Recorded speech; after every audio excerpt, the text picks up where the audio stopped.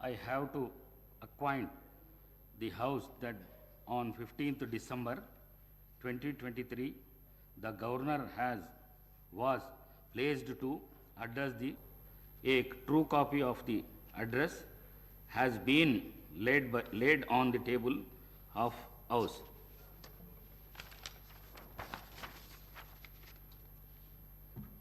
I have to announce to the House that amendments to the motion of thanks to the address by Governor will be received by the Secretary Legislative up to 11 a.m. today, the 16th December 2023.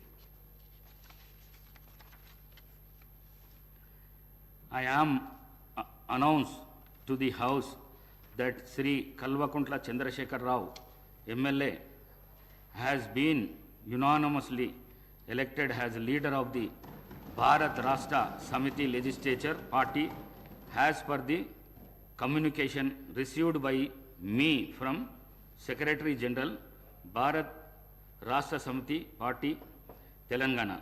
I recognized Bharat Rashtra Samiti Legislature Party as the main opposition party since it is the second largest party with the strength of 39 members in the 3rd Telangana Legislative Assembly, and its leader Sri Kalvakuntla Chandrasekhar Rao, MLA, is recognized as the leader of opposition in the 3rd Telangana Legislative Assembly.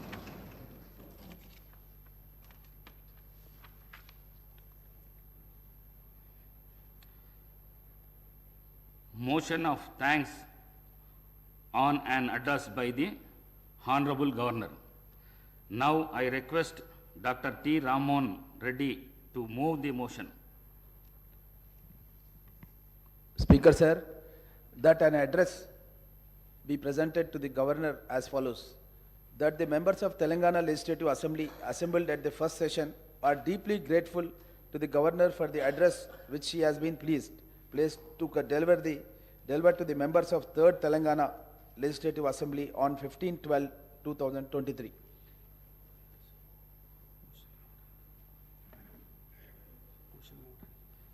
Motion the moved. Now I request to Sri Vivek Venkat Swami to second the motion. Speaker sir, I second the motion of thanks on address by the Governor as proposed by Dr. T. Revanth Reddy. Thank you. Discussion on the Governor's address. Dr. T. Revanth Reddy. అధ్యక్ష, 3వ assembly సమావేశాల్లో నాకు governor ప్రసంగానికి ధన్యవాదాలు తెలిపే దాంట్లో అవకాశం కల్పించినందుకు మీకు ధన్యవాదాలు తెలియజేస్తూ అధ్యక్ష, మొట్టమొదటిసారిగా అధ్యక్ష మాజీ ప్రధాని డాక్టర్ మన్మోహన్ సింగ్ గారు మరియు యూపీఏ చైర్పర్సన్ శ్రీమతి సోనియా గాంధీ గారి చొరవ వల్లనే తెలంగాణ రాష్ట్రం కళ సాకారం అయింది అధ్యక్ష. వారికి మొట్టమొదటిసారిగా మన శాసనసభ అందరి తరఫున వారికి నేను ధన్యవాదాలు తెలియజేస్తున్నాను అధ్యక్ష. అదేవిధంగా అధ్యక్ష, తెలంగాణ ప్రదేశ్ కాంగ్రెస్ కమిటీ అధ్యక్షులు యనమల రేవంత్ రెడ్డి గారి సారథ్యంలో తెలంగాణ రాష్ట్రంలో అలుపెరుగని పోరాటం చేసి కాంగ్రెస్ ప్రభుత్వం ఏర్పాటు కావడానికి కృషి చేసినందుకు వారికి సంతోషంగా మేమంతా కూడా చప్పట్ల ద్వారా ధన్యవాదాలు తెలియజేస్తున్నాం అధ్యక్ష.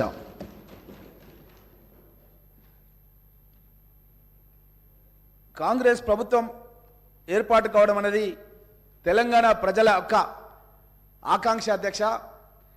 ఎందుకంటే ఇనుప కంచెలతో తెలంగాణ రాష్ట్రంలో ఉన్న స్వేచ్ఛ వాతావరణం ఏదైతే వస్తుందని చెప్పి ఆశించిర్రో ఎక్కడికక్కడ దిగ్బంధాలు, ఎక్కడికక్కడ అరెస్టులు, ఉద్యమాన్ని ముందుకు ప్రజల సమస్యల్ని ముందుకు తీసుకెళ్లాలంటే కూడా తీసుకెళ్ళనీయకుండా, మేమేదన్నా కార్యక్రమం చేయాలంటే కూడా మా ఇంటి ముందుకు ఉదయాన్నే లేవగానే పోలీసులు వచ్చి అరెస్ట్ చేసేవాళ్ళు అధ్యక్ష.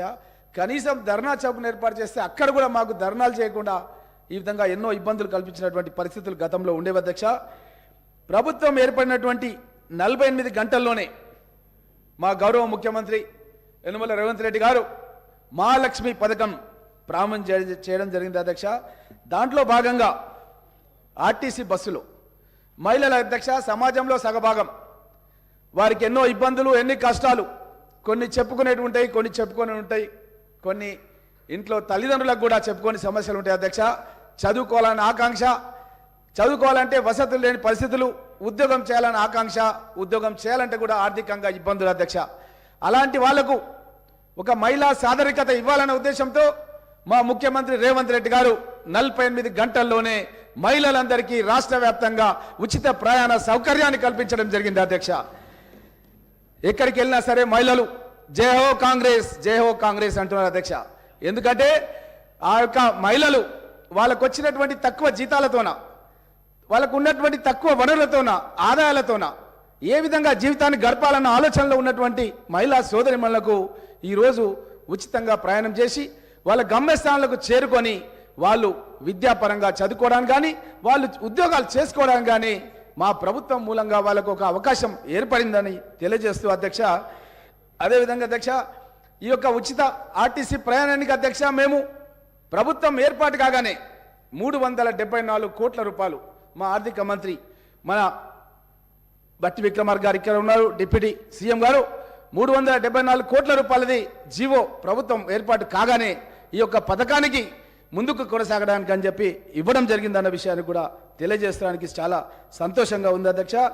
అదేవిధంగా అధ్యక్ష పేదవాళ్ళ ఆరోగ్యం గురించి తెల్ల రేషన్ కార్డు ఉన్న వాళ్ళు ఎవరైనా సరే రాజీవ్ గాంధీ ఆరోగ్యశ్రీ పథకాన్ని గతంలో తీసుకొచ్చిన అధ్యక్ష. ఈ ప్రభుత్వం వచ్చిన తర్వాత ఏ హాస్పిటల్కి వెళ్ళినా సరే అధ్యక్ష రాజీవ్ గాంధీ ఆరోగ్యశ్రీ కార్డులు చెల్లట్లేదు, ఏ హాస్పిటల్లో కూడా యాక్సెప్ట్ చేయట్లేదు. వెళ్ళి మనం వైద్యం చేయించుకుందామంటే కూడా వాళ్ళు అడ్మిషన్ కూడా అయ్యలేని పరిస్థితులు ఉన్నాయి అధ్యక్ష. హాస్పిటళ్లకు బిల్లులు చెల్లించక ఎన్నో ఇబ్బందులు ఉండి చాలా మంది ప్రాణాలు కోల్పోవడం జరిగింది అధ్యక్ష. అలాంటి పేద ప్రజల గురించి దృష్టిలో పెట్టుకొని మా యొక్క ముఖ్యమంత్రి రేవంత్ రెడ్డి గారు అయిన వెంటనే మా యొక్క 6 పథకాల్లో భాగంగా ఆరోగ్యశ్రీ పథకాన్ని చేయుతలో చేర్చి ఆ పథకాన్ని వెంటనే 48 గంటల్లోనే పేద ప్రజల గుండెలు ఆగొద్దని 48 గంటల్లోనే 10 లక్షల రూపాయల వరకు కాంగ్రెస్ ప్రభుత్వం ఏర్పాటైన 48 గంటల్లోనే ఈ యొక్క 10 లక్షల రూపాయలని ఏ ఒక్క హాస్పిటల్ అయినా సరే, ఆరోగ్యశ్రీ ఎంపానల్డ్ హాస్పిటల్ ఏదైనా సరే తెలంగాణ రాష్ట్రంలో తప్పకుండా వారికి ఈ యొక్క పథకం మూలంగా వాళ్ళకు ఎలాంటి రోగాలు ఉన్నా సరే, అది గుండె ఆపరేషన్ కావచ్చు, క్యాన్సర్ కావచ్చు, కిడ్నీకి సంబంధించిన సమస్యలు కావచ్చు, ఎలాంటి సమస్యలున్నా సరే అక్కడ ఆరోగ్యశ్రీ డెస్క్ ఏర్పాటు చేస్తాం. ఆరోగ్యశ్రీ డెస్క్ ద్వారా పేద ప్రజల యొక్క ప్రాణాలు కాపాడడానికి ముఖ్యమంత్రి గారు చొరవ తీసుకున్నారనే విషయాన్ని కూడా మీ దృష్టికి తెలియజేస్తున్నాం అధ్యక్ష. అదేవిధంగా అధ్యక్ష కాంగ్రెస్ పార్టీ అధికారంలోకి రావడానికి సోనియా గాంధీ గారు, మా యొక్క మల్లికార్జున్ ఖర్గే గారు పార్టీ అధ్యక్షతన హైదరాబాద్లోని తుక్కుగూడ దగ్గర మహేశ్వరం నియోజకవర్గంలో కాంగ్రెస్ పార్టీ గ్యారంటీ కార్డును మేము ఆవిష్కరించిన అధ్యక్ష. మా గౌరవ ముఖ్యమంత్రి రేవంత్ రెడ్డి గారి అధ్యక్షతన ఆ రోజు కార్యక్రమం జరిగింది. కాంగ్రెస్ పార్టీని అధికారంలోకి తీసుకొస్తే మహాలక్ష్మి పథకం మహిళలకు అధ్యక్ష చాలా మందికి గతంలో మనం భర్త చనిపోయిన వాళ్ళకి కానీ, వికలాంగులకు కానీ మనం పెన్షన్లు ఇచ్చే కార్యక్రమం ఉంటుండే అధ్యక్ష. కానీ కాంగ్రెస్ ప్రభుత్వం వచ్చిన తర్వాత మొట్టమొదటిసారిగా కర్ణాటక రాష్ట్రంలో మహిళలందరూ కూడా పెన్షన్లు ఇచ్చే పథకాన్ని తీసుకొచ్చినాం అధ్యక్ష. అదేవిధంగా తెలంగాణ రాష్ట్రంలో కూడా ప్రతి నెల 2500 మహిళలు, అది కోడన్లు కావచ్చు, ఇంకెవరైనా కావచ్చు, కోడన్లకు పెన్షన్లు ఇవ్వడం అనేది గతంలో ఎక్కలేదు అధ్యక్ష. ఒక కుటుంబం ముందుకు జరగాలంటే ఆ కోడలు పడే కష్టాలు చాలా ఉంటాయి అధ్యక్ష. కుటుంబ పోషణ అనేది చాలా కష్టం అధ్యక్ష. అలాంటి కోడన్ల గురించి మొట్టమొదటిసారిగా మా యొక్క సోనియా గాంధీ గారి నేతృత్వంలో 2500 పెన్షన్ ప్రతి కోడలమ్మకి ఇవ్వాలని చెప్పి నిర్ణయం చేసినాం అధ్యక్ష. అదేవిధంగా అధ్యక్ష మళ్ళా అత్తలు మామల్ల అధ్యక్ష గతంలో ఒక ఇంట్లో ఒకరికి పెన్షన్ ఇస్తే ఇంకొకరికి ఇచ్చేవాళ్ళు కాదు అధ్యక్ష. కానీ మేము కాంగ్రెస్ ప్రభుత్వం ఏర్పాటైన తర్వాత ఆ 2000 ఉన్న పెన్షన్ ఎక్కడ సరిపోతలేదు అధ్యక్ష. ఒకవేళ ఇంట్లో ఒక అత్తకో మామకో ఇస్తే ఇంట్లో వాళ్ళిద్దరూ ఆ ఒక్క పెన్షన్ గురించి కొట్లాడే పరిస్థితి గత ప్రభుత్వంలో ఉండే అధ్యక్ష. కానీ మేము ఒక్కొక్క అత్త కానీ మామ కానీ ముసలి వాళ్ళు ఎవరున్నా సరే అధ్యక్ష వాళ్ళకు 4,000 రూపాయల పెన్షన్ ఇవ్వాలని చెప్పి నిర్ణయం చేసినాం అధ్యక్ష అన్న విషయాన్ని తెలియజేస్తూ, మహిళల అధ్యక్ష వాళ్ళు కుటుంబ పోషణలో భాగంగా గ్యాస్ సిలిండర్ ధర ఈరోజు 1150 నడుస్తుంది అధ్యక్ష. అసలు కుటుంబానికి ఎవరైనా బంధువులు వస్తే, ఏదన్నా ఊర్లో ఒక గుడికి సంబంధించిన కార్యక్రమము, బొడ్రాయి పండుగన ఉంటే బంధువులు వస్తారు అధ్యక్ష. తమ్ముడు ఫోన్ చేసి, అక్క మీ ఇంటికి వస్తున్నా అధ్యక్ష, నేను బొడ్రాయి పండుగ జాతరకు రమ్మని అడిగితే కూడా ఏం చెప్పలేని పరిస్థితిలో ఉన్నారు అధ్యక్ష. ఎందుకంటే వాళ్ళ ఊరికి తమ్ముడు పిలిచినా సరే పోలేని పరిస్థితి ఉంది అధ్యక్ష. అక్క మన ఊరికి రావాలి, నాయన రమ్మంటుండు, అమ్మ రమ్మంటుంది అంటే, ఏమోరా మీ బావని అడుగు, దసరా కోదమంటే దీపావళి కోదమంటుండు, దీపావళి కోదమంటేనేమో సంక్రాంతి కోదమంటుండు అంటుండు. ఎందుకు అట్లా అంటుంది అక్క అంటే, ముఖ్యంగా ఈ యొక్క ప్రయాణ ఖర్చులు భరించలేని పరిస్థితులు ఉన్నాయి అధ్యక్ష. అదేవిధంగా కుటుంబంలో ఎవరైనా వస్తే కనీసం భోజనం కూడా పెట్టాలంటే కూడా పెట్టలేని పరిస్థితులు గతంలో ఉండే అధ్యక్ష. దాని గురించే 500 రూపాయలకే గ్యాస్ సిలిండర్ ఇస్తామన్న విషయాన్ని మేము ప్రకటించినాం అధ్యక్ష. కాంగ్రెస్ ప్రభుత్వం ఏర్పాటైన 100 రోజుల్లో మేము ఈ యొక్క 6 పథకాలను ఖచ్చితంగా పేద ప్రజలకు, తెలంగాణ ప్రజలకు మేము కాంగ్రెస్ పార్టీ గ్యారంటీ కార్డులో చెప్పినటువంటి పథకాలన్నిటి కూడా అమలు పరుస్తామని చెప్పి సంతోషంగా తెలియజేస్తున్నాం అధ్యక్ష. అదే అధ్యక్ష, ఇందిరమ్మ ఇండ్ల అధ్యక్ష, మహిళల గురించే మేము ఈ యొక్క 6 పథకాల్లో ఎక్కువగా మేము మహిళల గురించే మేము పోరాటం చేసినాం అధ్యక్ష. మహిళల గురించే పథకాలు తయారు చేసినాం అధ్యక్ష. ఇందిరమ్మ ఇండ్లు గతంలో అధ్యక్ష 2 బెడ్రూమ్ల ఇండ్లు కడతామని చెప్పారు అధ్యక్ష. మా యొక్క పరిగి నియోజకవర్గాలు కానీ, వికారాబాద్ జిల్లాలో కానీ ఎక్కడ కూడా అధ్యక్ష ఒక్క ఇల్లు కూడా గృహప్రవేశం జరిగలేదు అధ్యక్ష. నా నియోజకవర్గాల్లో కాంగ్రెస్ గవర్నమెంట్ లో 42,000 ఇండ్లు నిర్మాణం చేసిన అధ్యక్ష. అప్పుడు ప్రభుత్వం ఏం చేసిందంటే అధ్యక్ష, కుల్కచర్ల మండలం లోపల అక్కడ సిఐడి విచారణకు ఆదేశింది అధ్యక్ష. బండవెల్చెల్ల గ్రామంలో, ఇప్పపల్లి గ్రామంలో సిఐడి విచారణకు ఆదేశింది అధ్యక్ష. పేద ప్రజలకు మేము ఇండ్లు కట్టిస్తే అది కూడా వాళ్ళు ఓర్వజలని తలం ఉండి, ప్రభుత్వంలో వాళ్ళు 9.5 సంవత్సరాలు ఉండి ఒక్కటంటే ఒక్క ఇల్లు నా నియోజకవర్గం కానీ, నా జిల్లా కానీ ఎక్కడ కూడా కట్టలేదు అధ్యక్ష. ఇది చూసే అప్పుడు మేము 2004లో ప్రవేశపెట్టిన ఇందిరమ్మ ఇండ్ల కార్యక్రమం ఇప్పటికి దగ్గర 20 ఏళ్ళకి దగ్గరకు వస్తుంది అధ్యక్ష. అప్పుడు పుట్టిన పిల్లలు ఇప్పుడు పెళ్లిళ్ళు అయిపోయినాయి అధ్యక్ష. ఎక్కడికి వెళ్ళినా సరే అడుగుతున్నారు అధ్యక్ష, ఇందిరమ్మ ఇల్లు కట్టియాలని చెప్పి అడుగుతున్నారు అధ్యక్ష. అందుగురించే మా ముఖ్యమంత్రి రేవంత్ రెడ్డి గారు 5 లక్షల రూపాయలు పెట్టి పేద ప్రజలకు ఎవరికైతే ఇండ్లు లేవో వాళ్ళందరికీ కూడా ఇండ్లు కట్టిస్తాం. ఎస్సీలు ఎస్టీలు ఉంటే ఇంకొక 1 లక్ష అదనంగా ఇస్తాం. ఇంటి స్థలం లేని వాళ్ళు ఉంటే ఇంకొక 1 లక్ష ఇంటి స్థలం కూడా 150 గజాల ఇంటి స్థలం కూడా ఇస్తామని చెప్పి కూడా మా రేవంత్ రెడ్డి గారు ప్రకటించడం జరిగిందన్న విషయాన్ని తెలియజేస్తూ అధ్యక్ష. అదేవిధంగా అధ్యక్ష, గృహజ్యోతి కరెంటు బిల్లులు కట్టలేని పరిస్థితిలో ఉన్న అధ్యక్ష. ఇంట్లో పిల్లలు చదువుకుంటుంటారు అధ్యక్ష, ఆ లైన్ మ్యాన్ వచ్చి ఎప్పుడు కరెంటు కట్ చేస్తారో తెలియదు అధ్యక్ష. ఇంట్లో తల్లిదండ్రులకు చిన్న పిల్లల ముందే చాలా చులకనయ్యే పరిస్థితులు ఉన్నాయి అధ్యక్ష. కాబట్టే పిల్లల చదువులు సాగాలని, గౌరవంగా కుటుంబం బతకాలన్న ఉద్దేశంతోనే మా యొక్క ముఖ్యమంత్రి రేవంత్ రెడ్డి గారు గృహజ్యోతి పథకాన్ని ప్రారంభించబోతున్నాం అధ్యక్ష. గృహజ్యోతి పథకం లోపల 200 యూనిట్ల వరకు అధ్యక్ష ప్రజలందరూ కూడా మేము ఉచిత కరెంటు, దారిద్ర రేఖ ఉన్నటువంటి కింద ఉన్నటువంటి వాళ్ళకి తెల్ల రేషన్ కార్డు గల వాళ్ళందరూ కూడా ఉచితంగా ఇవ్వబోతున్నామని కూడా తెలియజేస్తున్నా అధ్యక్ష. అదేవిధంగా అధ్యక్ష, యువ వికాసం, విద్యార్థులు చదువుకోవాలని చెప్పి గతంలో మేము ఫీజు రియంబర్స్మెంట్ పథకం తీసుకొచ్చినాం అధ్యక్ష. అక్కడ ఇంజనీరింగ్ కళాశాలలు కానీ, ఇంకా ఏరే డిగ్రీ కళాశాలలు కానీ, పీజీ కానీ, బీఈడి కళాశాలలు కానీ దేనికైనా సరే విద్యార్థులకు సంబంధించిన ఫీజు రియంబర్స్మెంట్ కాంగ్రెస్ ప్రభుత్వంలో మేమే నేరుగా కళాశాలకు చెల్లించే వాళ్ళం అధ్యక్ష. కానీ ఈ బీఆర్ఎస్ ప్రభుత్వం వచ్చిన తర్వాత ఫీజు రియంబర్స్మెంట్లు 1,000 కోట్ల రూపాయలు అధ్యక్ష ఆ కళాశాలకు చెల్లించక ఆ కళాశాలలు మూతపడే విధంగా ఈ ప్రభుత్వం కృషి చేసింది అధ్యక్ష. మేమేం చేయబోతున్నాం అధ్యక్ష అంటే, ఏదైతే క్రెడిట్ కార్డ్, డెబిట్ కార్డ్ ఎట్లయితే ఉంటుందో యువ వికాసం కార్యక్రమంలో భాగంగా అధ్యక్ష విద్యా భరోసా కార్డులు అందజేస్తాం అధ్యక్ష. ఆ విద్యా భరోసా కార్డు లోపల 5 లక్షల రూపాయల వరకు ప్రతి విద్యార్థికి మేము జమ చేస్తాం అధ్యక్ష. ఆ 5 లక్షల రూపాయల వరకు అది పాఠశాల కావచ్చు, లేకపోతే కళాశాల కావచ్చు, ఏ చదువైనా కావచ్చు అధ్యక్ష. 5 లక్షల రూపాయల వరకు ఆ విద్యార్థి నేరుగా వెళ్ళి ఆ కళాశాలలో ఫీజు చెల్లి తీసుకునే విధంగా అవకాశం కల్పిస్తామన్న విషయాన్ని కూడా మీ దృష్టికి తెలియజేస్తున్నాం అధ్యక్ష. అదేవిధంగా గతం లోపల ప్రతి మండల కేంద్రంలో కూడా మేము ఒక మోడల్ స్కూల్ తెరిచినాం అధ్యక్ష. గతంలో మన్మోహన్ సింగ్ గారు కేంద్రంలో ప్రధానమంత్రిగా ఉన్నారు, రాజశేఖర రెడ్డి గారు, కిరణ్ కుమార్ రెడ్డి గారు, రోషే గారు ఇక్కడ ముఖ్యమంత్రిగా ఉన్నప్పుడు ప్రతి మండలంలో కూడా అధ్యక్ష ఒక మోడల్ స్కూల్ ఏర్పాటు చేసినాం. మోడల్ స్కూల్లో ఇంగ్లీష్ మీడియంలో విద్యాబోధన చేసినాం అధ్యక్ష. ఇంగ్లీష్ మీడియం చదివిన అధ్యాపక బృందాన్ని అక్కడ అపాయింట్ చేసినాం అధ్యక్ష. అక్కడ 5వ తరగతి నుంచి ఇంటర్మీడియట్ వరకు అక్కడ అవకాశం కల్పించినాం అధ్యక్ష. మహిళా విద్యార్థుల గురించి అక్కడ హాస్టల్ వసతి కూడా ఏర్పాటు చేసినాం అధ్యక్ష. కానీ ఈ ప్రభుత్వం వచ్చిన తర్వాత ఎక్కడ కూడా వాళ్ళు ఈ విధంగా ఇంగ్లీష్ మీడియంలో రెసిడెన్షియల్ పెట్టి వాళ్ళు కేజీ టు పీజీ ఇస్తామని చెప్పి ఎక్కడ కూడా కేజీ టు పీజీ అన్నది ప్రారంభం చేయలేదు అధ్యక్ష. మేము అంతర్జాతీయ స్థాయి లోపల ఇంటర్నేషనల్ స్కూల్స్ ని ప్రతి మండలంలో తెలంగాణ రాష్ట్రంలో ఏర్పాటు చేస్తామని చెప్పి మేము 6 గ్యారంటీలో చెప్పినాం అధ్యక్ష. తప్పకుండా ఏర్పాటు చేస్తాం. ఎందుకంటే మారుతున్న పరిస్థితులకు అనుగుణంగా అధ్యక్ష ఈ రోజు ప్రతి విద్యార్థి ఈజ్ ఏ గ్లోబల్ స్టూడెంట్ అధ్యక్ష. అతను తెలంగాణలో పుట్టిండొచ్చు, ఒక పరిగి మండలంలో పుట్టిండొచ్చు, ఒక కుగ్రామంలో పుట్టిండొచ్చు అధ్యక్ష. అతను అమెరికా వెళ్ళొచ్చు, అమెరికాలో చదువుకోవచ్చు, ఉన్నత చదువులు ఉద్యోగం కూడా అమెరికాలో చేయొచ్చు. అలాంటి అవకాశాలని ఈ యొక్క కాంగ్రెస్ ప్రభుత్వం కల్పించబోతుంది అన్న విషయాన్ని కూడా మీకు అందరు కూడా తెలియజేస్తూ అధ్యక్ష. అదేవిధంగా అధ్యక్ష రైతు భరోసా పథకం అధ్యక్ష ఏదైతే 10,000 రూపాయలు ఏడాదికి ఎకరానికి ఇస్తున్నారో అధ్యక్ష, ఆ 10,000 సరిపోవడం లేదు అధ్యక్ష. లాగోళ్లకు సరిపోతలేవు అధ్యక్ష. ఆ 10,000 రూపాయలు ఎరువుల ధరలు పెరిగిపోయినాయి అధ్యక్ష, పెస్టిసైడ్స్ ధరలు పెరిగిపోయినాయి అధ్యక్ష. కాబట్టి 10,000 బదులు 15,000 రూపాయలు ఎకరానికి ఇస్తాం అధ్యక్ష. ప్రతి రైతుకు మేము భరోసా కల్పిస్తున్నాం అధ్యక్ష. రైతులెవరు కూడా ఆత్మహత్యలు చేసుకోవద్దు, కాంగ్రెస్ పార్టీ మీకు అండగా ఉంటుందని భరోసా కల్పిస్తున్నాం అధ్యక్ష. అదేవిధంగా అధ్యక్ష ఈ యొక్క భూమి లేని నిరుపేదలు ఉన్నారు అధ్యక్ష. భూమి లేని నిరుపేదల గురించి కూడా మా ప్రభుత్వం ఆలోచన చేస్తుంది అధ్యక్ష. భార్యకు 12,000, భర్తకు 12,000. మేము గతంలో స్టార్ట్ చేసినటువంటి జాతీయ ఉపాధి కార్యక్రమంలో కూడా పనిచేస్తున్న కూలీలు ఉన్నారు అధ్యక్ష.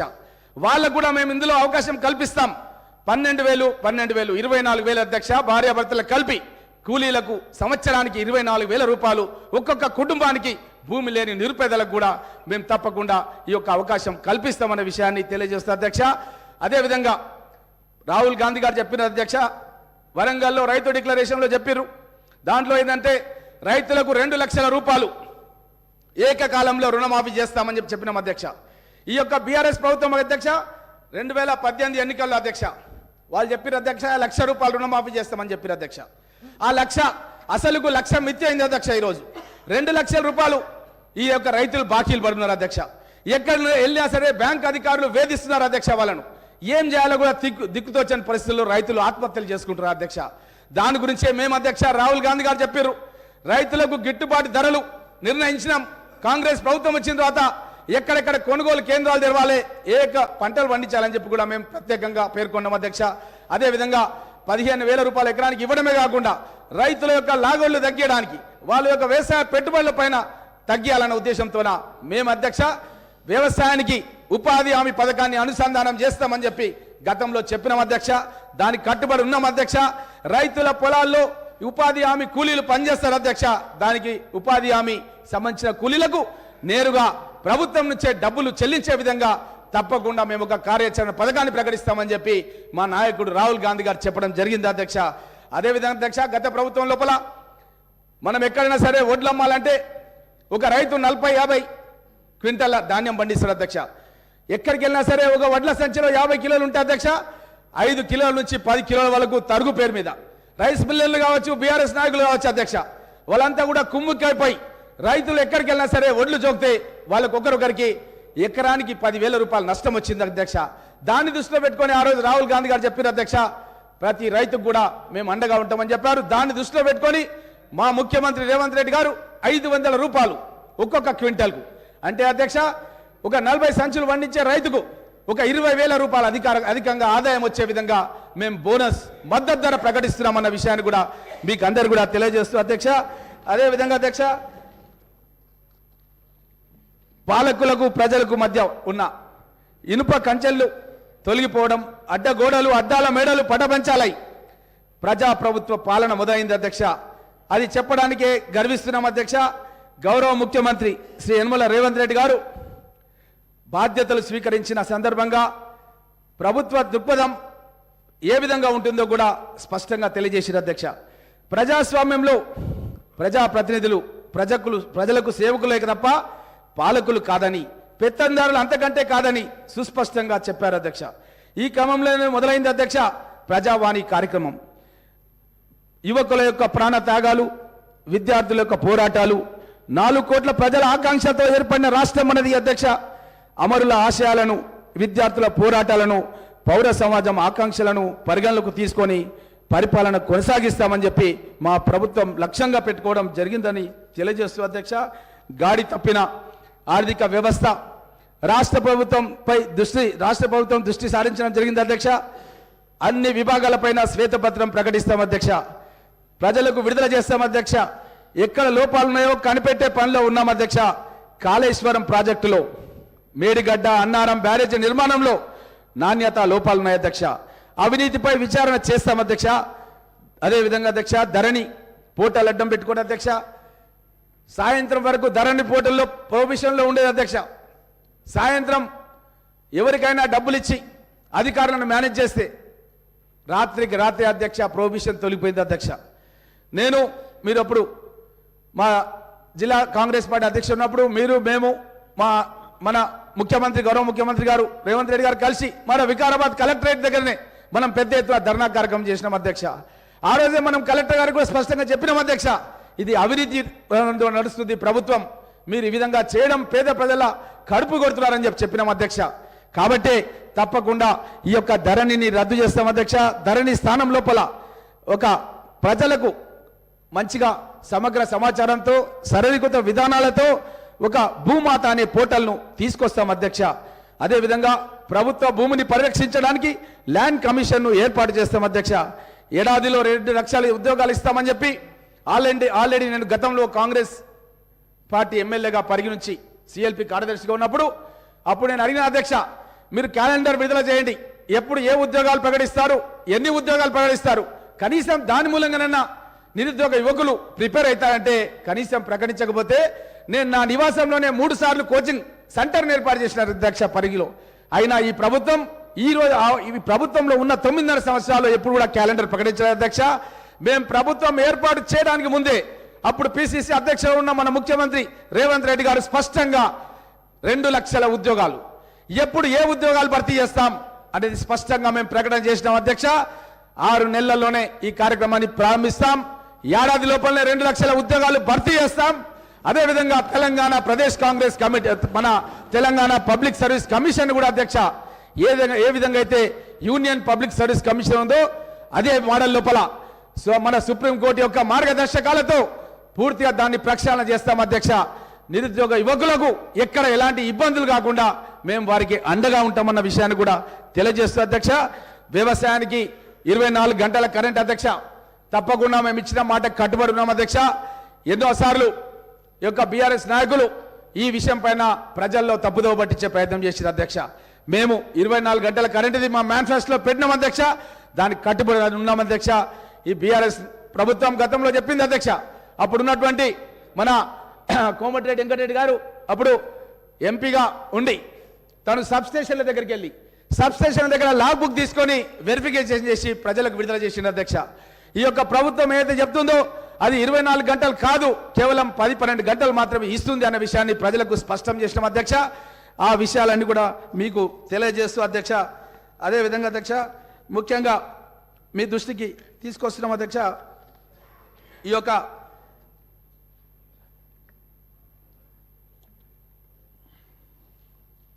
ప్రజాభిప్రాయ సేకరణలో హైకోర్టు ఆదేశానుసారం అధ్యక్ష ఫార్మా సిటీని మా రంగారెడ్డి జిల్లాలో ఏర్పాటు చేసి రైతుల దగ్గర ఉన్నటువంటి భూములను ప్రభుత్వం గుత్తాధిపత్యంగా ప్రజల యొక్క ఆరోగ్యాన్ని కూడా పట్టించుకోకుండా అలాట్మెంట్ చేసింది అధ్యక్ష. దాన్ని మా ముఖ్యమంత్రి గారు పదవి స్వీకారం చేయగానే రద్దు చేయడానికి మేము చాలా సంతోషంగా ఉందన్న విషయాన్ని మీకు అందరు కూడా తెలియజేస్తాం అధ్యక్ష. అదేవిధంగా వడ్డీ లేని పంట రుణాలను 3 లక్షల వరకు అందిస్తాం అధ్యక్ష. అన్ని ప్రధాన పంటలకు సమగ్ర బీమా పథకాన్ని అందిస్తాం అధ్యక్ష. ప్రజాభిప్రాయ సేకరణతో హైకోర్టు ఆదేశానుసారం ఫార్మా సిటీని రద్దు చేస్తాం. కాళేశ్వరం లిఫ్ట్ ఇరిగేషన్ ప్రాజెక్టు నిర్మాణంలో జరిగిన అవినీతి మరియు అవకతవకలపై సిట్టింగ్ జడ్జితో విచారణ జరిపిస్తాం. మెగా డిఎస్సిని ప్రకటిస్తూ ఖాళీగా ఉన్న అన్ని ఉపాధ్యాయ పోస్టులకు 6 నెలల్లోనే భర్తీ చేస్తాం అధ్యక్ష. వార్షిక జాబ్ క్యాలెండర్ను విడుదల చేసి పారదర్శకతో నిర్ణీత కాలంలో 2 లక్షల ఉద్యోగాలను భర్తీ చేస్తాం అధ్యక్ష. ప్రతి విద్యార్థులకు ఫ్రీ ఇంటర్నెట్ వైఫై సౌకర్యం కల్పిస్తాం అధ్యక్ష. విద్యా రంగానికి బడ్జెట్ లోపల ప్రస్తుత వాటా 6% నుంచి 15% వరకు పెంచుతాం అధ్యక్ష. అన్ని ప్రభుత్వ పాఠశాలల్లో పనిచేసే ఉపాధ్యాయ భోజన కార్మికులకు నెలవారీ వేతనాన్ని 10,000 వరకు పెంచుతాం అధ్యక్ష. మూతబడిన దాదాపు 6,000 పాఠశాలల్ని తిరిగి మెరుగైన సదుపాయాల్లో పునఃప్రారంభిస్తాం అధ్యక్ష. బాసర ట్రిపుల్ ఐటీ తరాలో మరో 4 ట్రిపుల్ ఐటీలను ఏర్పాటు చేస్తాం అధ్యక్ష. ఆరోగ్యశ్రీ పథకం పరిమితి 10 లక్షల నుంచి మరియు ఈ పథకం మోకాలు సర్జరీకి కూడా వర్తింపజేస్తాం అధ్యక్ష. ధరణి పోర్టల్ స్థానంలో భూమాత పోర్టల్ ప్రవేశపెట్టి భూ హక్కులు కోల్పోయిన రైతులందరికీ కూడా న్యాయం చేస్తాం అధ్యక్ష. భూ సంస్కరణల ద్వారా పేదలకు పంపిణీ చేసిన దాదాపు 25 లక్షల ఎకరాలపై పూర్తి స్థాయి భూ హక్కులను కల్పిస్తాం అధ్యక్ష. 73, 74వ రాజ్యాంగ సవరణల ప్రకారం 3 అంచెల స్థానిక సంస్థలను బలోపేతం చేసి విధులు, నిధులు మరియు నిర్వహణ బాధ్యతలను అప్పగిస్తాం అధ్యక్ష. గ్రామ పంచాయతీ వార్డు మెంబర్లకు గౌరవ వేతనం నెలకు 1500 రూపాయలు ఇస్తాం అధ్యక్ష. అదేవిధంగా మాజీ సర్పంచ్, ఎంపీటీసీ మరియు జెడ్పీటీసీల సభ్యులకు గౌరవ పెన్షన్ అందజేస్తాం అధ్యక్ష. ప్రభుత్వ ఉద్యోగులు మరియు పెన్షన్లందరికీ పెండింగ్లో ఉన్న 3 డిఏలను తక్షణమే చెల్లిస్తాం అధ్యక్ష. ప్రస్తుతం ఉన్న సిపిఎస్ విధానాన్ని రద్దు చేసి ప్రభుత్వ ఉద్యోగులకు ఓల్డ్ పెన్షన్ విధానాన్ని తీసుకొస్తాం అధ్యక్ష. ప్రభుత్వ ఉద్యోగులకు ఆర్టీసీ సిబ్బంది కొత్త పిఆర్సీ ప్రకటించి 6 నెలల్లోపే సిఫార్సులను అమలు చేస్తాం అధ్యక్ష.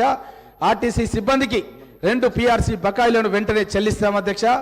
ప్రతి ఆటో డ్రైవర్కు సంవత్సరానికి 12,000 రూపాయలు ఆర్థిక సాయం చేస్తాం అధ్యక్ష. పెండింగ్లో ఉన్న అన్ని ట్రాఫిక్ చలాన్లు 50% రాయితీతో 1 టైం సెటిల్మెంట్ ద్వారా పరిష్కరిస్తాం అధ్యక్ష. బెల్ట్ షాపులను పూర్తిగా రద్దు చేస్తాం అధ్యక్ష. ఎస్సీ వర్గీకరణ అనంతరం మాదిగా, మాల, ఇతర ఎస్సీ ఉపకులాలకు కొత్తగా 3 ఎస్సీ కార్పొరేషన్లు ఏర్పాటు చేస్తాం అధ్యక్ష. బీసీల కులగణన చేసి జనాభా ప్రతిపాదకగా రిజర్వేషన్లు కల్పిస్తాం అధ్యక్ష. సంచార జాతులకు విద్యా ఉద్యోగ అవకాశాల్లో 5% రిజర్వేషన్ కల్పిస్తాం అధ్యక్ష. ప్రతి జిల్లా కేంద్రంలో ప్రొఫెసర్ జయశంకర్ పేరు మీద బీసీ భవన్ ఏర్పాటు చేస్తాం అధ్యక్ష. జనగామ జిల్లాకు సర్దార్ సర్వాయి పాపన్న గౌడ్ పేరు పెడతాం అధ్యక్ష. అన్ని వెనుకబడిన కులాల వారికి కార్పొరేషన్లు ఏర్పాటు చేసి తగు నిధులు కేటాయిస్తాం అధ్యక్ష. వెనుకబడిన తరగతులకు బీసీ సబ్ ప్లాన్ అమలు చేస్తాం అధ్యక్ష. ఈబీసీలకు ప్రత్యేక సంక్షేమ బోర్డు ఏర్పాటు చేస్తాం అధ్యక్ష. సరిపడిన నిధులతో మైనార్టీ సబ్ ప్లాన్ తీసుకొస్తాం అధ్యక్ష. నిరుపేద హిందూ మరియు మైనార్టీ ఆడపడుచులకు వివాహ సమయంలో ఇచ్చే 1,00,000 రూపాయలతో పాటు ఇందిరమ్మ కానుకగా 1 తులం బంగారం కూడా ఇస్తాం అధ్యక్ష. సింగరేణి సంస్థలో కారుణ్య నియామకాల విధానాన్ని పునఃపరిశీలించి సరళీకృతం చేస్తాం అధ్యక్ష. సింగరేణి సంస్థ ప్రైవేటీకరణకు కాంగ్రెస్ పార్టీ ఎట్టి పరిస్థితులను అనుమతించదు అధ్యక్ష. బీడీ కార్మికులకు జీవిత బీమా ఈఎస్ఐ పరిధిలోకి తీసుకొస్తాం అధ్యక్ష. ప్రమాదవశాత్తు చనిపోయే గీత కార్మికులకు 10 లక్షల వరకు ఎక్స్ గ్రేషియా పెంచుతాం అధ్యక్ష. యాదవ కుర్మలకు దళారీలు లేకుండా నేరుగా 2 లక్షల గొర్రెల పెంపకం అందజేస్తాం అధ్యక్ష. రాజస్థాన్ తరాలో అసంఘటిత కార్మికులకు ఉదాహరణకు భవన నిర్మాణ కార్మికులు, ఆటో డ్రైవర్లు, క్యాబ్ డ్రైవర్లు, స్విగ్గీ, జొమాటోలో పనిచేసే వారికి సామాజిక భద్రత కల్పిస్తాం అధ్యక్ష. స్వయం సహాయక బృందాలను పావుల వడ్డీతో పరిమితిని 10 లక్షల రూపాయల వరకు రుణ పరిమితిని పెంచుతాం అధ్యక్ష.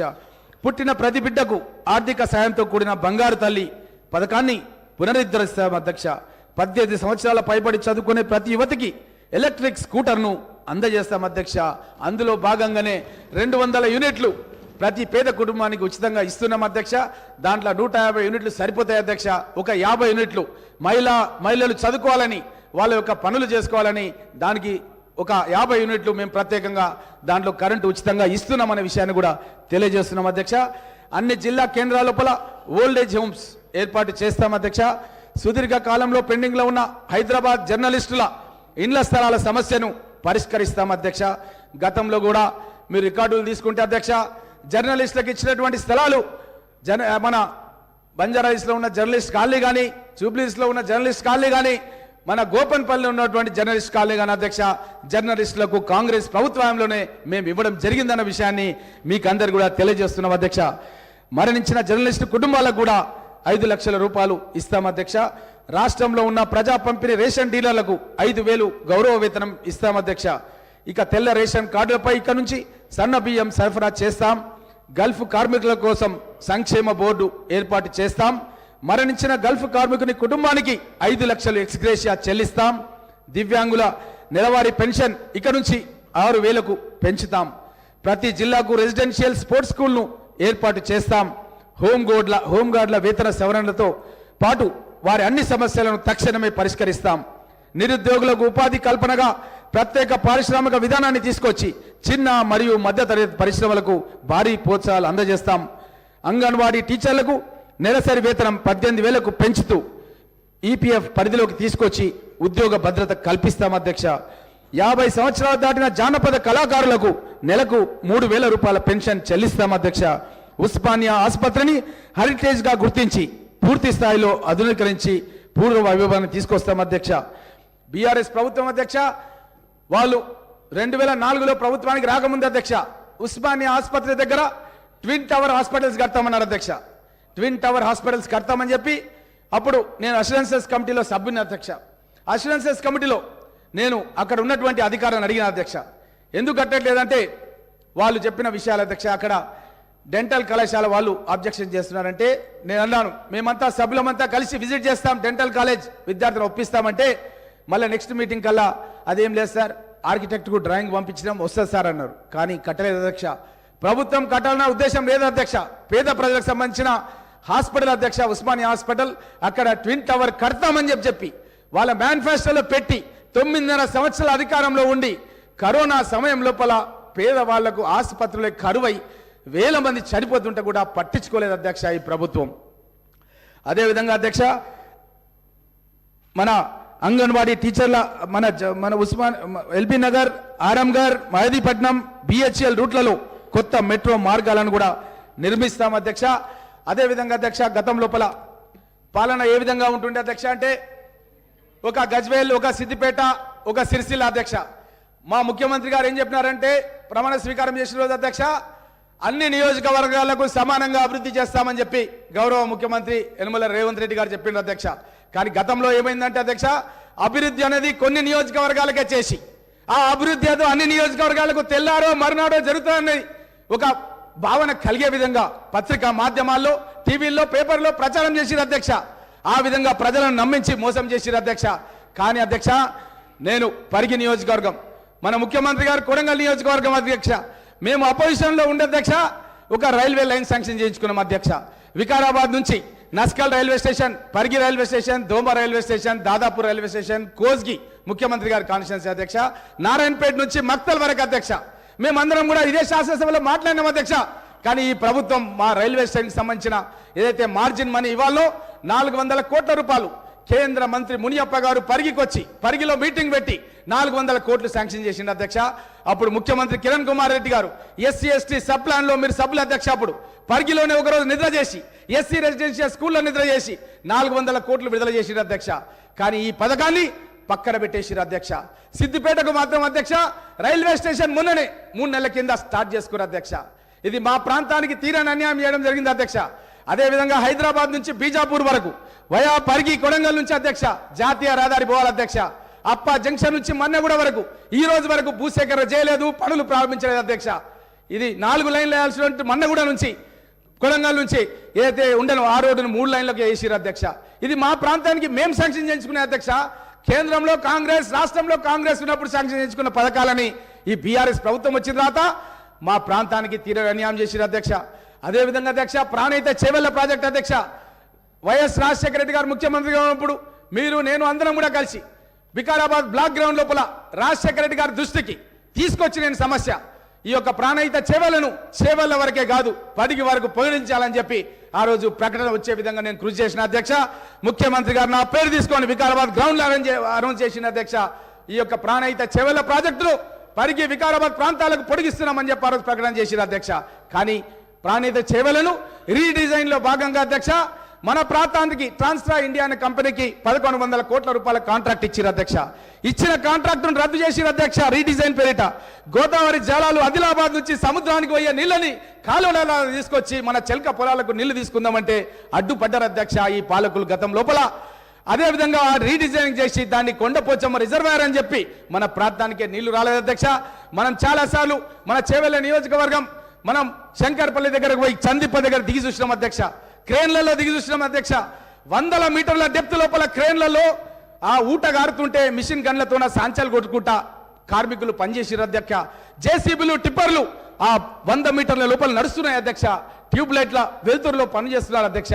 అలాంటి పని ప్రాణహిత చేవెళ్ళ రద్దు చేసిరు అధ్యక్ష. అప్పుడు ముఖ్యమంత్రి గారు ఎస్సీ ఎస్టీ సప్లాన్ గురించి పరిగి వచ్చినప్పుడు అధ్యక్ష, పాలమూరు రంగారెడ్డి జురాల నుంచి రావాలి అధ్యక్ష. జురాల మనకు దగ్గరలో ఉంది అధ్యక్ష, 70-80 కిలోమీటర్ల దూరం ఉంది. ఆ 70-80 కిలోమీటర్లు ఉన్న జురాలను రద్దు చేసి ఎక్కడో సదుర ప్రాంతంలో ఉన్న శ్రీశైలం నుంచి అప్పుడున్న బీఆర్ఎస్ ప్రభుత్వం వాళ్ళు ఒక టెండరింగ్ స్టార్ట్ చేసి రంగారెడ్డి జిల్లాలో కానీ వికారాబాద్ జిల్లాలో కానీ అధ్యక్ష ఒక గడ్డపార దిగలేదు అధ్యక్ష. మా పరిస్థితి ఎట్లయిపోయిందంటే నా ఘాట్కా అంటారు కదా అధ్యక్ష, అట్లా అయిపోయింది అధ్యక్ష. మేము సాధించుకున్న ప్రాణ్యత చెవెళ్ళ రీడిజైన్లో రద్దు చేసారు అధ్యక్ష. పాలమూరు రంగారెడ్డి కిరణ్ కుమార్ రెడ్డి గారే మొట్టమొదటి అడ్మినిస్ట్రేటివ్ శాంక్షన్ ఇచ్చారు అధ్యక్ష జీవో. దాన్ని కూడా పక్కన పెట్టి మా దగ్గర ఎలాంటి పనులు కూడా ప్రారంభించలేదు అధ్యక్ష. ఇది చాలా బాధాకరం అధ్యక్ష. మా దగ్గర ఉన్నటువంటి రైతాంగం మాదంతా కూడా పేద వ్యవసాయదారులు ఉండేటటువంటి ప్రాంతం అధ్యక్ష. మా ప్రాంతానికి నీళ్లు రాకుండా అడ్డుకున్నారు అధ్యక్ష. ఈ విధంగా నీళ్ల లోపల అడ్డుకున్నారు అధ్యక్ష. నిధులు ఎస్సీ ఎస్టీ సప్లాన్ తీసుకొచ్చినాం అధ్యక్ష. ఎస్సీ ఎస్టీ సప్లాన్ లో భాగంగా అధ్యక్ష ఎస్సీలకు ఎస్టీలకు జనాభా నిష్పత్తి ప్రకారంగా వాళ్ళకు రావాల్సినటువంటి వాటా వాళ్ళ నివాస ప్రాంతాలకు పోవాలి అధ్యక్ష. అక్కడ ఇల్లు కట్టియాలి, రోడ్లు వేయాలి, పాఠశాలలు ఏర్పాటు చేయాలి, తాగునీటి వసతి ఏర్పాటు చేయాలి అధ్యక్ష. స్వయం సహాయక పథకాలను ప్రకటించాం అధ్యక్ష. కానీ ఈ ప్రభుత్వం వచ్చిన తర్వాత అధ్యక్ష ఎస్సీ ఎస్టీ సబ్ ప్లాన్ కు తూట్లు పడిచి ఇతర పథకాలకు ఆ డబ్బును వాళ్ళు మార్చడం జరిగింది అధ్యక్ష. దానికే ఎస్సీ ఎస్టీలు తెలంగాణ రాష్ట్రంలో ఈరోజు బాధల్లో ఉన్నారు అధ్యక్ష. ఎందుకంటే వాళ్లకు మనం తీసుకొచ్చినటువంటి చట్టం, మనం ఆ రోజు అందరం కలిసి పరిగిలోనే ఒక ఎస్సీ రెసిడెన్షియల్ స్కూల్లో కాంగ్రెస్ ముఖ్యమంత్రి కిరణ్ కుమార్ రెడ్డి గారు నేలపైన పడుకొని ఎస్సీ ఎస్టీ విద్యార్థులు ఎవరికి కూడా తక్కువ కాదు, భగవంతుడు మనకందరు కూడా సమానమైనటువంటి మేధస్సులు ఇచ్చిండు. మనం కనుక కష్టపడి చదువుకుంటే భారతరత్న బాబాసాహెబ్ అంబేద్కర్ ఏ విధంగా అయితే ప్రపంచంలోనే పెద్ద ప్రజాస్వామ్య దేశమైనటువంటి మన దేశానికి రాజ్యాంగం రాసిండ్రో, గ్రామాల్లో ఉండే పేదలు ఎస్సీలు ఎస్టీలు కూడా ఆ విధంగా అభివృద్ధి చెందాలన్న ఉద్దేశంతోనే ఆ రోజు ఎస్సీ ఎస్టీ సప్లాన్కి మనం చట్టబద్ధత కల్పించడం అధ్యక్ష. కానీ చట్టబద్ధత కల్పించిన దానికి గత పాలకులు తూట్లు పొడిచిర్రు అధ్యక్ష. కాబట్టి మళ్ళీ తప్పకుండా మేము దీన్ని ఎస్సీ ఎస్టీ సప్లాన్ కూడా కాంగ్రెస్ ప్రభుత్వం లోపల తప్పకుండా మేము దాన్ని పునః పరిశీలించి తీసుకొస్తామన్న విషయాన్ని కూడా తెలియజేస్తా అధ్యక్ష. అదేవిధంగా అధ్యక్ష మన ప్రాంతాన్ని ఎక్కడో ఉన్నటువంటి జోగులాంబ జోన్ అధ్యక్ష మనకేమాత్రం కూడా సంబంధం లేదు అధ్యక్ష. మన ప్రాంతంలో ఉన్న నిరుద్యోగ యువకులకు ఉద్యోగాలు వచ్చే ప్రసక్తి లేదు అధ్యక్ష. గత ప్రభుత్వం లోపల జోగులాంబ జోన్ ఏర్పాటు చేసి ఉద్యోగాలు లేని ప్రాంతానికి ముడిపెట్టిర్రు అధ్యక్ష మన వికారాబాద్ జిల్లాని. అప్పుడు మనం ఆ యొక్క జోగులాంబ జోన్కు వ్యతిరేకంగా పెద్ద ఎత్తున మనం పోరాటం చేసి ప్రభుత్వం 6 నెలల తర్వాత మళ్ళీ పునఃపరిశీలించి వాళ్ళు ఇచ్చిన ఉత్తర్వులను మళ్ళీ వాళ్ళు విత్డ్రా చేసుకునే విధంగా కాంగ్రెస్ పార్టీ తరఫున జిల్లా అధ్యక్షుడిగా మనమంతా కూడా కలిసి పోరాటం చేసి మళ్ళీ వికారాబాద్ జిల్లాని మళ్ళీ మనం చార్మినార్ జోన్ తీసుకొచ్చినాం అధ్యక్ష. ఎందుకంటే మనం హైదరాబాద్ రూరల్ అన్న అధ్యక్ష, మనం గతం లోపల హైదరాబాద్ జిల్లా నేను రాస్తుంటాను అధ్యక్ష. మా అన్న ఎయిర్ ఫోర్స్ లో పనిచేస్తుండే అధ్యక్ష, నేను ఉత్తరం రాస్తుంటే రవీందర్ రెడ్డి ఎయిర్ ఫోర్స్ లో పనిచేసేటప్పుడు శివారెడ్డిపల్లి పరిగి అదేవిధంగా హైదరాబాద్ జిల్లాను రాస్తుంటే అధ్యక్ష. అట్లాంటి హైదరాబాద్ జిల్లా వాస్తవ్యులను ఎక్కడో ఉన్న జోగులాంబ జోన్లో వేసి మా ప్రాంతానికి నిరుద్యోగ యువకులకు ఉద్యోగాలు రాకుండా చేసిరు అధ్యక్ష. ఇప్పటికి కూడా అధ్యక్ష గండేడు మండలం, మహమ్మదాబాద్ మండలం, నా పరిగి నియోజకవర్గంలో ఇప్పటికీ జోగులాంబ జోన్లో ఉన్నాయి అధ్యక్ష. నేను తప్పకుండా గౌరవ ముఖ్యమంత్రి గారిని కోరుతాను అధ్యక్ష, ఆ 2 మండలాలను అదేవిధంగా కొడంగల్ కాన్స్టిట్యున్సీలో కూడా కొన్ని మండలాలని తప్పకుండా మీరు మళ్ళీ చార్మినార్ జోన్కు తీసుకురావాలి అధ్యక్ష. ఎందుకంటే చార్మినార్ జోన్లో ఉండడం మూలంగానే 47 మంది ఎస్ఐలు సెలెక్ట్ అయిన విషయాన్ని కూడా గౌరవ ముఖ్యమంత్రి గారి దృష్టికి తీసుకొస్తా అధ్యక్ష. ఈరోజు ఈ యొక్క గవర్నర్ ప్రసంగానికి ధన్యవాదాలు చెప్పే కార్యక్రమం లోపల మీరు నాకు అవకాశం కల్పించినందుకు మీకు ధన్యవాదాలు తెలియజేస్తూ సెలవు తీసుకుంటున్నా అధ్యక్ష.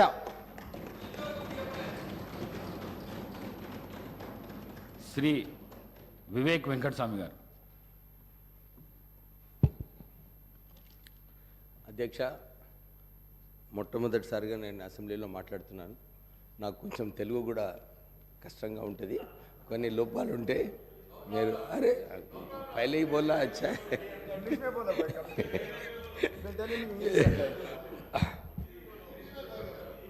बोलिए जो भी आता बोलिए, जरा सुनो, सुनने के बाद डिस्कस करेंगे. అధ్యక్ష, ఇప్పుడే రామ్మోహన్ రెడ్డి గారు గవర్నర్ రెజల్యూషన్ ఏదైతే ప్రపోజ్ చేశారో చాలా మంచిగా కాంగ్రెస్ పార్టీ ఏదైతే గ్యారంటీ స్కీమ్ గురించి వివరాలు ఇవ్వడం జరిగింది. తర్వాత మొట్టమొదటిగా వారు చెప్పినట్టు సోనియా గాంధీ గారు అప్పుడు మనకు హామీ ఇచ్చారు, తెలంగాణ ఇస్తామని చెప్పి అప్పుడు యూపీఏ ప్రభుత్వం 2009లో మాట ఇచ్చిన ప్రకారంగానే 2014లో ఇవ్వడం జరిగింది. ఆ ఉద్యమంలో అందరూ కూడా కలిసి ఉద్యమం చేశారు. ప్రజలందరూ కూడా అన్ని వర్గాలు, అన్ని కులాలు అందరూ కూడా మాకు తెలంగాణ కావాలని చెప్పి తెలంగాణ ఉద్యమంలో పాల్గొన్నారు. మేము అప్పుడు కాంగ్రెస్ ఎంపీస్గా తెలంగాణ పార్లమెంట్లో నినాదాలు చేసి ధర్నాలు చేసి, అప్పుడు నిజంగా చెప్పాలంటే సోనియా గాంధీ గారు మేమందరము ధర్నా చేసేటప్పుడు నినాదాలు చేసేటప్పుడు ఎప్పుడు కూడా మాకు విమర్శించలేదు. ఆమె ఎప్పుడు కూడా ఎంకరేజ్ చేసింది. సరే, మీ అందరికీ ఆకాంక్ష ఉంది తెలంగాణ రావాలని, మీరందరూ కొట్లాడుతున్నారు, కొట్లాడమని చెప్పి అప్పుడు సోనియా గాంధీ గారు మాకు సటల్గా ఆదేశాలు ఇవ్వడం జరిగింది. అలాగే నేను పొన్నం ప్రభాకర్ గారు, రాజగోపాల్ రెడ్డి గారు, రాజయ్య గారు, జగన్నాథం గారు, మేమందరం కూడా ఆ రోజులలో బ్యాక్గ్రౌండ్ వర్క్ అన్ని చోట్ల కూడా అన్ని అప్పుడు గులాం నబీ ఆజాద్ గారు మా మంత్రి ఇన్ఛార్జ్గా ఉండే, వారికి ఎందుకు తెలంగాణ ఇవ్వాలి, తెలంగాణ ఇస్తే ఎట్లా తెలంగాణ బాగుపడుతుంది, తెలంగాణ అభివృద్ధి ఎలా అవుతుందని చెప్పి చాలాసార్లు ప్రజెంటేషన్ ఇవ్వడం జరిగింది. కీలకమైన సమయంలో అప్పుడు రాహుల్ గాంధీ గారిని నచ్చజెప్పి తెలంగాణ ఇస్తే బాగుంటుంది, తెలంగాణలో ప్రజలు ఆకాంక్ష ఉంది తెలంగాణ రావాలని చెప్తే అప్పుడు రాహుల్ గాంధీ గారు, సోనియా గాంధీ గారు నిర్ణయం తీసుకొని మనకు తెలంగాణ ఇవ్వడం జరిగింది. మీకు అందరు తెలుసు, ఆ రోజు పార్లమెంట్లో గ్యాస్ విడుదల చేసినప్పుడు కూడా మన పొన్నం ప్రభాకర్ గారికి అప్పుడు హాస్పిటల్ కూడా తీసుకువెళ్ళడం జరిగింది. ఇవన్నీ అయినప్పుడు అందరికీ తెలంగాణ వస్తే ఒక తెలంగాణ బాగుపడుతుందని చెప్పి చాలా ఆశలు ఉండే తెలంగాణ ప్రజలకు. ఈ 10 సంవత్సరాలు ఏదైతే ఈ టీఆర్ఎస్ ప్రభుత్వంలో ఉన్నారో, ప్రజలు ఏదైతే అనుకున్నారో, అరే మా బ్రతుకులు బాగవుతాయి, మా భవిష్యత్తు బాగుంటుంది, మాకు ఉద్యోగాలు కల్పిస్తారు, మాకు నీళ్లు ఇస్తారు, నీళ్లు నిధులు నియామకాలు ఏదైతే ఆలోచించారో, ఈ 3 అంశాలపైన ఈ 10 సంవత్సరాలలో నిజంగా చెప్పాలంటే చాలా లోపాలు ఉన్నాయి అధ్యక్ష. ఇంతకుముందు రామ్మోహన్ రెడ్డి గారు చెప్పినట్టు నీళ్ళ విషయం నేను తర్వాత తీసుకుంటాను, ఎందుకంటే ఆ కాళేశ్వరం ప్రాజెక్ట్ ఆ పెద్ద ప్రాజెక్ట్ అది, దాని గురించి చాలా వివరాలు ఇచ్చే అవసరం ఉంది. రాష్ట్ర ప్రభుత్వం ఆల్రెడీ రేవంత్ రెడ్డి గారు ఒక నిర్ణయం తీసుకున్నారు. దీనిలో కాళేశ్వరం ప్రాజెక్టులో ఒక ఎంక్వైరీ పెట్టాలి. ఎందుకు ఈ ప్రాజెక్టులో ఏదైతే ప్రాణహిత చేవల్ల గురించి మా నాన్నగారు అప్పుడు వెంకటస్వామి గారు కొట్లాడి ఈ ప్రాజెక్ట్ శాంక్షన్ చేయించారు అప్పుడు. ఎందుకంటే అప్పుడు కేవలం ప్రత్యేకంగా తెలంగాణ ప్రజలకు నీళ్ళు వస్తాయి, 33,000 కోట్ల ప్రాజెక్ట్స్తో ఈ ప్రాణహిత చేవల్ల ఇంప్లిమెంట్ చేస్తే బాగుంటుందని చెప్పి అప్పుడు 11,000 కోట్ల రూపాయలు కూడా ఈ ప్రాణహిత చేవల్ల ఖర్చు పెట్టడం జరిగింది. కానీ కొత్త ప్రభుత్వం వచ్చిన తర్వాత గ్రావిటీతో వచ్చే ప్రాజెక్ట్ని తీసుకెళ్ళి కాళేశ్వరంలో పెట్టడము, ఇప్పుడు ఈరోజు కాళేశ్వరం ప్రాజెక్టులో ఏదైతే 5 సంవత్సరాలలో 1,200 టీఎంసీ నీళ్లు ఏదైతే తెలంగాణ ప్రజలకు రావాలో దాంట్లో కేవలము 40-50 టీఎంసీలు ఇవ్వడం జరిగింది. 1,00,000 కోట్ల రూపాయలు ఖర్చు పెట్టిన తర్వాత సంవత్సరానికి 10,000 కోట్ల రూపాయలు మిత్తే అధ్యక్ష దానిపైన. అంటే ఈ ప్రాజెక్ట్ వయబిలిటీ ఉందా లేదా? అప్పుడు మాకు చెన్నూరు ప్రాంతంలో, మంతిని ప్రాంతంలో, మంచిర్యాల మా పెద్దపల్లి పార్లమెంట్ నియోజకవర్గంలో ఎప్పుడు కూడా బ్యాక్ వాటర్స్ నీళ్ళు రాకపోయేది. కానీ ఈ బ్యారేజెస్ కట్టిన తర్వాత ఈ బ్యాక్ వాటర్స్ వలన సుమారు 1,00,000 ఎకరాలు మునిగిపోవడము, అక్కడ మంచిర్యాల టౌన్లో ఇల్లులు కూడా మునిగిపోవడం జరిగింది. అయితే ఒక మంచి నిర్ణయం మా ముఖ్యమంత్రి గారు తీసుకున్నారు. దీంట్లో ఒక ఎంక్వైరీ పెట్టి నిజంగానే ఈ ప్రాజెక్ట్ ఏదైతే అంతకుముందు మహారాష్ట్రతో ఒప్పందం జరిగిందో ఇది నిజంగా రీడిజైన్ చేస్తూ ఇక్కడ మార్చే అవసరం ఉందా లేదా, దీంట్లో ఇన్ని వేల కోట్ల రూపాయలు ఎట్లా ఖర్చు అయినాయి.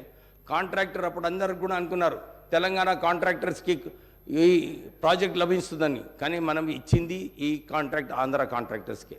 వాళ్ళు లాభం పొందారు, వాళ్ళు ధనవంతులు అయ్యారు, కానీ తెలంగాణ కాంట్రాక్టర్స్ ఎవరు కూడా ధనవంతులు కాలేదు.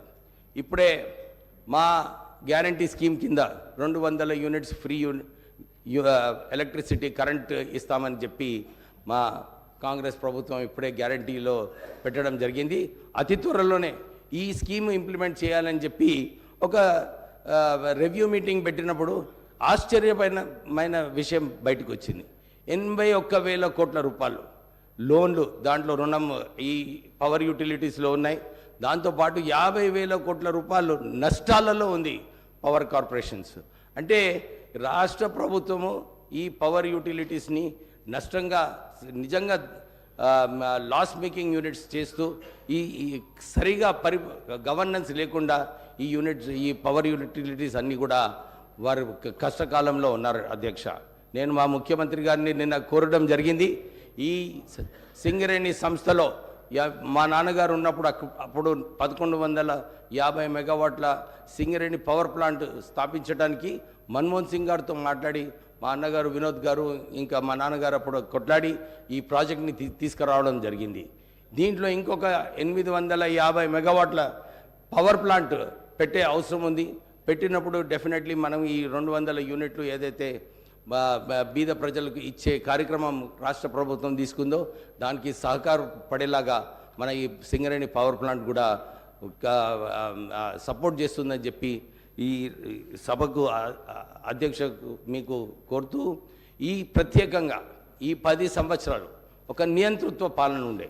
ఇప్పుడే వారు చెప్పినట్టు ఏ ఉద్యమం పోయినా కానీ అందరినీ అరెస్ట్ చేయడము, ఇంట్లో ఒక గంటలాది వాళ్ళందరికీ కూడా పోలీస్ స్టేషన్లో తీసుకెళ్ళి పొద్దున్న నుంచి సాయంత్రం వరకు పోలీస్ స్టేషన్లో పెట్టడము, తప్పుడు కేసులు పెట్టడము, అంటే ఈ నియంతృత్వ పాలన.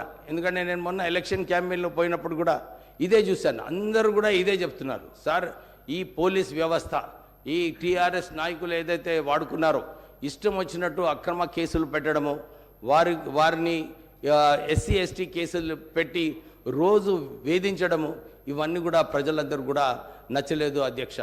ఈ నియంతృత్వ పాలన పోవాలనే ఈసారి ఈ ఎన్నికలలో ప్రజలందరూ కూడా ఒక స్పష్టత ఇచ్చినారు. కాంగ్రెస్ ప్రభుత్వం రావాలి, మళ్ళీ ఒక ప్రజాస్వామిక తెలంగాణ రావాలని చెప్పి ప్రజలందరూ కూడా ఎన్నిక చేయడం జరిగింది. రేవంత్ రెడ్డి గారు ముఖ్యమంత్రి గారు అదే దాని ప్రకారంగా ఏదైతే ప్రజలు ఆశించారో ఒక ప్రజాస్వామిక తెలంగాణ ఉండాలని చెప్పి ఆల్రెడీ ప్రజావాణి కార్యక్రమంలో ఇది ప్రజల ప్రభుత్వం అని చెప్పి ఆల్రెడీ ప్రగతి భవన్ ఏదైతే ఇంప కౌన్సిల్ ఉండేనో ఇవన్నీ కూడా తొలగించి ప్రజలకు అక్కడ యాక్సెస్గా చేయడం జరిగింది. అరే సార్ నైతా అబ్బితే కాంగ్రెస్ మే కౌశిక్ నువ్వు కూడా ఉన్నావు అప్పుడు, అట్లా ఉండే నా నిజంగా చెప్పు, ఎప్పుడు లేకుండే. సో మీరు మాట్లాడారు. అయితే మనం ఆల్రెడీ ఒక ప్రజాస్వామిక తెలంగాణ రావడం జరిగింది. ప్రజలందరూ కూడా సంతోషిస్తున్నారు, ఇదే అంటున్నారు, మాకు ఇలాంటి ప్రభుత్వం అవసరము, ప్రజల వైపు ఉండాలి, ఇలాంటి ప్రజా దర్బారులు. రేవంత్ రెడ్డి గారు కూడా ఇదే ఆలోచించారు. మేము డిస్ట్రిక్ట్స్లో కూడా ఈ ప్రజా దర్బార్లు ప్రారంభించి ప్రజల సమస్యలు ఏమున్నాయి మీరు చూసుకుంటే చాలా చోట్ల కూడా ఇదే ఉంది. ధరణి పోర్టల్లో అవకతవకలు, ధరణి ప్రజలకు మంచినీటి సౌకర్యం, మనం మిషన్ భగీరథి చాలా పెద్దగా చెప్పుకున్నాం. అప్పుడు కాంగ్రెస్ హయాంలో ఆర్డబ్ల్యూఎస్లో 70% వరకు మంచినీటి సౌకర్యం అప్పుడు కల్పించడం జరిగింది. కానీ ఈ మిషన్ భగీరథి వలన చాలా చోట్ల కూడా నా చెన్నూరు నియోజకవర్గం, మంచిర్యాల, ఇక పెద్దపల్లి పార్లమెంట్ నియోజకవర్గంలో నేను ఎన్నిసార్లు వెళ్ళినప్పుడు ఇదే అడిగినాను, అరే మిషన్ భగీరథి నీళ్ళు వస్తున్నాయా లేదా? అప్పుడు టీఆర్ఎస్ ప్రభుత్వం చెప్పినారు, మేము ఇంటింటికి నీళ్ళు ఇవ్వకుంటే మేము మళ్ళీ ఓట్లు అడగామని చెప్పినారు. ఇచ్చినారా లేదని చెప్తే నిజంగానే ఆశ్చర్యపడిపోయినాయి. చాలా చోట్ల కూడా 90% ఏరియాస్లో ఇతర డిస్ట్రిక్ట్స్లలో కూడా మిషన్ భగీరథి ఫెయిల్ అయిపోయింది అధ్యక్ష. అంటే సుమారు 60,000 కోట్ల రూపాయలు ఖర్చు పెట్టినారు. కానీ ఏమైనా ఈ మిషన్ భగీరథి నీళ్ళు మా ప్రత్యేకంగా మొన్న ఎలక్షన్ క్యాంపెయిన్లో చెన్నూరులో చాలామంది అన్ని గ్రామాలలో ఇదే అంశం, మాకు మంచినీటి సౌకర్యం సరిగా లేదని. అంటే ఈ రాష్ట్రం ఏదైతే మిగులు రాష్ట్రం ఉండేనో 60,000 కోట్ల మిగులు బడ్జెట్ ఉన్న రాష్ట్రానికి ఈరోజు సుమారు 6 లక్షల కోట్ల అప్పు అయిందంటే ఎక్కడ ఖర్చు పెట్టారో మాకు నిజంగా అర్థం కావట్లేదు. ఎందుకంటే గ్రామాలలో వెళ్ళినప్పుడు సరిగా మంచినీటి సౌకర్యం లేదు, సరిగా రోడ్లు లేవు. ప్రజలందరూ కూడా ఈ 2 అంశాల మీద చాలామంది ఇదే ప్రశ్న వేస్తున్నారు మాకు. ఇక డబుల్ బెడ్రూమ్ ఇల్లు సంగతి అయితే వాళ్ళందరికీ మంచిగా తెలుసు. ఎక్కడ కూడా గ్రామాలలో ఏ డిస్ట్రిక్ట్లో కూడా ఇల్లులు కట్టలేదు. అందరికీ ఇదే అడుగుతున్నారు, సార్ మాకు ఇందిరమ్మ ఇల్లులు ఏదైతే అన్ని పాతకాలంలో వచ్చినాయో మళ్ళీ మీరు ప్రారంభం ఇస్తే బాగుంటుంది, మీరు గ్యారంటీ కార్డులో పెట్టినారు, నిజంగా మాకు 5 లక్షలు ఇస్తారని చెప్పి చాలామంది అడగడం జరిగింది. మేము ఇదే వారికి విశ్వాసం ఇప్పించినాము. అప్పుడు ఏదైతే కాంగ్రెస్ హయాంలో ఇందిరమ్మ గృహాలు కల్పించినారో మళ్ళీ ఈసారి 5 లక్షల రూపాయల వరకు మీకు రాష్ట్ర ప్రభుత్వం ద్వారా మీరు ఇల్లులు కట్టుకోవడానికి మీకు ఈ సౌకర్యం కల్పిస్తాము. అంతేగాక ఎవరికైతే జాగాలు లేవో, ల్యాండ్ లేదో వాళ్ళందరికీ కూడా 250 స్క్వేర్ యార్డ్స్ ల్యాండ్ ఇప్పిస్తూ ఇల్లులు కూడా కట్టాలని చెప్పి ప్రభుత్వం ఆలోచిస్తుంది. నిన్న ఒక రివ్యూ మీటింగ్లో రేవంత్ రెడ్డి గారు చెప్పినట్టు విన్నాను నేను. ఎక్కడ నేను భూమి కావాలనుకుంటే కొనాలి, డిస్ట్రిక్ట్లలో కొని ఈ ఇంద్రమ్మ పథకం కింద ప్రజలకు లాభం పొందేలాగా ఇల్లులు కట్టుకోవటానికి సౌకర్యం కల్పించాలని చెప్పి కూడా ఓ నిర్ణయం తీసుకుంది రాష్ట్ర ప్రభుత్వం. అధ్యక్ష, ఇది ఒక మంచి విషయము. ఇలా ఇవన్నీ కూడా చూసుకుంటే తెలంగాణ ప్రజలు ఏదైతే ఆశిస్తున్నారో, ఒక ప్రజాస్వామిక తెలంగాణ, ఒక ప్రజల తెలంగాణ, ఇంద్రమ్మ హయాంలో ఏదైతే జరిగిందో పరిపాలన అలా ఉంటే బాగుంటుందని చెప్పి ప్రజలందరూ కూడా ఆలోచిస్తున్నారు. అధ్యక్ష, నేను ఇంకో విషయం చెప్పాలని ఉంది. చాలా మటుకు పబ్లిక్ సెక్టర్ ఆర్గనైజేషన్స్ ఈ తెలంగాణ రాష్ట్రంలో ఇంతకుముందు చెప్పినట్టు పవర్ యూటిలిటీస్లో 80,000 కోట్ల అప్పు ఉన్నది. సివిల్ సప్లైస్ కార్పొరేషన్లో కూడా 56,000 కోట్ల రూపాయల అప్పు, దాంతోపాటు 11,000 కోట్ల నష్టము సివిల్ సప్లైస్ కార్పొరేషన్ ఉంది. అంటే అన్ని చోట్ల కూడా సింగరేణి సంస్థ అధ్యక్ష ఈ రాష్ట్రంలో అంత అది పెద్ద సంస్థ, 38,000 కోట్ల టర్నోవర్ ఉన్న సంస్థ సింగరేణి సంస్థ. దాంట్లో తెలంగాణ వచ్చినప్పుడు 62,000 ఉద్యోగాలు ఉండే అధ్యక్ష. ఆ సంస్థ BIFRలో ఉన్నప్పుడు మా నాన్నగారు వెంకటస్వామి గారు అప్పుడు కేంద్రంలో ఉండి అప్పుడు కొట్లాడి ఈ BIFR నుంచి తొలగించి సింగరేణి సంస్థ కాపాడి 1,00,000 ఉద్యోగాలు అప్పుడు ఆ రోజులలో మా నాన్నగారు వెంకటస్వామి గారు కాపాడడం జరిగింది. కానీ ఈరోజు సింగరేణి సంస్థలో TRS ప్రభుత్వం వచ్చిన తర్వాత కేవలం 39,000 ఉద్యోగాలు ఉన్నాయి అధ్యక్ష. ఒక ఇంటింటికి ఉద్యోగం ఇస్తామని చెప్పి TRS ప్రభుత్వం చెప్పింది. కానీ సింగరేణి ఒక్క సంస్థలోనే 29,000 ఉద్యోగాలు బర్తరాఫ్ చేయడం జరిగింది. కారుణ్య నియామకాలు అన్నారు, కానీ దాంట్లో కూడా చాలా అవకతవకలు ఉన్నాయి అధ్యక్ష. సింగరేణి కార్మికులకు నిజంగా వాళ్ళందరూ కూడా అదే అనుకుంటున్నారు. అరే తెలంగాణ వచ్చిన తర్వాత మా భవిష్యత్తు బాగుంటుంది అనుకున్నాము, కానీ ఏమైంది మా పరిస్థితి అని చెప్పి చాలామంది అక్కడ అనుకుంటున్నారు. అక్కడ కూడా 27,000 కోట్ల రూపాయలు రాష్ట్ర ప్రభుత్వం ఇప్పుడు సింగరేణి సంస్థకు పైసలు ఇచ్చేది ఉంది అధ్యక్ష. అంటే ఆ సంస్థను కూడా అక్కడ కూడా పాత రాష్ట్ర ప్రభుత్వము అక్కడ కూడా సింగరేణి నుంచి పైసలు తీసుకొని ఇవ్వడం లేదు అధ్యక్ష. అంటే ఈ ఇన్స్టిట్యూషన్స్ ఏదైతే సరిగా నడిచే ఇన్స్టిట్యూషన్స్ ఉన్నాయో అన్నీ కూడా సరిగా నడపకుండా అన్ని లోన్లలో రుణాలలో ఉంచి ఈ రాష్ట్ర ప్రభుత్వం ఏదైతే అప్పుల రాష్ట్రం చేస్తున్నారో ఆ పాత రాష్ట్ర ప్రభుత్వము అప్పుల రాష్ట్రం చేసి నిజంగానే ఒక వైట్ పేపర్ ఏదైతే రేవంత్ రెడ్డి గారు ఆలోచించారో తీసి నిజంగానే ప్రజలకు తెలవాలి. కానీ అప్పుడు మా కేటీ రామారావు గారు అన్నారు, అరే ఇప్పుడు మీకు తెలియదా ఇంతకు ముందు అని చెప్పినారు. కానీ ప్రజలు ఏదైతే అనుకుంటున్నారో ఇంత దురదృష్టమైన సిచ్యువేషన్ ఉంటుందని ఎవరు కూడా ఆలోచించలేదు అధ్యక్ష. దీంట్లో రాష్ట్ర ప్రభుత్వం ఒక మంచి నిర్ణయం తీసుకుంది. ఎక్కడైతే అవకతవకలు అయినాయో అక్కడ దాంట్లో ఎంక్వైరీ పెట్టాలి, సరైన యాక్షన్ తీసుకోవాలి. చాలామంది 300 రిటైర్డ్ ఆఫీసర్స్ని రీఎంప్లాయ్ చేస్తున్నారు అధ్యక్ష. అంటే ఎందుకు అసలు ఉద్యోగాలు లేవు, ప్రజలందరూ కూడా ఉద్యోగాలు కల్పిస్తే బాగుంటుంది అనుకున్నారు. కానీ ఇక్కడ అందరు రిటైర్డ్ వాళ్ళను ఎవరైతే వాళ్ళ సంబంధించిన వాళ్ళు ఉన్నారో వాళ్ళ ఫైళ్ళు క్లియర్ చేసుకోవడానికి అందరు రిటైర్డ్ ఎంప్లాయీస్ని తీసుకొని అన్ని ఫైళ్ళలో నిజంగా ఎంక్వైరీ చేస్తే చాలా విషయాలు బయటకు వస్తాయి అధ్యక్ష. సో నాకు ఈ రెజల్యూషన్ని సెకండ్ చేయడానికి మీరు మా పార్టీ వాళ్ళందరూ కూడా నాకు సెకండ్ చేయమని ఈ అవకాశం ఇచ్చినందుకు వాళ్ళందరికీ కృతజ్ఞతలు చెప్తూ గవర్నర్ అడ్రస్కి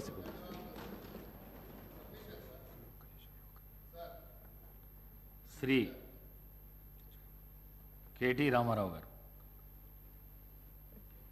అధ్యక్ష, ముందుగా మీకు అభినందనలు. మళ్ళొకసారి మీకు హృదయపూర్వకంగా ధన్యవాదాలు అవకాశం ఇచ్చినందుకు. అధ్యక్ష, గవర్నర్ ప్రసంగంలో ఒక మాట అన్నారు, మేము నిర్మాణాత్మకమైన సూచనలకు భేషజాలు లేకుండా స్వీకరిస్తాము, మా ప్రభుత్వం సాకల్యంగా అన్ని చర్చించడానికి సిద్ధంగా ఉందన్నారు అధ్యక్ష. మరి హౌస్లో అధికార పక్షం, ఇక్కడ ప్రధాన ప్రతిపక్షంగా ఉన్నాం, తప్పకుండా ముగ్గురు నలుగురికి అవకాశం ఇవ్వాలని ముందుగా నేను కోరుతా ఉన్నాను. మా తలసాని శ్రీనివాస్ యాదవ్ గారు రెడీగా ఉన్నారు, పల్లా రాజేశ్వర రెడ్డి గారు రెడీగా ఉన్నారు, ఇంకా చాలా సభ్యులు రెడీగా ఉన్నారు. దయచేసి అవకాశం ఇవ్వాలని నేను కోరుతా ఉన్నాను.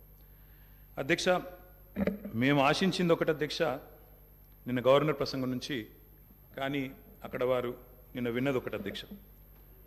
గవర్నర్ ప్రసంగం పూర్తిగా అసత్యాలు, అభూత కల్పనలు, తప్పుల తడక అని చెప్పడానికి నేను బాధపడతా ఉన్నా. ఇట్లాంటి గవర్నర్ ప్రసంగం వినడానికి ఒక సభ్యుడిగా సిగ్గుపడతా ఉన్నా అధ్యక్ష. ఎందుకంటే ఇంత దారుణమైన అపసవ్యపు ప్రసంగం ఇదివరకు రాష్ట్ర శాసనసభ చరిత్రలో రెండు కూడా విని ఉండవు అధ్యక్ష. ఒక్క మాటలో చెప్పాలంటే అధ్యక్ష, 1000 ఎలుకలు తిన్న పిల్లి కదా తీర్థయాత్రలకు బయలుదేరినట్టు చేయాల్సిన దారుణం అంతా చేసి, ఘాతకాలను చేసి, చాలా అద్భుతమైన ఉపన్యాసం కేవలం 10 సంవత్సరాలు ప్రభుత్వం నడిపిన వాళ్ళ మీద నెపాన్ని నెట్టే ప్రయత్నం ఏదైతే కాంగ్రెస్ ప్రభుత్వం చేసిందో అధ్యక్ష, దీన్ని నేను పూర్తి స్థాయిలో తూర్పారబడుతున్నాను, తప్పుపడతా ఉన్నాను అధ్యక్ష. అధ్యక్ష, ఈ దారుణమైన గవర్నర్ గారి ప్రసంగం చూసిన తర్వాత, దారుణమైన ప్రసంగం చూసిన తర్వాత కాంగ్రెస్ పరిపాలనలో రాష్ట్ర భవిష్యత్తు రాబోయే 5 ఏళ్ళు ఎట్లా ఉండబోతుందో చాలా స్పష్టంగా నిన్న పూర్తి స్థాయిలో మాకు అర్థమైంది అధ్యక్ష, రాష్ట్ర ప్రజలకు కూడా అర్థమైందని నేను అనుకుంటా ఉన్నా అధ్యక్ష. అయినప్పటికీ వాస్తవాలు, ప్రధాన ప్రతిపక్షంగా వాస్తవాలు ప్రజల ముందు పెట్టాల్సిన బాధ్యత మా ముందు ఉంది అధ్యక్ష. కాబట్టి తప్పకుండా అవన్నీ కూడా చెప్తాను అధ్యక్ష. అధ్యక్ష, మా జగిత్యాలకు సంబంధించిన కవి గారు అలిశెట్టి ప్రభాకర్ గారు ఒక మాట అన్నారు అధ్యక్ష. ఒక నక్క, ఇది ఆయన కవితను కోట్ చేస్తున్నాను అధ్యక్ష, ఒక నక్క ప్రమాణ స్వీకారం చేసిందట ఇంకెవరిని మోసగించనండి. ఒక పులి పశ్చాత్తాపం ప్రకటించిందట తోటి జంతువుల్ని సంహరించినందుకు. అట్లా ఉంది అధ్యక్ష. ఒక మాటలో చెప్పాలంటే ఈ గవర్నర్ గారి ప్రసంగం అదే రకంగా అనిపించింది తప్ప అందులో అసత్యాలు, సత్యదూరమైన మాటలు తప్ప వాస్తవాలు మాత్రం ఒక్కటి కూడా లేదు అధ్యక్ష. అధ్యక్ష, నిన్న చాలాసార్లు ప్రస్తావన చేసినారు గత ప్రభుత్వం అంటూ. అక్కడున్నా, అక్కడ ఉన్నా, ఇక్కడ ఉన్నా, ఎక్కడ ఉన్నా అధ్యక్ష మేము ప్రజాపక్షమే. తప్పకుండా తెలంగాణకు ఎన్నటికీ స్వపక్షమే, కాంగ్రెస్ ప్రభుత్వానికి ఎన్నటికైనా విపక్షమే అధ్యక్ష. తప్పకుండా ప్రజల తరపున గొంతు విప్పుతాం. అందుకే గతంలోని వారి పరిపాలన ఎట్లా ఉందో ఒక్కసారి తప్పకుండా అద్దం చూపెట్టవలసిన బాధ్యత ప్రధాన ప్రతిపక్షంగా మా మీదనే ఉంది అధ్యక్ష. అధ్యక్ష, ఎట్లుండే అధ్యక్ష 2014 ముందు తెలంగాణ ఘనత వహించిన వీరి ప్రభుత్వంలో ఎట్లుండే అధ్యక్ష? పడావుబడ్డ భూములు, పాడుబడ్డ ఇండ్లు, ఆకలి కేకలు, ఆత్మహత్యలు. అధ్యక్ష, మైక్ ఇవ్వండి అధ్యక్ష, మైక్ ఇవ్వండి అధ్యక్ష, మైక్ ఇవ్వండి. పడావుబడ్డ భూములు అధ్యక్ష, అందుకే కదా తెలంగాణ తెచ్చుకున్నది. తెలంగాణ ఉమ్మడి రాష్ట్రంలో నిర్లక్ష్యమైందనే కదా అధ్యక్ష, ఉమ్మడి రాష్ట్రంలో నిర్లక్ష్యమైంది, మన పట్ల వివక్ష ఉందనే తెలంగాణ తెచ్చుకున్నాం. తెలంగాణ వచ్చిన తర్వాత జరిగిన ప్రభుత్వ కార్యక్రమాల గురించి మాట్లాడుకుందాం. గతం గురించి, గత ఉమ్మడి రాష్ట్రంలో జరిగిన అన్యాయం జరిగిందనే కదా మేము కొట్లాడింది, అందరం కొట్లాడింది. అందుకే కదా ఇవాళ మన దాని గురించి ఎందుకు ఇవాళ మాట్లాడితే తెలంగాణ రాష్ట్రంలో తెలంగాణ ప్రభుత్వం ఏం చేసిందో మాట్లాడదాము. తెలంగాణ ప్రభుత్వం ఏం జరిగిందో, పైన పటారం, లోన లోటారం, ఊపర్ షెర్వాణి, అందరు పరిశాని తప్ప ఏం కనబడతలేదు అధ్యక్ష. అనేక సందర్భాలు మా దగ్గర ఉన్నాయి, మొత్తం ప్రభుత్వం ఏమేం చేసిందో చెప్పడానికి కూడా. కానీ గౌరవ ప్రతిపక్ష సభ్యులుగా మాట్లాడాలి. కానీ 50 సంవత్సరాల కింది చరిత్ర మా తాత మీ చాలా నిమ్మకాయలు పెడితే నడవదు సార్. ఇప్పుడు తెలంగాణ వచ్చిన ఇంకేం జరిగింది చెప్పమనండి అధ్యక్ష. అధ్యక్ష, వారు మొదటిసారి ప్రభాకర్ అన్న మొదటిసారి శాసనసభకు వచ్చిండ్రు, మొదటిసారి మంత్రి అయినారు అధ్యక్ష. కాబట్టి కొద్దిగా తొందరపడకండి అధ్యక్ష, చరిత్ర చాలా ఉంది. తప్పకుండా మా తాతలు నేతులు దాగినరు, మా మూతుల వాసన చూడండి అంటే కుదరదు. కేవలం క్రెడిట్ మాత్రమే మేము తీసుకుంటాం. మేము నాగార్జున సాగర్ కట్టినాం, శ్రీశైలం కట్టినాం, కానీ మొత్తం మిగతాయి మాత్రం అన్యాయం అంతా వేరే ఖాతాలో దోస్తామంటే కుదరదు అధ్యక్ష. బరాబర్ చెప్తాం, ప్రధాన ప్రతిపక్షంగా ప్రజల తరపున బరాబర్ లెక్కలు చెప్తాం. బరాబర్ కాంగ్రెస్ పార్టీ యొక్క ఏమేమి దురాగతాలు ఉన్నాయో అవన్నీ చెప్పవలసిన బాధ్యత మా మీద ఉన్నది. బరాబర్ చెప్తామని చెప్పి కూడా నేను తెలియజేస్తా ఉన్నా అధ్యక్ష. అధ్యక్ష, పడావుబడ్డ భూములు, పాడుబడ్డ ఇండ్లు, ఆకలి కేకలు, ఆత్మహత్యలు, వలసలు, కరువులు, కర్ఫ్యూలు, ఎన్కౌంటర్లు, కరెంటు కోతలు, కటిక చీకెట్లు, నెర్రెలు బారిన నేలలు, నెత్తురు గారిన నేలలు. ఇదే కదా ఆనాటి మీ గొప్ప ఘనత వహించిన ప్రభుత్వంలో ఆనాడు మీరు చూపెట్టిన అద్భుతాలు. ఇవే కదా అధ్యక్ష ఒక్క మాటలో చెప్పాలంటే అధ్యక్ష వీళ్ళ పాలనలో తాగునీటికి దిక్కు లేదు, సాగునీటికి దిక్కు లేదు, కరెంట్ అనేది అడ్రస్సే లేదు.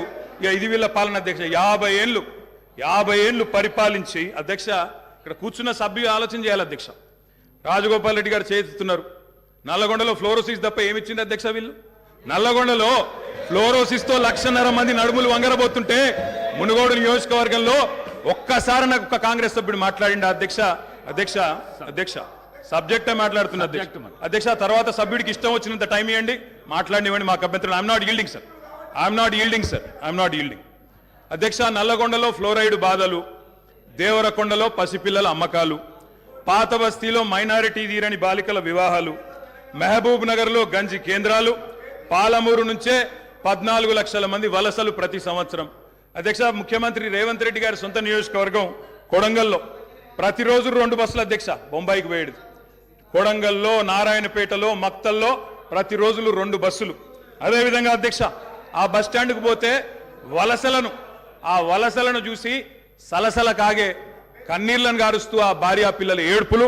అదేవిధంగా 50 ఎకరాలున్న రైతైనా సరే అధ్యక్ష తెలంగాణలో ఆనాడు కాంగ్రెస్ పరిపాలన ఎంత గొప్ప పరిపాలన అంటే అధ్యక్ష మహబూబ్ నగర్లో 50 ఎకరాలు ఉన్న రైతైనా సరే గుంపు మేస్త్రిగా పనిచేసే దుస్థితి అధ్యక్ష. హైదరాబాద్కి వచ్చి కూలీ చేసుకునే దుస్థితి.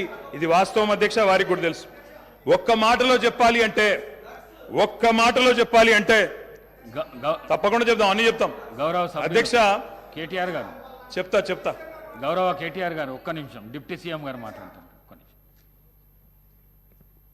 అధ్యక్ష ప్రభుత్వం మారింది, ప్రజలు అత్యంత ప్రజాస్వామ్యయుతంగా తీర్పిచ్చారు. మేము చాలా విషయాల హృదయంతో ప్రభుత్వం తరఫు నుంచి చాలా స్పష్టంగా చెప్పాం. అత్యంత ప్రజాస్వామ్యయుతంగా సభను నడుపుకుందాం, ఉన్నటువంటి విషయాలపైన లోతుగా చర్చిద్దాం, నిర్మాణాత్మకమైనటువంటి సూచనలు మీరు ఏమిచ్చినా మేము తీసుకోవడానికి సిద్ధంగా ఉన్నామని చెప్తా ఉన్నాం. మొట్టమొదటి సమావేశం మొట్టమొదటి రోజు వారు గవర్నర్ ప్రసంగం మీద ధన్యవాదాలు చెప్పే తీర్మానంలో కొంత పెద్ద మనసుతో ఈ ప్రభుత్వం చెప్పినటువంటి మాటలను స్వాగతిస్తున్నామనో లేకపోతే అదే రీతిలో మనం ముందుకు పోదామనో అలా చెప్పుకుంటూ సభ నడిపించడం కోసం ప్రయత్నం చేయాలి. కానీ మొదలుపెట్టమే వారు అసలు ఒక దాడి మొదలుపెట్టినట్టు మొదలు పెడితే ప్రభుత్వానికి తప్పనిసరి పరిస్థితిలో మీకు మేము అనుకున్నటువంటి ప్రజాస్వామ్యయుత సభ నడిపేదానికంటే మీకు సమాధానం చెప్పే కార్యక్రమంలో ఆ స్ఫూర్తి కూడా దెబ్బతినేటట్టుగా వారు మాట్లాడుతున్నారు. అది కరెక్ట్ కాదు. దయచేసి మీరు ఏం చేశారనుకుంటున్నారో చెప్పండి, మేము ఏం చేయాలనుకుంటున్నారో చెప్పండి. దాని ద్వారా రాష్ట్రానికి ఏమైనా చేద్దామనేటువంటి ఆలోచన ఉండాలి తప్ప మీరున్న టైంలో గంజి సెంటర్లు ఉన్నాయి, మీరున్న టైంలో అసలు నీళ్ళే లేవు. నీళ్ళు ఏడలేవండి. ఆర్డబ్ల్యూఎస్ పథకం ద్వారా మొత్తం రాష్ట్రంలో దాదాపు 70 నుంచి 80% నీళ్ళు ఇచ్చారు. మా ఆదిలాబాద్ నుంచి నేను ఖమ్మం వరకు చెప్తాను, నేను ప్రతి ఊరితో సహా లెక్కలతో సహా చెప్తాను. చివరి గోండుగూడల్లో కూడా మీరు చెప్పినటువంటి ఆర్డబ్ల్యూఎస్ దాదాపు 43,000 కోట్ల రూపాయలతో ఖర్చు పెట్టారు. ఏడాది ఒక్క గ్రామంలో నీళ్ళు వస్తున్నాయండి. ఇప్పటికి కూడా ఐటీడీ నీళ్ళే తాగుతూ ఉన్నాం, వేసినటువంటి బోర్లు బావిలో నుంచి నీళ్లు తాగుతున్నామని చెప్తా ఉన్నారు. మళ్ళీ అదేదో పెద్ద గొప్పగా చేసినట్టు చెప్తున్నారు. మీరు వచ్చిన తర్వాతనే నల్గొండలో నీళ్ళు వచ్చినాయి, అంతకుముందు నల్గొండలో నీళ్ళు రాలేదా? ఫ్లోరోసిస్ ఎరాడికేషన్ కాలేదా? మీరు వచ్చిన తర్వాత జరిగిందా? మీకంటే ముందే జరిగింది. మీరు ఇంకా కట్టినటువంటి ఆర్డబ్ల్యూఎస్ పథకం కింద కట్టినటువంటి సంస్థల్ని, వ్యవస్థల్ని, ఆస్తుల్ని అన్నిట్లు కూడా ధ్వంసం చేసి తాళాలు వేసి పనికి రాకుండా చేశారు. వాటి మీద కూడా లెక్కలతో మేము బయటకు తీస్తాం, రివ్యూ చేస్తాం. అధ్యక్ష దయచేసి మీరు చెప్పండి. ఎస్, మీరు 10 ఏళ్ళు పాలన చేశారు, ప్రజలు తీర్పిచ్చారు. ఈ తీర్పిచ్చినటువంటి తీర్పు ద్వారా రేపొద్దున ఇంకా భవిష్యత్తులో ఈ రాష్ట్రాన్ని ఇంకా ఎంత ముందుకు తీసుకొని పోదాం. మీరు ఏదైనా ఉంటే సూచనలు చేయండి, మీరు వినటానికి సిద్ధంగా ఉన్నాం, అమలు చేయడానికి కూడా సిద్ధంగా ఉన్నాం. Thank you. గౌరవ కేటీఆర్ గారు అధ్యక్ష సబ్జెక్టే మాట్లాడుతున్నా సార్. నేను గవర్నర్ ప్రసంగంలో ఏం చెప్పినా దానికే సమాధానం చెప్తున్నా. 10 ఏళ్ళు విధ్వంసం జరిగింది అన్నారు. మరి 10 ఏళ్ల విధ్వంసం గురించి మాట్లాడితే 55 ఏళ్ల విధ్వంసం గురించి మాట్లాడాలన్నా వద్దా? 55 ఏళ్ళు కాంగ్రెస్ పరిపాలనలో చేసిన జీవన విధ్వంసం చెప్పాలి. ఇప్పుడు గౌరవ సభ్యులు రామ్మోహన్ రెడ్డి గారు మాట్లాడుతూ రాజశేఖర రెడ్డి గారి పేరు తీసుకున్నారు, గత ముఖ్యమంత్రుల పేర్లు తీసుకున్నారు. పొన్నం ప్రభాకర్ గారేమో ఆంధ్రప్రదేశ్ చరిత్ర మాట్లాడొద్దంటారు. మరి రామ్మోహన్ రెడ్డి గారు గతంలో ఉన్న ఆంధ్ర ముఖ్యమంత్రుల పేర్లు తీసుకున్నారు. పేర్లు తీసుకున్నప్పుడు చెప్పకపోతే ఎట్లా అధ్యక్ష? వాస్తవాలు చెప్పాలి, చరిత్ర చెప్పాలి, అద్దం చూపెట్టాలి కదా సార్.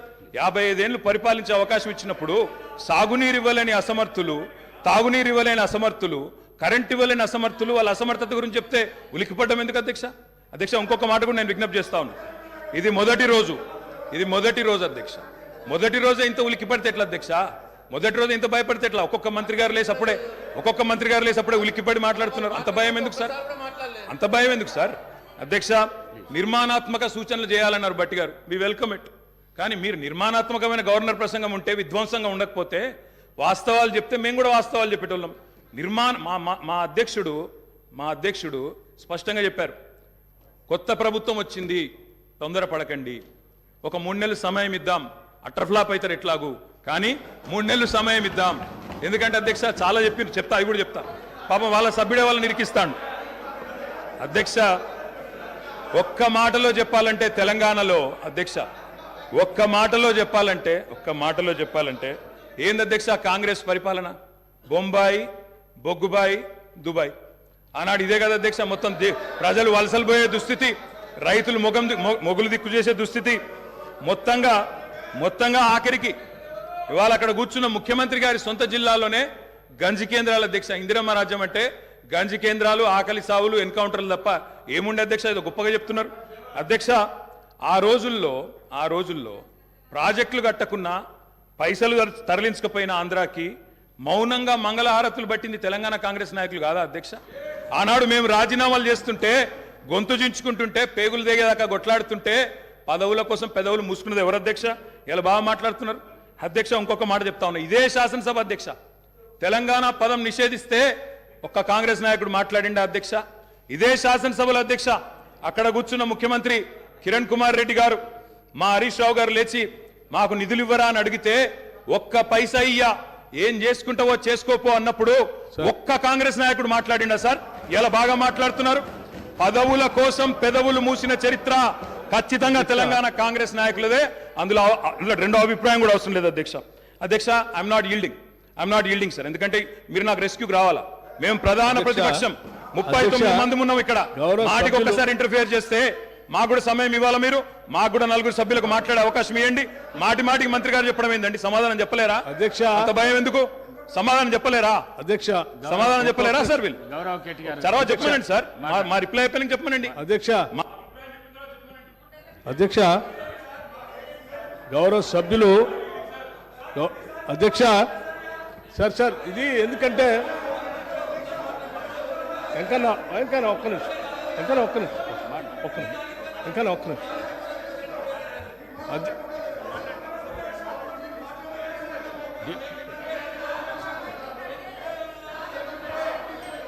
అధ్యక్ష స్పీకర్ సార్, గౌరవ్ కేటీఆర్ గారు,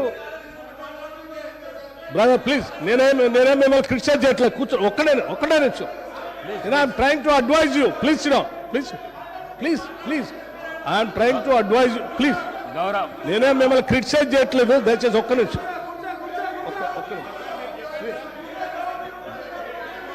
గౌరవ ప్రశాంత్ రెడ్డి గారు అధ్యక్ష, కూర్చో. అధ్యక్ష ఒకటే నిమిషం. అధ్యక్ష, గౌరవ శాసనసభ్యులు, సీనియర్ శాసనసభ్యులే, వారు బాగా తెలుసు సభా వ్యవహారాలు కూడా. మనం గతంలో కూడా ఈ విషయాన్ని చర్చించాము అధ్యక్ష. గత 55 ఏళ్ళలో మీరు ఏం చేశారు అని పదే మాట్లాడుతూ ఉన్నారు. ఇంతలో కూడా మాట్లాడారు. నేను చెప్తా ఉన్నానంటే, ఆ 55 ఏళ్ళు ఉమ్మడి రాష్ట్రంలో పాలన దానికంటే బాగా చేసుకోవచ్చనే, అది వద్దనుకొని మనం ప్రత్యేక రాష్ట్రం తెచ్చుకున్నాం. మనం రిలేటివిటీ ఎప్పటి నుంచి తీసుకుంటామంటే 2014 నుంచే తీసుకుంటాం. కూర్చోండి, ఒక్క నిమిషం చెప్పనండి. ఒక్క నిమిషం చెప్పండి. ప్రత్యేక రాష్ట్రం ఏర్పడిన తర్వాత అది బాగలేదని ఈ రాష్ట్ర ప్రజలందరూ కూడా సకల జనం సమ్మె చేస్తే ఇక్కడ ఉన్నటువంటి మంత్రులు కూడా కౌశిక్ రెడ్డి గారు కూర్చోండి. పెద్ద రాష్ట్రంలో మంత్రులు ఉంటే కూడా రాజీనామా చేసి మంత్రులందరూ కూడా తీర్మానం చేసి ఈ సభలో ఉన్నటువంటి కాంగ్రెస్ శాసనసభ్యులు కూడా అందరూ తీర్మానం చేసి ప్రత్యేక రాష్ట్రం కావాలని కేంద్ర నాయకత్వాన్ని ఒప్పించి శ్రీమతి సోనియా గాంధీ గారి దగ్గర కలిసి సభలో సరిపోయేంత బలం లేకపోయినప్పటికీ సభలో ఉన్నటువంటి వాళ్ళందరినీ ఒప్పించి ప్రత్యేక తెలంగాణ రాష్ట్రం ఇచ్చినటువంటి కాంగ్రెస్ పార్టీ ఆ ఆలోచన ఉంది కాబట్టి ఇచ్చింది అధ్యక్ష. కాంగ్రెస్ పార్టీ ఇచ్చిన తర్వాత సంపదతో కూడినటువంటి రాష్ట్రాన్ని మీ చేతిలో పెడితే, మిగులు బడ్జెట్తో ఉన్నటువంటి రాష్ట్రాన్ని మీ చేతిలో పెడితే 10 ఏళ్లు బాగు చేయాల్సింది పోయి 5 లక్షల కోట్ల అప్పు చేసి వాళ్ళ అప్పులు రాష్ట్రంగా మార్చిన మీరు అప్పుడు బాగలేదు ఇప్పుడు బాగలేదు అంటారు. బాగుండాల్సింది 10 ఏళ్ళ నుంచి చేయాల్సింది మీరు. ఆ రోజు గతంలో డిప్యూటీ సీఎం గారు కేసీఆర్ కూడా అందులో మంత్రిగా ఉన్నారు. అవన్నీ బాగలేదని అనుకున్నప్పుడు అందరం కలిసి తీర్మానం చేసి తీసుకొచ్చుకుంటాం. తెచ్చుకున్న తెలంగాణ రాష్ట్రంలో పాలన గురించి అభివృద్ధి గురించి మాట్లాడుకోవాలి. కానీ మాట్లాడితే పాత మాట్లాడుకుంటే మాట్లాడే వీళ్ళందరూ రాజీనామా ఎందుకు చేస్తా అన్నారు, పార్లమెంట్లో వాళ్ళందరూ కొట్లాడుతా అన్నారు, వాళ్ళందరూ పెప్పర్ స్ప్రే తింటారు, మిగతా వాళ్ళు ఎందుకు రాజీనామా చేస్తారు. అది బాగాలేదని కదా తెచ్చుకున్న దాంట్లో మీరెంత బాగా చేశారో చెప్పాలి. కానీ ఏం చేశారు? పట్టుమని ఏమైనా గోదావరిలో ఒక చుక్క నీళ్లు తెచ్చారా, కృష్ణానదిలో ఒక చుక్క నీళ్లు తెచ్చారా? ఏం చేయలేదు కదా. లక్షల కోట్లు వృధా చేశారు. కానీ ఒక్క ఎకరానికైనా అదనంగా ఆయకట్టు నీళ్ళు ఇచ్చారా? ఒక్కడికైనా ఉద్యోగాలు ఇచ్చారా? ఒక్కడికైనా ఒక ఇందిరా ఇల్లు ఇచ్చారా? ఒక్కడికైనా ఏదైనా చేశారా ఈ రాష్ట్రంలో? అంటే ఏమి లేదు. అది చెప్పండి. మేము చెప్పింది అదే. ధనంతో కూడిన సంపదతో కూడిన తెలంగాణ రాష్ట్రం ఇస్తే 10 ఏళ్ళు విధ్వంసం చేశారు. ఇవాళ విధ్వంసం చేయడం కాదు, స్వేచ్ఛ లేకుండా చేశారు. ఇవాళనే వాళ్ళకి స్వేచ్ఛ వచ్చినట్టు తీర్పిచ్చారని చెప్పాం. దాని గురించి మాట్లాడిన 10 ఏళ్ళ నుంచి. గౌరవ కేటీఆర్ అధ్యక్ష, మా బట్టన్న కూడా ఇంత ఆవేశపడతాడు అనుకోలేదు అధ్యక్ష. ఎందుకంటే వారికి వాస్తవాలు తెలిసి కూడా ఇంత ఆవేశపడి అధ్యక్ష గావు కేకలతో పెడబొబ్బలతో నోటికి గొంతు పెంచి అరిస్తే, గొంతు పెంచి దాడి చేస్తే, మందబలంతో శాసిస్తాననుకుంటే వాస్తవాలు కాకుండా పోవు సార్. పాలమూరులో గంజి కేంద్రాలు వాస్తవం, తెలంగాణలో నెత్తురు బారిన నేలలు వాస్తవం, నెర్రలు బారిన నేలలు వాస్తవం, కరెంటీ అని మాట వాస్తవం, 14 లక్షల వలసలు వాస్తవం. అధ్యక్ష, ఇవన్నీ కాంగ్రెస్ పాలనకు తార్కాణాలు అధ్యక్ష, నేను చెప్పడం లేదు అధ్యక్ష. ఎవరో కాదు అధ్యక్ష, గౌరవ ముఖ్యమంత్రి రేవంత్ రెడ్డి గారు మాట్లాడిన రికార్డు అసెంబ్లీలో. అధ్యక్ష, కాంగ్రెస్ పరిపాలన గురించి గౌరవ ముఖ్యమంత్రి రేవంత్ రెడ్డి గారు మాట్లాడిన మాటలు వారి మాటలు చెప్తా అధ్యక్ష. వారు చెప్పినారు రేవంత్ రెడ్డి గారు, ఇది 2014 25 జూన్ అధ్యక్ష. వారి మాటలు నేను కోట్ చేస్తా ఉన్నా, అసెంబ్లీ రికార్డు అధ్యక్ష. నేను చదువుకోవడానికి హైదరాబాద్లో ఉంటే నా తండ్రి గారు చనిపోతే మా గ్రామానికి పోయినాను. పద్ధతి ప్రకారం దాన సంస్కారాలు అయిన తర్వాత స్నానం చేసి ఇంటికి పోవాలి. ఎండాకాలం వస్తే ఏ బావిలో కూడా రోజుల తరబడి ఈత కొట్టినామో ఆ బావి ఎండిపోయింది. బోర్ దగ్గర పోయి స్నానం చేద్దాం అనుకుంటే కరెంట్ లేదు. నాకున్న పరిచయాలతో కరెంటే ఇస్తే బోర్ల నుంచి నీళ్ళు వస్తలేవు. స్నానం చేయవలసిన సమయంలో నెత్తి మీద నీళ్లు చల్లుకొని ఇంటికి వచ్చినాం అధ్యక్ష. తెలంగాణ ప్రాంతం నిర్లక్ష్యం కావడానికి కారణం కాంగ్రెస్ పాలకులన్న విషయం ఇప్పుడు అర్థమైంది అధ్యక్ష. ఇది నేను కాదు అధ్యక్ష, రేవంత్ రెడ్డి గారు చెప్పిన మాట. మీ ముఖ్యమంత్రి గారే చెప్పినారు అధ్యక్ష, నేను చెప్పడం కాదు. నేనేమంటున్నా అధ్యక్ష, మీరు దాచేస్తే దాగని సత్యాలు విచరిస్తారు అధ్యక్ష. ఇట్లా నిమిషానికోసారి ఇంటరప్ట్ చేస్తే ఎట్లా అధ్యక్ష? ఇంత ఆవేశం ఎందుకు? బట్టన్నా అధ్యక్ష, ముఖ్యమంత్రి గారు మాట్లాడతారు తర్వాత, మీకెందుకు బాధ? బట్టి గారు ఇంత బాధపడితే కష్టం. ఇందిరమ్మ పాలన గురించి రేవంత్ రెడ్డి గారు చెప్పిన మాట ఇది. ఇంకా చాలున్నాయి రేవంత్ రెడ్డి గారు చెప్పిన మాటలు, చెప్పమని చెప్తా అధ్యక్ష. This is not right sir. అధ్యక్ష, you have to come to my rescue. This is not right అధ్యక్ష. ఇదేం అధ్యక్ష? సీఎం గారు సమాధానం చెప్తారు అధ్యక్ష. గౌరవ కేటీఆర్ గారు ఎన్నిసార్లు ఇస్తారు సార్? మరి మేము కూడా లెక్క చూడాలా? 39 మందికి అధ్యక్ష, మనం తెలంగాణ రాష్ట్ర శాసనసభలో మాట్లాడుతూ ఉన్నాం. ఆనాటి ఉమ్మడి ఆంధ్రప్రదేశ్ శాసనసభ వ్యవహారాలు కాదు, ఆనాటి ఉమ్మడి ఆంధ్రప్రదేశ్ శాసనసభ కాదు. ఇది ప్రత్యేక తెలంగాణ రాష్ట్ర శాసనసభ. ఈ శాసనసభ ఈ రాష్ట్రానికి సంబంధించి 2014 జూన్ 2 నుంచి మొదలైంది. ఈ 2014 నుంచి ఈ రాష్ట్రంలో తీసుకున్న చర్యలు, జరిగిన ఖర్చులు, చేసిన అభివృద్ధి, రాష్ట్ర ప్రజల ఆకాంక్షలు వాటి గురించి మనం మాట్లాడుకోవాలి.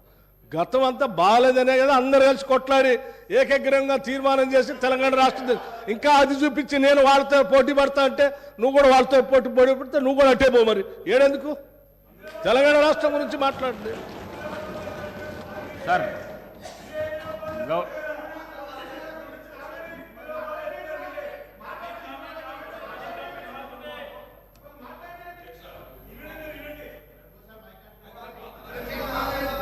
అధ్యక్ష మాట్లాడండి. అధ్యక్ష ఇందిరమ్మ పాలన అంటే 84 వరకు ఇందిరమ్మ పాలన ఉండే సార్. మరి ఇందిరమ్మ రాజ్యం తెచ్చినాం ఇందిరమ్మ పాలన తెచ్చినాం అంటే మరి ఇందిరమ్మ పాలన గుర్తు చేయాలి కదా సార్. ఇందిరమ్మ పాలనలో గంజి కేంద్రాలు ఉండేది గుర్తు చేయాలి, ఇందిరమ్మ పాలనలో కరెంటు లేనిది గుర్తు చేయాలి, ఇందిరమ్మ పాలనలో నిర్బంధాలు గుర్తు చేయాలి, ఇందిరమ్మ పాలనలో నియంతృత్వం గుర్తు చేయాలి, ఇందిరమ్మ పాలనలో ఎమర్జెన్సీ రోజులు గుర్తు చేయాలి, ఇందిరమ్మ పాలనలో ఆర్టికల్ 365ని ఎట్లా యూజ్ చేసి ప్రజాస్వామికంగా ఎన్నుకున్న ప్రభుత్వాలను రద్దు చేసినో గుర్తు చేయాలి, ఇందిరమ్మ పాలనలో ఎట్లా ముల్కీ రూల్ను తుంగలో దొక్కినో గుర్తు చేయాలి, ఇందిరమ్మ పాలనలో ఎట్లా రాష్ట్ర ప్రభుత్వాలను ఒక నియంతలాగా శాసించినో గుర్తు చేయాలి, ఇందిరమ్మ పాలనలో ఎట్లా ఇంటింటికి తాగునీళ్ళు ఇవ్వలేని దుస్థితులను గుర్తు చేయాలి, ఇందిరమ్మ పాలనలో ఎట్లా అయితే గరీబీ హటావో అని నినాదం ఇచ్చి మర్చిపోయినో గుర్తు చేయాలి. రాజశేఖర రెడ్డి గారిని గుర్తు చేసుకున్నప్పుడు, కిరణ్ కుమార్ రెడ్డి గారిని గుర్తు చేసుకున్నప్పుడు వారు తప్పకుండా మేము కూడా అన్ని చెప్పాలి కదా సార్. పోతిరెడ్డిపాడు పొక్కదవి నీళ్లు తీసుకుపోతుంటే హారతులు పట్టిన వాళ్ళ సంగతి చెప్పాలా, హంద్రీనివాకు హారతులు పట్టిన వాళ్ళ సంగతి చెప్పాలా, తెలంగాణకు అన్యాయం చేసిన ప్రతి ఒక్కరి సంగతి చెప్పాలా. కేవలం సెలెక్టివ్గా తలుచుకుంటాం, ఇందిరమ్మ పేరు అవసరం వచ్చినప్పుడు తలుచుకుంటాం, లేకపోతే తలుచుకోమంటే ఎట్లుంటుంది అధ్యక్ష. కాబట్టి తప్పకుండా చెప్పాలా.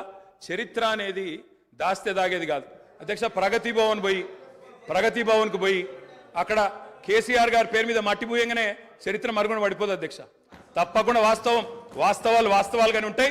వాస్తవం ఏంది అంటే 50 ఏళ్ల గోస తర్వాత కలిసొచ్చే కాలానికి నడిసొచ్చే కొడుకు కేసీఆర్.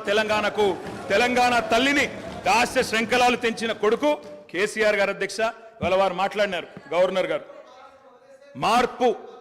మార్పు మొదలైంది, నిర్బంధం పోయింది అన్నారు. అవును అధ్యక్ష, మార్పు మొదలైంది, నిర్బంధం పోయింది. ఎప్పుడు పోయింది అధ్యక్ష నిర్బంధం? జూన్ 2, 2014 నాడు దాస్య శృంఖలాల నుంచి శ్రీశ్రీ గారు చెప్పినారు అధ్యక్ష, బానిసకొక బానిస అని. దరిద్రం ఏంటంటే అధ్యక్ష, దరిద్రం ఏంటంటే గతంలో మనల్ని పీడించిన వాళ్ళు పోయినారు, కానీ వాళ్ళ పేర్లు తలుచుకునే వాళ్ళు ఇంకా అక్కడే ఉన్నారు అధ్యక్ష. అది బానిసకొక బానిస అంటే కదా అధ్యక్ష. ఇంకొక మాట చెప్పాలి అధ్యక్ష. ఈరోజు గత 10 ఏళ్ళని మాట్లాడుతున్నారు. చెప్తాం అధ్యక్ష, విద్యుత్ సంస్థల గురించి చెప్తాను, ఇంకా చాలా విషయాలు చెప్తాను. మధ్యలో వారే ఇప్పుడు ఒక 15 నిమిషాలు డిస్టర్బ్ చేశారు, మీరు లెక్క రాసుకోవాలి. మీరు కూడా మేము 39 మంది ఉన్నాం, వాళ్ళు 64 మంది ఉన్నారు, మిడిసిపడుతున్నారు అధ్యక్ష. ఎంత అధ్యక్ష తేడా? 1.85% ఓటు మాత్రమే. 1.85% అధ్యక్ష. ఈ రకమైన మిడిసిపాటు మంచిది కాదు. గౌరవ కేటీఆర్ గారు, సబ్జెక్ట్ డీవియేషన్ కాకుండా నేనేం అవ్వలేదు సార్, ఆయన చెప్పిన దానికే చెప్తున్నా. మిమ్మల్ని అక్కడ కూర్చోబెట్టారు అంటే చెప్తున్నా అధ్యక్ష. ఎక్కువ తేడా ఏం లేదు సార్, మిడిసిపాటు వద్దని చెప్తున్నా సార్ అధ్యక్ష. నీళ్లు, నిధులు, నియామకాలు, ఇది మా ఉద్యమ నినాదం. దాన్నే అధ్యక్ష వారు సమాధానం ఎట్లా చెప్తారు చెప్పండి సార్, సమాధానం ఎట్లా చెప్తారు? Leader of the house. Speaker sir, కొంతమంది ఎన్ఆర్ఐస్కి ప్రజాస్వామిక స్ఫూర్తి అర్థము అవగాహన కాదు. మనం ప్రయత్నం చేసినా కూడా వారు తెలుసుకునే ప్రయత్నం చేయరు. ప్రజాస్వామ్యంలో 49కి 0 వాల్యూ ఉంటుంది, 51కి 100% వాల్యూ ఉంటుంది. ఎందుకంటే 51% ఓట్లు, 51% నెంబర్ ఉన్న వాళ్ళు ప్రభుత్వాన్ని ఏర్పాటు చేస్తారు. 49% ఉన్నవాళ్ళు ప్రతిపక్షంగా కూర్చొని ప్రభుత్వం తీసుకునే పరిపాలనలో నిర్ణయాలను, శాసనాలను సహేతుకంగా విశ్లేషించి సలహాలు, సూచనలు ఇస్తారు. సలహాలు, సూచనలు ఒకవేళ ప్రభుత్వము పెడచెవిన పెడితే నిరసనలు, ధర్నాలు, రాస్తారోకలు చేస్తారు. అవసరమైతే ఆమరణ నిరాహార దీక్షలు చేసిన కూడా సందర్భాలు ఉన్నాయి. ఆ స్పిరిట్ను తీసుకోవాలి తప్ప వాళ్ళు 64 ఉన్నారు, మేము 39 మంది ఉన్నాం, మేము అచ్చోసిన ఆంబోతుల్లాకున్నాం, మేము పోడియంలోకి వచ్చి కుస్తీలు కొట్లాడతాం, ఈ రకమైన భాష వారి గౌరవానికి కానీ ఈ సభను నడిపించుకోవడానికి కానీ సహకరించదు. రెండవ అంశం, పదే పదే గత పాలన గురించి, గత ప్రభుత్వాల గురించి మాట్లాడుతున్నాను. సరే, వారు ఏం మాట్లాడతారో మొత్తం విన్నాక రిప్లై చేద్దాం అనుకున్నాను. కాకపోతే నా రిప్లై కోసం వారు తహతహలాడుతున్నారు. గత పాలనలో యూత్ కాంగ్రెస్ వైస్ ప్రెసిడెంట్గా కల్వకుంట్ల చంద్రశేఖరరావుకు అవకాశం ఇచ్చిందే కాంగ్రెస్ పార్టీ. సింగిల్ విండో డైరెక్టర్గా ఎన్నికల్లో పోటీ చేయడానికి ఇస్తే కాంగ్రెస్ పార్టీ తరఫున నిలబడి ఓడిపోయిందే చంద్రశేఖరరావు. గత పాలనలో ఎంపీగా గెలిపించిందే కాంగ్రెస్ పార్టీ. గత పాలనలో షిప్పింగ్ మినిస్ట్రీ ఇచ్చిందే కాంగ్రెస్ పార్టీ. ఆ తర్వాత కార్మిక శాఖ మంత్రి ఇచ్చిందే కాంగ్రెస్ పార్టీ. అంతెందుకు ఇక్కడ సభ్యుడు ఉన్నాడు, వారు కూడా వారి కుటుంబ సభ్యులే. ఎమ్మెల్యే కాకుండానే మంత్రిని చేసి తర్వాత ఎమ్మెల్యేగా ఎన్నిక చేయడానికి సహకరించిందే కాంగ్రెస్ పార్టీ. ఈరోజు వాళ్ళు ఏ పేరైతే వినోద్ అనుకుంటున్నారో ఆ రాజశేఖర రెడ్డి గారే ఆ మంత్రివర్గంలోనే గత ఆర్థిక శాఖ మంత్రి, సిద్దిపేట ఎమ్మెల్యే గారు ఎమ్మెల్యే పదవి లేకుండా మంత్రిగా ప్రమాణ స్వీకారం చేసిండ్రు. రాజశేఖర రెడ్డి గారి నాయకత్వమే దేశానికి బలమైన నాయకత్వం అని అందులో పనిచేసిండ్రు. మూడవది, పోతిరెడ్డిపాడు పొక్క పెద్దది చేసినప్పుడు కీర్తిశేషులు నాయన్ నరసింహారెడ్డి గారు కడప జిల్లా ఇన్ఛార్జ్ మినిస్టర్. ఆ రోజు కొట్లాడింది పోతిరెడ్డిపాడు మీద కీర్తిశేషులు పి జనార్దన్ రెడ్డి గారు. పోతిరెడ్డిపాడు పొక్క పెద్దది చేసినప్పుడు ఇక్కడ ఉన్నోళ్ళు ఎవరు ప్రాణత్యాగాలు చేస్తామని ఎవరు కొట్లాడలే, ఎవరు మాట్లాడలే. సొంత పార్టీ, సొంత ప్రభుత్వం ఉన్న తెలంగాణ ప్రజల హక్కులను భంగం కలిగించొద్దు, కృష్ణానది జలాలలో మా వాటా మాకు ఉండాలి, మా వాటాను ఎవరు తీసుకెళ్ళినా మేము ఒప్పుకోమని కొట్లాడింది ఆనాటి నాయకుడు పి జనార్దన్ రెడ్డి గారు మాట్లాడిండ్రు తప్ప వీళ్ళు కాదు. కాబట్టి ఈరోజు వీళ్ళందరూ ఏ పాలకుల గురించి మాట్లాడుతున్నారో ఆ పాలకులు ఇప్పుడు మాట్లాడుతున్న పెద్దలు ఎట్లెమ్మెల్యేనరు? వాళ్ళ తండ్రి గారి గురువైన చంద్రబాబు నాయుడు గారి పార్టీతో పొత్తు పెట్టుకుంటే ఆ పార్టీ మద్దతుతో ఆ కండువ కప్పుకొని సిరిసిల్లలో కష్టపడి పనిచేసి నిర్మించుకున్న చీమలు పెట్టిన పుట్టలో పాములు దూరినట్టు కేకే మహేందర్ రెడ్డి అక్కడ పార్టీని నిర్మించుకొని తెలంగాణ ఉద్యమంలో పాల్గొని తెలంగాణ ఉద్యమంలో ముందు భాగం నుండి నిలబడి కొట్లాడితే ఎన్ఆర్ఐ అంటే నాన్ రిలయబుల్ ఇండియన్ కింద మేనేజ్మెంట్ కోటాలో ఇక్కడికి వచ్చి టికెట్ తీసుకొని అక్కడ ఆ కేకే మహేందర్ రెడ్డి గారిని అన్యాయం చేసి ఈరోజు ఇక్కడికి వచ్చిండ్రు. కాబట్టి ఈరోజు గతం గురించి అధ్యక్ష, ఒకవేళ మా మిత్రులకు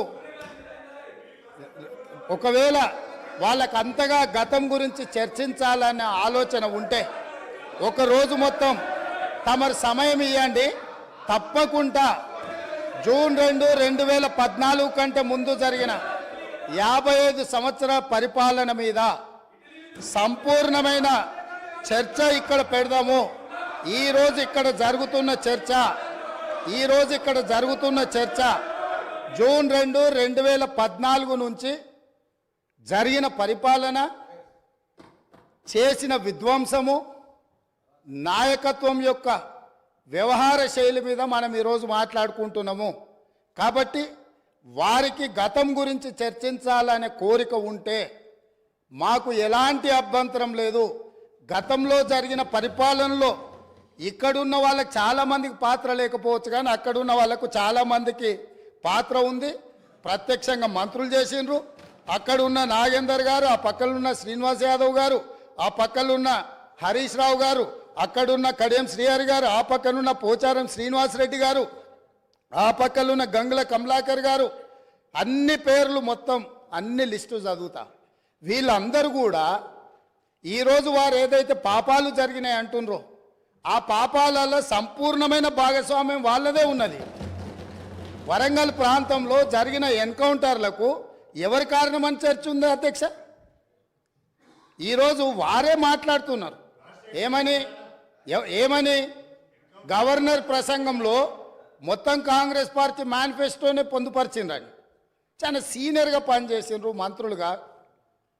గవర్నర్ గారి ప్రసంగము పార్టీ యొక్క ఎన్నికల మేనిఫెస్టోను మంత్రివర్గంలో చర్చించి మా ప్రభుత్వం యొక్క భవిష్యత్ కార్యాచరణను మంత్రివర్గం ఆమోదం చేసిన తర్వాతనే గవర్నర్ గారు ప్రసంగిస్తారు. పరిపాలనలో అనుభవం ఉన్న వాళ్ళు, గతంలో ఈ రకమైన నిర్ణయాలు చేసిన వాళ్ళు కూడా ప్రజల్ని తప్పుదోవ పట్టించడానికో లేకపోతే వాళ్ళ యజమానులను సంతోషపెట్టడానికో ఎందుకు మాట్లాడుతున్నారో నాకైతే తెలియదు.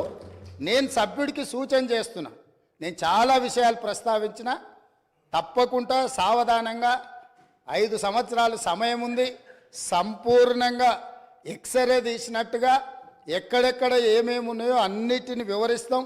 మా ఆర్థిక మంత్రి గారు, డిప్యూటీ సీఎం గారు జరిగిన విధ్వంసం ఏంది, ఆర్థిక నేరం ఏంది, అన్ని విషయాలు ఈ సభలోనే తమరి అనుమతి తీసుకొని చర్చకు పెట్టి వాటన్నిటిని విశ్లేషిద్దాం. మేము సిద్ధంగా ఉన్నాం. సంవయనం పాటించి ఈరోజు గవర్నర్ గారి ప్రసంగానికి సంబంధించిన మీకు మనసు ఉంటే, తెలంగాణను అభివృద్ధి చేసుకోవాలన్న ఆలోచన ఉంటే అభినందిస్తూ మీరు ముందుకు రండి. లేదు మేము ఇట్లనే ఉంటామంటే పిల్లి శాపనార్థాలకు ఉట్లు తెగిపడవు. ఈ శాపనార్థాలు పెడుతూనే ఉంటారు జీవితకాలం. కాబట్టి దయచేసి ప్రతిపక్షానికి నేను సూచన చేస్తున్నా, మేం పాలకపక్షంగా మా విజన్ డాక్యుమెంటుని సభలో పెడుతున్నాం. మీరు సలహాలు సూచనలు ఇవ్వండి. సహేతుకమైన సలహాలు సూచనలకు ఎప్పుడు మేము సిద్ధంగా ఉన్నాము. ఎందుకంటే ప్రతిపక్షాలను గౌరవించడం అనే సాంప్రదాయం కాంగ్రెస్ పార్టీకి మొదటి నుంచి ఉంది, ఇప్పుడు కూడా ఉంది. ఆ సాంప్రదాయాన్ని కొనసాగిస్తామని మీ ద్వారా వారికి తెలియజేయదలుచుకున్నాం.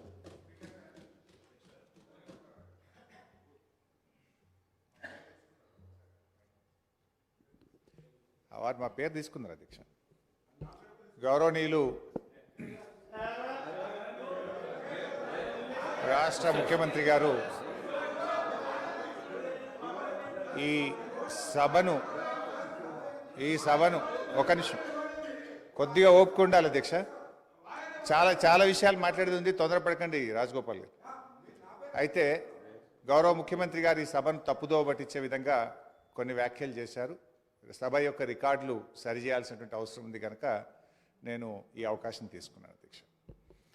ముఖ్యమంత్రి గారు మాట్లాడుతూ పోతిరెడ్డిపాడు ప్రాజెక్టు పైన మా నాయకులే కొట్లాడారు, ఆ రోజు రాజశేఖర రెడ్డి గారి క్యాబినెట్లో ఉన్నటువంటి మంత్రులు మాట్లాడలేదు అనేటువంటి మాట వారు మాట్లాడినారు. నేను దాని మీద ఒకరోజు వీలైతే చర్చ పెట్టండి, సభ రికార్డులు తీసి బయట పెట్టండి, వీడియో ఫుటేజ్ కూడా ఉంటుంది సభలో, అన్ని విషయాలు కూడా బయట పెడితే దాని మీద నేను చర్చకు సిద్ధం. But I want to reiterate the record. ఆ రోజు రాజశేఖర రెడ్డి గారి క్యాబినెట్ నుంచి మేము 6 మంత్రులం 14 నెలలకే మేము రాజీనామా చేశాము. మేము రాజీనామా చేసినప్పుడు చెప్పే 6 కారణాలు, అందులో మొట్టమొదటి కారణం అక్రమంగా పోతిరెడ్డిపాడు ప్రాజెక్టును పొక్కగొట్టి మా తెలంగాణకు దక్కాల్సిన కృష్ణా నదీ జలాలను రాయలసీమకు తరలించకపోతున్నందుకు నిరసనగా ఈ క్యాబినెట్ నుంచి మేము వైదొలుగుతున్నాము. తెలంగాణను ముంచి పులిచింతల ప్రాజెక్టు గట్టి ఆంధ్రాకు నీళ్లు మళ్లించే పులిచింతల ప్రాజెక్టును ఆపకపోవడం వల్ల మేము ఈ క్యాబినెట్ నుంచి వైదొలుగుతున్నాము. 610 జీవో అమలు చేయడంలో నిర్లక్ష్యం కారణంగా మా తెలంగాణ పిల్లలకు ఉద్యోగాలు దక్కే విషయంలో మా మాట తప్పుతున్నందుకు నిరసనగా ఈ క్యాబినెట్ నుంచి మేము వైదొలుగుతున్నాము.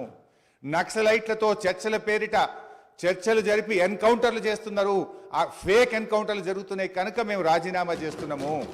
ఇట్లా ఒక 6 కారణాలు ఇదే సభలో చెప్పాం, బయట చెప్పి మేము ఆ రోజు రాజీనామా చేస్తామనేటువంటి విషయాన్ని సభ ద్వారా గౌరవ ముఖ్యమంత్రి దృష్టికి మీ దృష్టికి తెస్తున్నాం. రెండో విషయం, ఇదే సభలో అదే పోడియం దగ్గర మీరు రికార్డులు తీయండి, నా చేతిలో ప్లే కార్డ్, మేము ఆ రోజు ఉన్న మా పద్మారావు గౌడు శాసనసభ్యులం పోతిరెడ్డి ప్రాజెక్టును వెంటనే ఆపాలని చెప్పి 45 రోజులు మొత్తం బడ్జెట్ సెషన్ మొత్తం పోతిరెడ్డి ప్రాజెక్టు ఆపాలని మేము అక్కడి నుంచి, కీర్తిశేషులు పీజేఆర్ గారు ఒక్కడు కాంగ్రెస్ పార్టీ నుంచి ఇక్కడి నుంచి కొట్లాడిండ్రు ఒక్కడే. ఆ రోజు మంత్రులుగా ఉన్న చాలా మంది పెదవులు ముచ్చుకొని ఇక్కడ కూర్చున్నారు తప్ప ఆ రోజు మాతో గొంతు కలిపింది ఒకే ఒక్కడు పీజేఆర్. ఆ పీజేఆర్ తనయుడు విష్ణువర్ధన్ రెడ్డి కూడా ఈరోజు మాతోనే ఉన్నాడు. రెండో విషయం I would like to clarify. నేను విషయాల్లో చర్చలకు పోతే చాలా చెప్పాలి కానీ just I'm trying to give the clarification. ఇది ముఖ్యమంత్రి గారు చెప్పిన పోతిరెడ్డిపాడు విషయం. రెండో విషయం, ముఖ్యమంత్రి గారు మాట్లాడుతూ నేను శాసనసభ్యుడు కాకుండా మంత్రిని చేసిన ఘనత కాంగ్రెస్ పార్టీది అని వారు మాట్లాడినారు. ఆ కాంగ్రెస్ పార్టీని అధికారంలో తెచ్చిన ఘనత టీఆర్ఎస్ పార్టీది. ఆ రోజు చంద్రబాబు నాయుడు గారు తెలుగుదేశం హయాంలో వీరు ఓడిపోయి కనీసం ప్రతిపక్ష హోదా దక్కకుండా పూర్తిగా దిగజారిపోయినటువంటి కాంగ్రెస్ పార్టీకి జీవం పోసింది కేసీఆర్ గారు, టీఆర్ఎస్ పార్టీ. ఎందుకంటే నేను ఆ రోజు ప్రణబ్ ముఖర్జీ గారితో హిమాచల్ భవన్లో చర్చలు జరిగినప్పుడు కీర్తిశేషులు వెంకటస్వామి గారు, గౌరవనీయులు మాజీ ఎంపీ సురేందర్ రెడ్డి గారు, కేసీఆర్ గారు, ఆలె నరేంద్ర గారు, నేను ఆ చర్చల్లో ఉన్నాను. కేసీఆర్ గారు ఆ రోజు మాట్లాడుతూ ఆ అలయన్స్ చర్చలు జరిగినప్పుడు తప్పకుండా ఈ రాష్ట్రంలో కాంగ్రెస్ పార్టీ అధికారంలోకి తెస్తాం, దేశంలో కూడా అధికారంలోకి వస్తుందంటే ఆ రోజు ప్రణబ్ ముఖర్జీ గారు మాజీ రాష్ట్రపతి గారు అన్న మాట I was part of the discussion. Chandrashekhar garu మీరు అన్నట్టు నిజంగా కాంగ్రెస్ పార్టీ అధికారంలోకి వస్తే నువ్వు నా ఇంట్లో కూర్చొని తెలంగాణ రాష్ట్రం తీసుకొని పో, నిజంగా అధికారంలోకి వస్తుందా అని ఆయన అన్నారు. ఆ రోజు మేం పొత్తు పెట్టుకోవడం వల్లనే ఆ రోజు కాంగ్రెస్ పార్టీ అధికారంలోకి వచ్చింది తప్ప మీరేదో గెలిస్తే మాకు పదవులు ఇచ్చారు కాదు. మేము కాంగ్రెస్ పార్టీకి భిక్ష పెట్టినాం, మేము కాంగ్రెస్ పార్టీని అధికారంలో తేవడానికి ఆ రోజు సహకరించమనే విషయాన్ని గుర్తు చేస్తా ఉన్నాం. అధ్యక్ష, కేసీఆర్ గారి గురించి కూడా వారు మాట్లాడినారు. Just I'm trying to set right the record. నేను స్పీచ్ ఇవ్వడం లేదు, స్పీచ్ ఇచ్చినప్పుడు నేను ఇంకా చాలా విషయాలు చెప్తా, ఓన్లీ రికార్డ్ సెట్ రైట్ చేసే ప్రయత్నం చేస్తున్నా. వారు ఏం మాట్లాడినారంటే కేసీఆర్ గారిని మేము ఎంపీ చేసినామని చెప్పి మాట్లాడుతున్నారు. కేసీఆర్ ఆ రోజు కాంగ్రెస్ పార్టీతో పొత్తు పెట్టుకున్నప్పుడు కేసీఆర్ గారి గురించి ఒకటే విషయం చెప్పి నేను ముగిస్తా అధ్యక్ష. ఓన్లీ 1 minute అధ్యక్ష, 1 minute అధ్యక్ష. ఆ రోజు 1 minute అధ్యక్ష. Only I'm trying to set right the record. నేను స్పీచ్ ఇవ్వట్లేదు, రికార్డు కరెక్షన్ మాత్రం. ఒక్కటే నిమిషం అధ్యక్ష, సీనియర్ శాసనసభ్యులు ఒక్కటే నిమిషం అధ్యక్ష. I will take only 1 minute. I will take only 1 minute అధ్యక్ష. ఆ రోజు నిజంగానే కేంద్రంలో ఆ రోజు కాంగ్రెస్ పార్టీ అధికారంలోకి వచ్చినప్పుడు సోనియా గాంధీ గారి అధ్యక్షంలో యూపీఏ సమావేశం జరిగింది. ఆ యూపీఏ సమావేశంలో సోనియా గాంధీ గారు కేంద్ర మంత్రివర్గంలో కేసీఆర్ గారిని చేరమన్నప్పుడు కేసీఆర్ గారు ఒక మాట చెప్పారు, కామన్ మినిమం ప్రోగ్రాంలో తెలంగాణ అంశం పెడితేనే నేను కేబినెట్లో చేరతా, నేను పదవుల కోసం రాలేదు, తెలంగాణ కోసం ఢిల్లీకి వచ్చినా అని చెప్పిండు కేసీఆర్ గారు. ఆ రోజు కామన్ మినిమం ప్రోగ్రాంలో పెట్టి ఉభయ సభలను రాష్ట్రపతి గారు ఉద్దేశించిన సభలో రాష్ట్రపతి గారు తెలంగాణ రాష్ట్ర ఏర్పాటును సంప్రదింపుల ద్వారా చేస్తామని చెప్పించింది కేసీఆర్ గారు. ఆ రోజు షిప్పింగ్ పోర్ట్ఫోలియో ఇస్తే అధ్యక్ష, ఆ రోజు షిప్పింగ్ పోర్ట్ఫోలియో ఇస్తే అధ్యక్ష షిప్పింగ్ పోర్ట్ఫోలియో ఇస్తే అధ్యక్ష, ఒక్కటే నిమిషం, ఆ రోజు డిఎంకే పార్టీ మాకు షిప్పింగ్ పోర్ట్ఫోలియోగా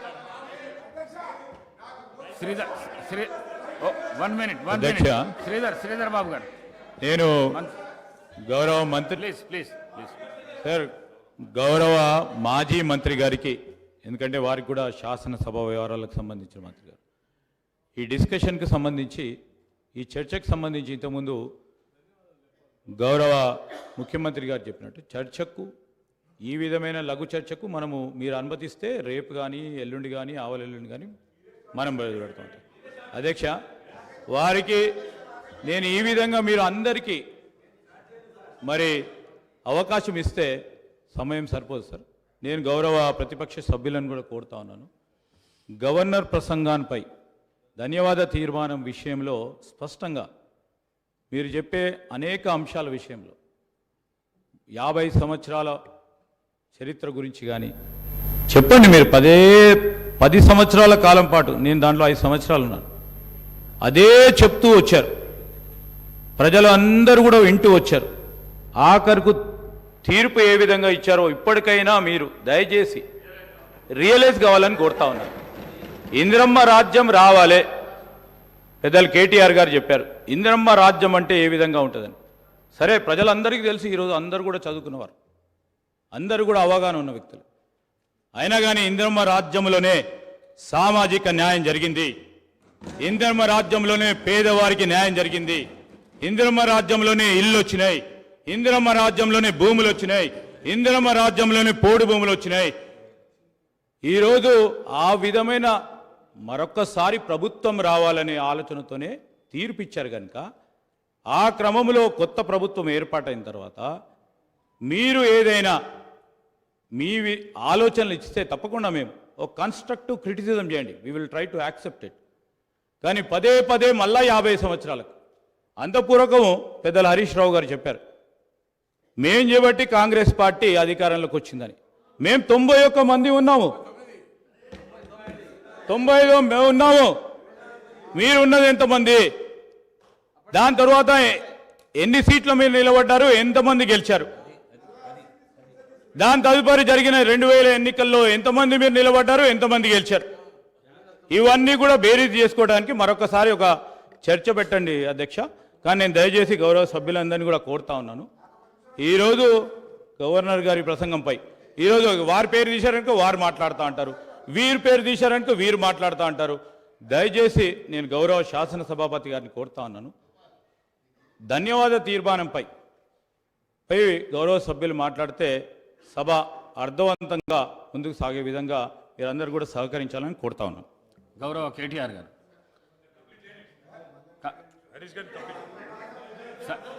సార్ మీరు గౌరవ హరీష్ రావు గారు మీకు టైం ఇచ్చినా మీరు మాట్లాడిండ్రు, కన్క్లూడ్ చేసేసేయండి.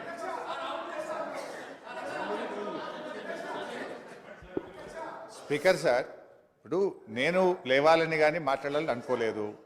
గౌరవ ముఖ్యమంత్రి గారు మాట్లాడుతూ సభను తప్పుదోవిచ్చే విధంగా ఆయన మాట్లాడినప్పుడు సభ యొక్క రికార్డును రెక్టిఫై చేయడం నా బాధ్యత. బికాస్ నేనేదో ప్రశ్నకు సమాధానం చెప్పాలనో విమర్శ చేయాలనో నేను మాట్లాడే ప్రయత్నం చేస్తలేను. వారు మాట్లాడినారు కనుక మేము డెఫినెట్గా దాన్ని క్లారిఫై చేయడం మా బాధ్యత అధ్యక్ష. అయితే అధ్యక్ష, ఆ రోజు కామన్ మినిమం ప్రోగ్రాంలో కేసీఆర్ గారు పెట్టించడమే కాదు, షిప్పింగ్ పోర్ట్ఫోలియో అడగకుండానే ఇచ్చారు. ఆ రోజు డిఎంకే పార్టీ నాకు షిప్పింగ్ పోర్ట్ఫోలియో ఇవ్వకపోతే మేము యూపీఐ నుంచి బయటకు పోతామంటే, నేను మంత్రి పదవి కోసం ఢిల్లీ రాలేదు, నాకు ఈ పోర్ట్ఫోలియో అక్కర్లేదు, వారికి ఇచ్చేయండి, నేను వచ్చింది తెలంగాణ కోసమని షిప్పింగ్ పోర్ట్ఫోలియోను స్వచ్ఛందంగా వదులుకున్నటువంటి చరిత్ర కేసీఆర్ గారిది, టీఆర్ఎస్ పార్టీది అధ్యక్ష. ఈరోజు రేవంత్ రెడ్డి గారు మాట్లాడుతూ మేమేదో పదవులు ఇచ్చినామని, పదవులను గడ్డిపోచల్లాగా త్యజించిన చరిత్ర ఈ దేశంలో ఎవరికన్నా ఉందంటే అది కేసీఆర్కు, టీఆర్ఎస్ పార్టీకి ఉంది. త్యాగాల పునాదుల మీద తెలంగాణ తెచ్చిన చరిత్ర ఉంది అధ్యక్ష. అనవసరంగా మేమేదో పదవులు ఇచ్చినామని, మేమేదో పదవుల కోసం పాకులాడినామనేటువంటి విధంగా వారు మాట్లాడద్దు. ఆ విషయానికి వస్తే రేవంత్ రెడ్డి గారు ఏబీవీపీలో షురువు అయిండ్రు, టీఆర్ఎస్లో పనిచేసిండు, తెలుగుదేశంలో వేయండు, కాంగ్రెస్లో వేయండు, మరి రేపు ఆడుంటాడో. పార్టీలు మారిన చరిత్రలు మీకున్నాయి, కానీ మాకు అట్లాంటిది ఏం లేదు అధ్యక్ష. ఇకపోతే మా శ్రీధర్ బాబు గారు లేచి మళ్ళీ నన్ను ఆయన గెలికే ప్రయత్నం చేసిండు, లేకపోతే ఆయన గురించి మాట్లాడాల్సిన అవసరం లేదు అధ్యక్ష. ఆ రోజు ఇదే శాసనసభలో కిరణ్ కుమార్ రెడ్డి గారు ముఖ్యమంత్రిగా ఉన్నప్పుడు నీ తెలంగాణకు నీకు ₹1 ఇయ్యనన్నాడు. పేగులు దిగదాకా కొట్లాడింది ఎవరు, పెదవులు మూసింది ఎవరో కూడా ఈ రాష్ట్ర ప్రజలకు గుర్తున్నది అధ్యక్ష. ఉన్నారు ఇవాళ ఇక్కడ చాలా మంది, ఆ రోజు ఉన్న వాళ్ళు కూడా ఇక్కడ ఉన్నారు. ఆ రోజు మేము పేగులు దిగదాకా పోడియంలోకి పోయి కొట్లాడినాము, ఆ రోజు మీరు పెదవులు మూసుకొని మాట్లాడినటువంటి చరిత్ర కూడా కాంగ్రెస్ పార్టీకి ఉంది అధ్యక్ష. నేను అనేది మాకు ఓపుకున్నది అధ్యక్ష. దయచేసి మీరు మా మీద విమర్శలు మాని, ప్రజలు మీకు అధికారం ఇచ్చారు, మీకు అవకాశం ఇచ్చారు, మీరు ప్రజలకిచ్చిన ఆ గ్యారంటీలు ఎలా అమలు చేస్తారో దాని మీద దృష్టి పెట్టే ప్రయత్నం చేయండి. దానికి నిర్మాణాత్మకమైన ప్రతిపక్షంగా మేము సహకరిస్తాం, సూచనలు ఇస్తాం. కానీ ఎంతసేపు మీరు మా మీద నేపాలు నెట్టో, మా మీద బురద జల్లేటువంటి ప్రయత్నం మాని, ప్రజలకు మీద ఇచ్చిన హామీల అమలు మీద, పరిపాలన మీద దృష్టి పెట్టండి అని మీ ద్వారా వారికి హితవు పలుకుతాం. గౌరవ కేటీఆర్ గారు. అధ్యక్ష, గౌరవ ముఖ్యమంత్రి గారు మరి ముఖ్యమంత్రి అయిన తర్వాతనన్నా కొద్దిగా మర్యాదకరంగా మాట్లాడతారేమో అనుకున్నా అధ్యక్ష. కానీ కొన్ని ఊహించలేము అధ్యక్ష, కొన్ని ఊహించలేము. ఎందుకంటే కొంతమందికి అది సాధ్యం కాదు. ఎందుకంటే వారికి అర్థమైంది అధ్యక్ష. ఎందుకంటే తెలంగాణ తెచ్చిన నాయకుడిని పట్టుకొని కల్వకుంట్ల చంద్రశేఖర్ రావు అని ఏకవచనంతో మాట్లాడతారు.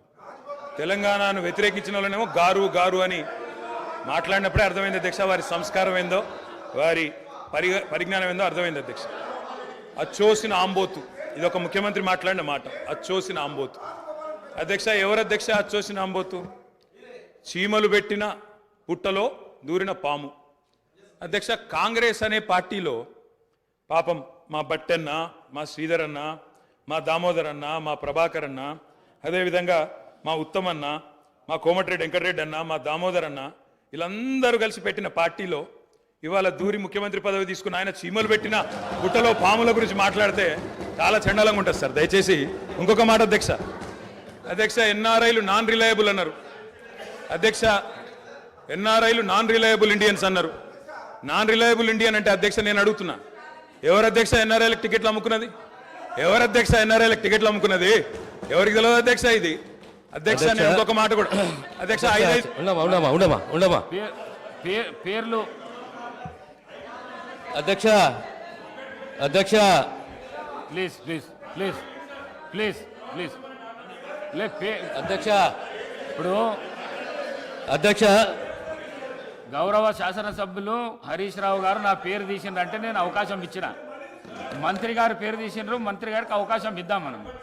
Please please please please please please. Sir నేను ఎక్కువ మాట్లాడాను సార్. 2 అంశాలు మీరు ప్రస్తావించారు. నా పేరే కానీ బట్టి గారి పేరే కానీ వీళ్ళందరి పేరు ప్రస్తావిస్తూ వీళ్ళందరినీ కాదని చెప్పి గౌరవ రేవంత్ రెడ్డి గారు ముఖ్యమంత్రి అని చెప్పి కాంగ్రెస్ పార్టీకి ఒక చరిత్ర ఉంది అధ్యక్ష. చరిత్ర ఏంది అంటే ప్రభుత్వం పార్టీలో మెజారిటీ ఉన్నప్పుడు మేము ఎప్పుడు కూడా హైకమాండ్కి అప్పచెప్తాము.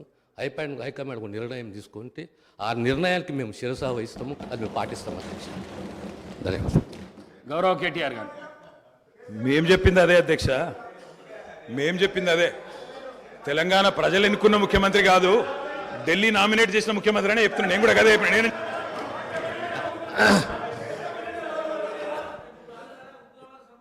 ఒక్క నిమిషం. ఈ సంప్రదాయం అనేది కొత్తది కాదు అధ్యక్ష. తెలంగాణ రాష్ట్ర ప్రజలు కూడా తెలుసు. కాంగ్రెస్లో ఈ సిస్టమ్ ఉన్నది, ఈ ఆనవాయితీ ఉన్నది.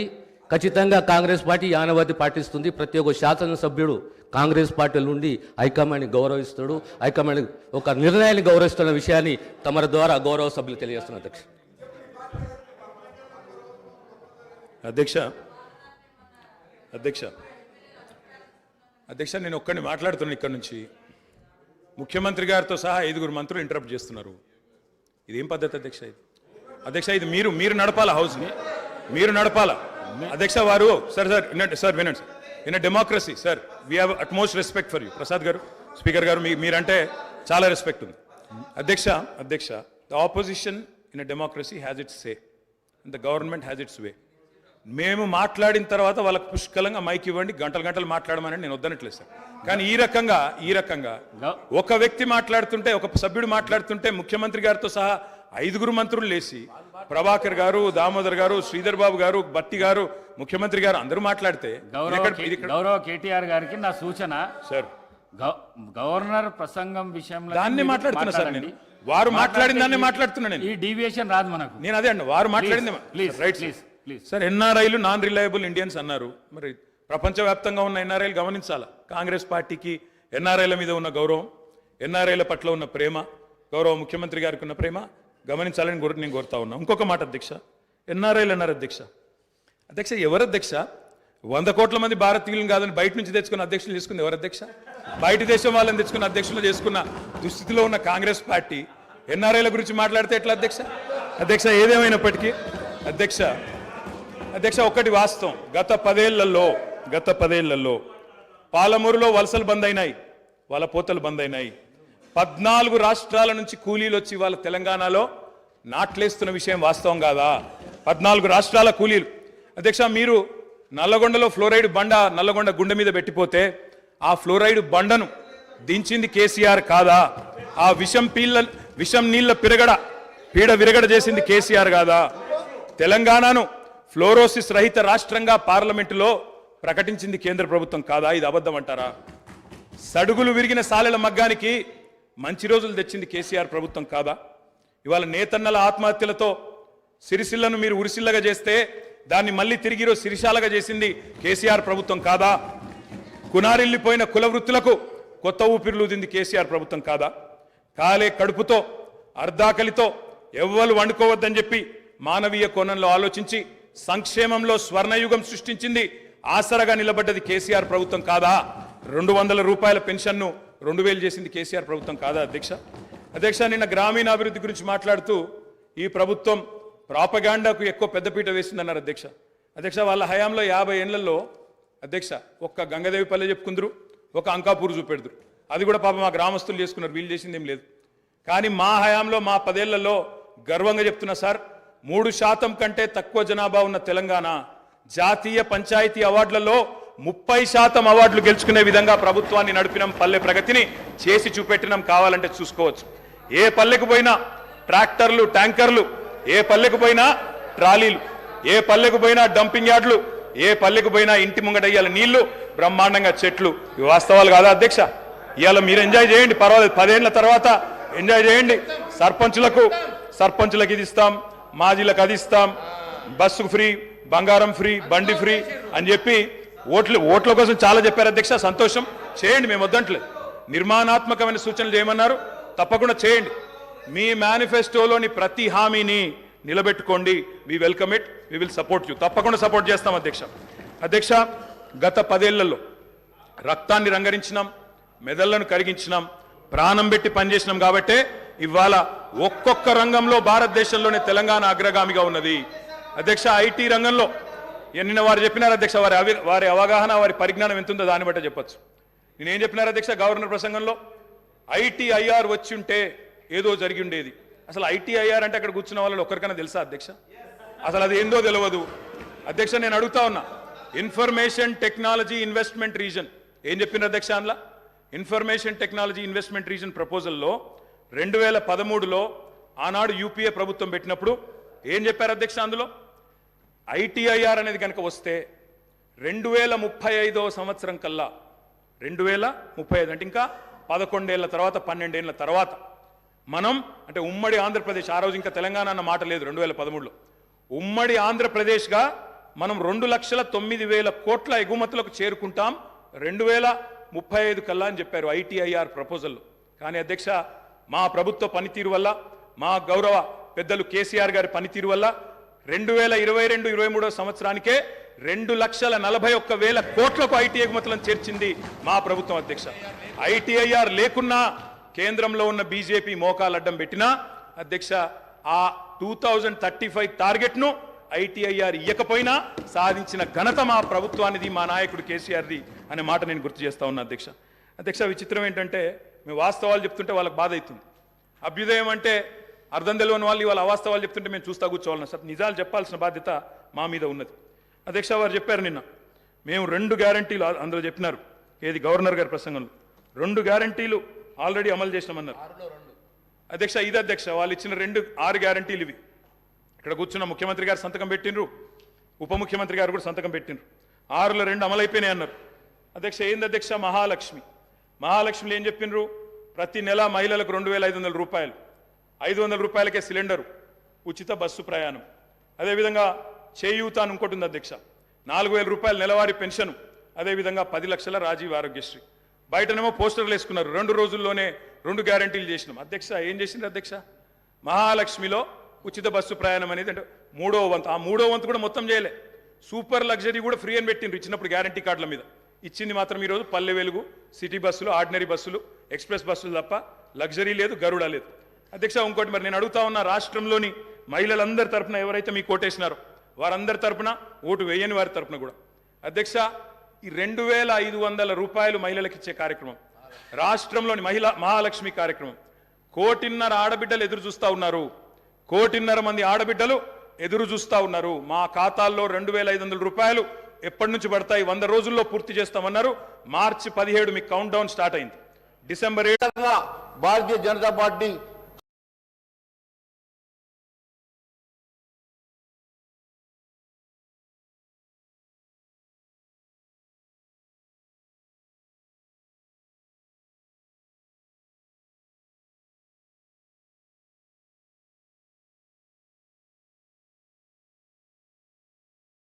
ప్రముఖంగా తెలియజేస్తా ఉన్నాం అధ్యక్ష. ఆర్థిక పరిస్థితి పైన శ్వేతపత్రాలు ఇవ్వాల్సిందిగా కోరుతా ఉన్నాం. ఇందులో కాంగ్రెస్ కొత్తగా ప్రవేశపెట్టినటువంటి స్కీమ్స్కి అవసరమైనటువంటి నిధులు ఎన్ని అవసరం ఉంటాయో అవి చెప్పాల్సిందిగా శ్వేతపత్రం ఇవ్వాల్సిందిగా కోరుతా ఉన్నాం. కాంగ్రెస్ పార్టీ ఇచ్చిన హామీలు నెరవేర్చడానికి మరి కావాల్సినటువంటి నిధులు ఎంత కావాలా, దానికి కావాల్సినటువంటి అవసరాలకు ఏ రకంగా సమకూరుస్తారో మరి ప్రజలకు సభకు తెలియజేయాల్సిన అవసరం ఉందని తెలియజేస్తా ఉన్నాను. కాంగ్రెస్ హామీలు ఎంత మేరకు నిధులు అవసరం ఉందో, ఏ మార్గాల ద్వారా నిధులు తీసుకొస్తారో, ఏ రకంగా మరి అవన్నీ అంశాలు మేము బడ్జెట్ సమావేశంలో ఖచ్చితంగా మాట్లాడతాం. ఇప్పుడు మొన్ననే ప్రభుత్వం ఏర్పాటైంది, కనీసం 100 రోజులను సమయం ఇవ్వాల్సిందిగా మేము ఇవ్వాలని చెప్పి మేము ఈరోజు ఈ నిర్ణయం తీసుకొని మరి ఈ అంశంలో లోతుగా వెళ్లకుండా రేపు బడ్జెట్ సమావేశంలో ఈ అంశాలు మేము మాట్లాడతాం. ఇప్పుడు కనీసం 100 రోజులన్నా వారికి సమయం ఇచ్చిన తర్వాతనే మాట్లాడిన అంశం మీద ఈరోజు మేము ఆ విషయాలు లోతుగా వెళ్ళడం లేదు.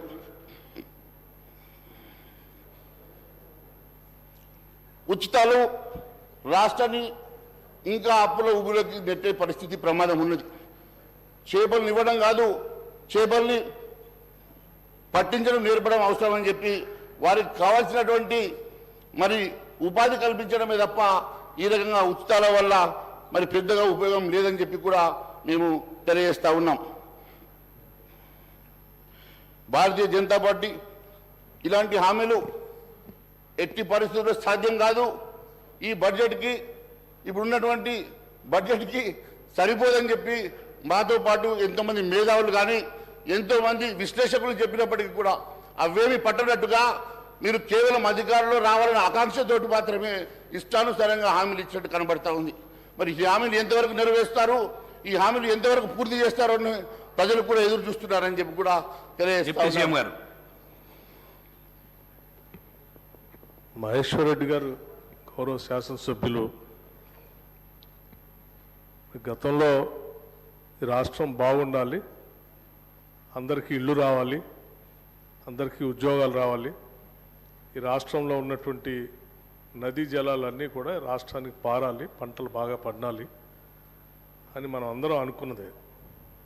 మేము ఈరోజు ఇచ్చినటువంటి హామీలు కూడా ఈ రాష్ట్రంలో ఉన్నటువంటి నిరుద్యోగ యువతి యువకులందరికీ ఉద్యోగాలు ఇవ్వాలని, ఇల్లు లేని ప్రతి పేదవాడికి ఇల్లు ఇవ్వాలని, ఇంటి స్థలం లేకపోతే కనీసం ఇంటి స్థలం కూడా ఇవ్వాలని, ఆర్థికంగా మహిళలంతా కూడా తలెత్తుకొని ఆత్మగౌరవంతో బతకడానికి కావాల్సినటువంటి కొంత ఆర్థిక సహాయాన్ని వారికి ప్రతి నెల అందించాలని, ఇవన్నీ కూడా ఈ సమాజం తెలంగాణ రాష్ట్రంలో ఉన్నటువంటి అన్ని వర్గాల ప్రజల అభ్యున్నతి కోసం మేము ప్రకటించి మా కమిట్మెంట్తో మేము ఇచ్చినటువంటి హామీలు. ఈ హామీలన్నీ నెరవేరటం కోసం మేమొక్కడే కాదు, ఈ సభలో ఉన్నటువంటి అన్ని రాజకీయ పార్టీలు కూడా కోరుకోవాలి, దానికి కావాల్సినటువంటి సహాయ సహకారాలు అందించాలి. కేంద్రంలో ఉన్నటువంటి భారతీయ జనతా పార్టీ కూడా తెలంగాణ రాష్ట్ర అభివృద్ధి కోసం, తెలంగాణ రాష్ట్ర యువతీ యువకుల కోసం, తెలంగాణలో ఉన్నటువంటి ఇల్లు లేనటువంటి పేదవాళ్ళ కోసం కావాల్సినటువంటి ఆర్థిక సహాయాన్ని కేంద్ర ప్రభుత్వం నుంచి అందించి ఈ రాష్ట్ర ప్రభుత్వ ప్రజల ఆకాంక్షలు నెరవేర్చడం కోసం మీ ప్రయత్నం కూడా మీరు సహకరించాలని, కొనసాగించాలని కోరుతూ ఆ దిశలో మీరు ఏమేమి చేయగలరో సభకి వాటికి చెప్పవలసిందిగా విజ్ఞప్తి చేస్తాం. Thank you. ఈరోజు నాగేంద్ర గారు మీ వారి సబ్జెక్టు వారు మాట్లాడుతున్నారు, మీరు మధ్యాహ్నం వచ్చేసరిలా మీరు కూర్చోండి, తర్వాత మాట్లాడుతున్నారు. కానీ నాగేంద్ర గారు కూర్చోండి, తర్వాత మీరు తర్వాత మీకు సమయం వచ్చినప్పుడు మాట్లాడుతారు, కూర్చోండి. మీకు అవకాశం వచ్చినప్పుడు మాట్లాడుతారు, కూర్చోండి. మీకు అవకాశం వచ్చినప్పుడు మాట్లాడుతారు, కూర్చోండి. మీరు కూర్చోండి, కూర్చోండి ప్లీజ్, కూర్చోండి. మహేశ్వర్ గారు మీరు కంటిన్యూ చేయండి, మీరు కూర్చోండి. గౌరవ సభ్యులు మాట్లాడుతున్నాడు, మీరు మధ్యాహ్నం ఇంటర్ఫియర్ అవుతున్నారు, కూర్చోండి ప్లీజ్, కూర్చో. కానీ మహేశ్వర్ గారు కానివ్వండి, మహేశ్వర్ గారు కానివ్వండి. ఇవ్వలేదండి, కానివ్వండి. అధ్యక్ష మీరు కూర్చోండి, మీరు కూర్చోండి. ఈ రకంగా కూర్చోండి. మహేశ్వర్ గారు కానివ్వండి. అదే మాదిరిగా ఇప్పుడే పెద్దలు ఉప ముఖ్యమంత్రి బట్టి విక్రమార్క గారు మాట్లాడుతూ వారిచ్చిన 412లో కేవలం 2-3 అంశాలు మాత్రమే ప్రస్తావిస్తూ ఉన్నారు, అసలైనటువంటి అంశాలు ఎందుకు ప్రస్తావించడం లేదు. మరి బడ్జెట్కి భారమైనటువంటి అంశాలు మరి మొన్ననే మరి మీరు ఇచ్చినటువంటి హామీలలో రైతు బంధు 15,000 రూపాయలు ఇస్తామని చెప్పి కేవలం 5,000 రూపాయలు ఇచ్చి మాత్రం చేతులు దులుపుకున్నారు. మరి అది ఇస్తారా? ఎన్నికలకు ముందు అది టీఆర్ఎస్ ప్రభుత్వం జమ చేస్తూ ఉంటే మీరు అవి తీసుకోండి, ఎన్నికల తర్వాత మిగిలితే మేము ఇస్తామని చెప్పి ముఖ్యమంత్రి గారు చెప్పినట్టు నేను చూశాను. మరి ఇప్పుడు 5,000 ఇచ్చారు, మిగిలిన 5,000 ఎప్పటికల్లా ఇస్తారో మరి అది ఇవ్వాల్సిందిగా కోరుతా ఉన్నాను. నేను ఒకటే అడుగుతా ఉన్నాను, మీరు ఇచ్చినటువంటి హామీలు నెరవేర్చడానికి ఏ రకంగా నిధులు సమకూర్చుకుంటారు, ఏ రకంగా నిధుల్ని మరి జమ చేసేసి ఈ రాష్ట్రాన్ని నడిపిస్తారు, ఏ రకంగా మీరు ఇచ్చినటువంటి 412 హామీలు నెరవేరుస్తారో శ్వేతపత్రం ఇవ్వాల్సిందిగా గౌరవ ముఖ్యమంత్రి గారిని కోరుతా ఉన్నాను మీ ద్వారా. అదే మాదిరి ఇందాక మాట్లాడుతూ తెలంగాణ నిన్న గవర్నర్ గారి ప్రసంగంలో కూడా తెలంగాణ రాష్ట్రం కేవలం సోనియా గాంధీ వల్లనే వచ్చిందని అంటా ఉన్నారు. అధ్యక్ష, మీకు తెలుసు ఆ రోజు భారతీయ జనతా పార్టీ లేకుంటే తెలంగాణ రాష్ట్రం సాధ్యమయ్యేది కాదు. ఆ విషయంలో సుష్మా స్వరాజ్ గారిని మర్చిపోవడం చాలా బాధాకరంగా ఉన్నది. ఆ రోజు రాజ్యసభలో కూడా భారతీయ జనతా పార్టీ ఇచ్చినటువంటి సహకారాన్ని కూడా మర్చిపోవడం బాధాకరంగా ఉన్నది.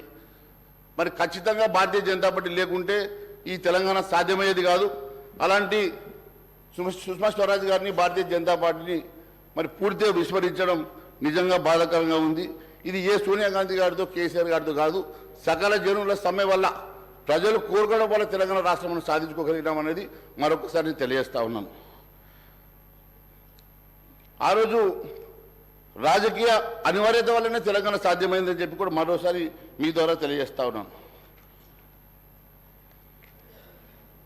మరి ఇప్పుడే గౌరవ సభ్యులు కేటీఆర్ గారు మాట్లాడుతూ కేంద్రాన్ని మీరు నిందించే ముందు కేంద్రం మీకు ఇచ్చినట్టు సహకారాన్ని పదే పదే మెడికల్ కళాశాలలు మీవని చెప్పుకుంటా ఉన్నారు. మెడికల్ కళాశాలలు పర్మిషన్ ఇచ్చింది కేంద్ర ప్రభుత్వము. మెడికల్ కళాశాలకి నిధులు కేటాయించింది కేంద్ర ప్రభుత్వము. నిధులు కేటాయించింది లోన్గా తీసుకున్నారు. మళ్ళీ అంతేకాకుండా ఇప్పటివరకు మాట్లాడిన కేటీఆర్ గారు మళ్ళీ కేంద్రంలో ఏదైనా అంశం వస్తే మీకు వాళ్ళ సంగతి తెలియదు, రెస్క్యూకి వస్తా అంటున్నారు. అంటే వారి రెస్క్యూ మరి వారికి అవసరమా లేదా వారు తెలుసుకోవాలా?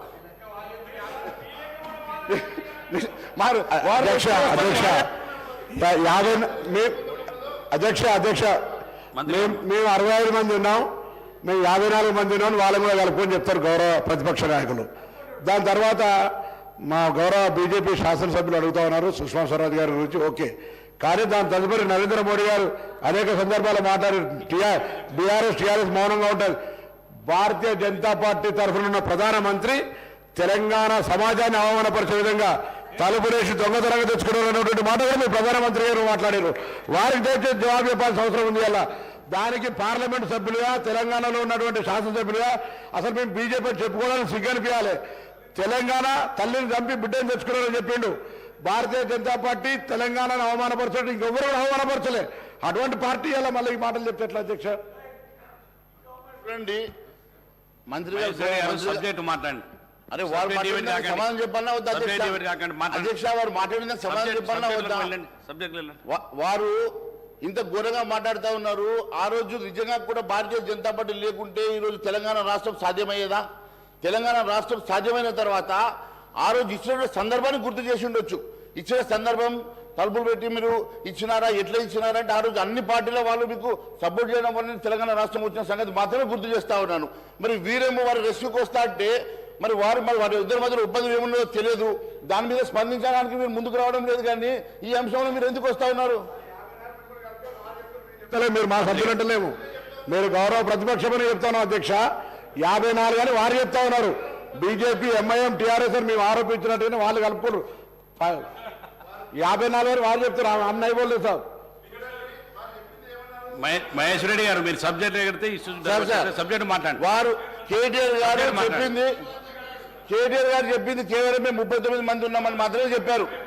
అపోజిషన్ లో 54 మంది ఉన్నారని చెప్పారు. వారు అపోజిషన్ సంఖ్య చెప్పారు కానీ మీరు కలిపితే కలిసిపోతారా? మీరు కలిస్తే కలిసిపోతారా? మీరు కలుపుకుంటారు. మహేష్ రెడ్డి గారు మీరు సబ్జెక్ట్ ఇవ్వాలండి. కూర్చోండి. అదే మాదిరిగా చెప్తాను. సబ్జెక్ట్ మాట్లాడండి.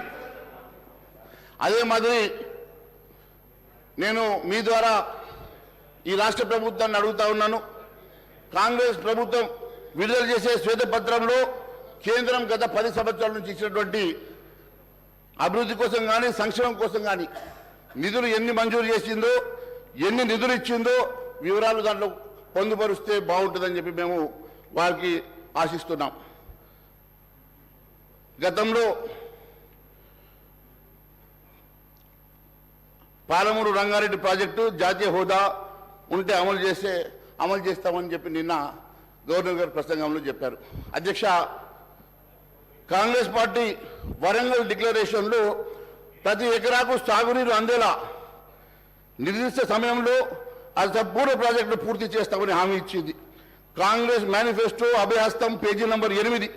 ఆ తర్వాత 4వ చాప్టర్లో 3వ అంశమైన సాగునీటి పారుదల రంగం Congress manifesto Abhayahastham page number 20లో పాలమూరు రంగారెడ్డి ప్రాజెక్టులు జాతీయ హోదాకై కృషి చేస్తామన్నారు. మరి అదే విషయం గవర్నర్ ప్రసంగంలోనూ చెప్పించారు. అంటే జాతీయ హోదా రాకపోతే, మీకు జాతీయ హోదా రాకపోతే ఈ ప్రాజెక్టును ముందుకు తీసుకెళ్లే ఉద్దేశం మీకు ఉందా లేదా అనే స్పష్టత లేదు. మీరు లేకుంటే మేము అదే మీరు దాన్ని ముందుకు తీసుకెళ్లే ఉద్దేశం లేదు కాబట్టి దీన్ని ఒక లింక్ పెట్టినారు. మీరు దీన్ని లింక్ పెట్టడం అనేది ఇది మంత్రి గారు సార్ మేము మేనిఫెస్టోలో పెట్టింది చాలా సార్ మేము మేనిఫెస్టోలో పెట్టిన అంశానికి నేను గౌరవ సభ్యులను కోరుతా ఉన్నాను. మహేశ్వర్ రెడ్డి గారు బీజేపీ పార్టీ జాతీయ స్థాయిలో వారు ప్రధానమంత్రి ఉన్నారు. ఈరోజు మేము వారిని కోరుతా ఉన్నాము. ఈరోజు తెలంగాణ రాష్ట్ర ప్రజలకు సంబంధించిన అంశం విషయంలో వారు ముందు నిలబడి జాతీయ హోదాను ఇప్పించే ప్రయత్నం చేయాలని కోరుతా ఉన్నాను. ఎట్లా ఇస్తారంటే మీ పార్టీ ప్రభుత్వంలో ఉంది, మేమందరం వస్తాం, మేము వారిని కూడా కోరుతాం, మా ప్రధాన ప్రతిపక్షాన్ని కూడా కోరుతాము. మీరు జాతీయ హోదాను ఇప్పియండి, మేమందరం కూడా తెలంగాణ రాష్ట్ర ప్రజలకు సంబంధించిన ఈ అంశాన్ని నేను మా మహేశ్వర్ రెడ్డి గారు వారి బీజేపీ పార్టీ వారిని కూడా కోరుతా ఉన్నాం. అధ్యక్ష మహేశ్వర్ రెడ్డి గారు కానీ అధ్యక్ష ఎన్నిసార్లు ఇంటరప్షన్ కరెక్ట్ కాదు అధ్యక్ష. అయ్యా ఒక్క నిమిషం సార్, ఒక్క నిమిషం. సీఎం రేవంత్ రెడ్డి గారి సొంత జిల్లా అయినటువంటి పాలమూరు, సీఎం సొంత జిల్లా ఇది ఎట్టిస్తారు సార్, ఇది ఎట్టిస్తారు? What is this? నేను 1 minute. శ్రీహరి గారు మన లెజిస్లేటివ్ అఫైర్స్ మినిస్టర్ గారు శ్రీధర్ బాబు గారు పాలమూరు రంగారెడ్డికి జాతీయ హోదా తీసుకురావడానికి బీజేపీ వాళ్ళ సహకారం అడిగారు సార్. దాన్ని మేము కూడా స్వాగతిస్తున్నాం. వీలైతే నేను ప్రభుత్వానికి విజ్ఞప్తి చేస్తున్నా, అభ్యర్థిస్తున్నా, మనందరం ఒక శాసనసభ ద్వారా ఒక ఏకగ్రీవ తీర్మానం చేస్తూ జాతీయ హోదా పాలమూరు రంగారెడ్డి ప్రాజెక్టుకు జాతీయ హోదా కల్పించాలని ఒక ఏకగ్రీవ తీర్మానం ఈ సభ ద్వారా చేసి కేంద్ర ప్రభుత్వానికి పంపిస్తాం. శ్రీధర్ బాబు గారు దీని విషయంలో ముందుకు రావాల్సిందని నేను కోరుతున్నాను. మహేశ్వర్ గారు చూడండి, అదే ఇప్పుడు రెస్క్యూకి వస్తామని చెప్పి రెస్క్యూకి వచ్చేసారు సార్. రెస్క్యూకి వచ్చేసారు. దీన్ని బట్టి చాలా స్పష్టంగా ఏర్పడుతూ ఉంది వీళ్ళ రిలేషన్షిప్ ఏందో. నేను ఒకటే అడుగుతా ఉన్నాను, గౌరవ ముఖ్యమంత్రి గారి సొంత జిల్లా పాలమూరు. అలాంటి సొంత జిల్లాలో కేవలం జాతీయ హోదా ఏ రకంగా వస్తుందో ఎంపీగా ఉన్నటువంటి రేవంత్ రెడ్డి గారికి, ఇరిగేషన్ మంత్రిగా ఉన్నటువంటి మా ఉత్తమ్ కుమార్ రెడ్డి గారికి బాగా తెలుసు. జాతీయ హోదాకి ఏమేం కావాలా, ప్రొసీజర్ ఏంది, దాని నామ్స్ ఏంటి, అవన్నీ కూడా సార్ మీకు సమయం ఇచ్చినప్పుడు మీరు మాట్లాడాలి సార్. చాలాసేపు మాట్లాడారు మీరు గంటన్నర మాట్లాడారు, మాకు 10 నిమిషాలు కూడా సమయం గారు. మీరు గవర్నర్ ప్రసంగంలో మాట్లాడేది అనవసరంగా. గవర్నర్ ప్రసంగం అండి, ఇది గవర్నర్ ప్రసంగంలో మాట్లాడుతూ ఉన్నాను అధ్యక్ష.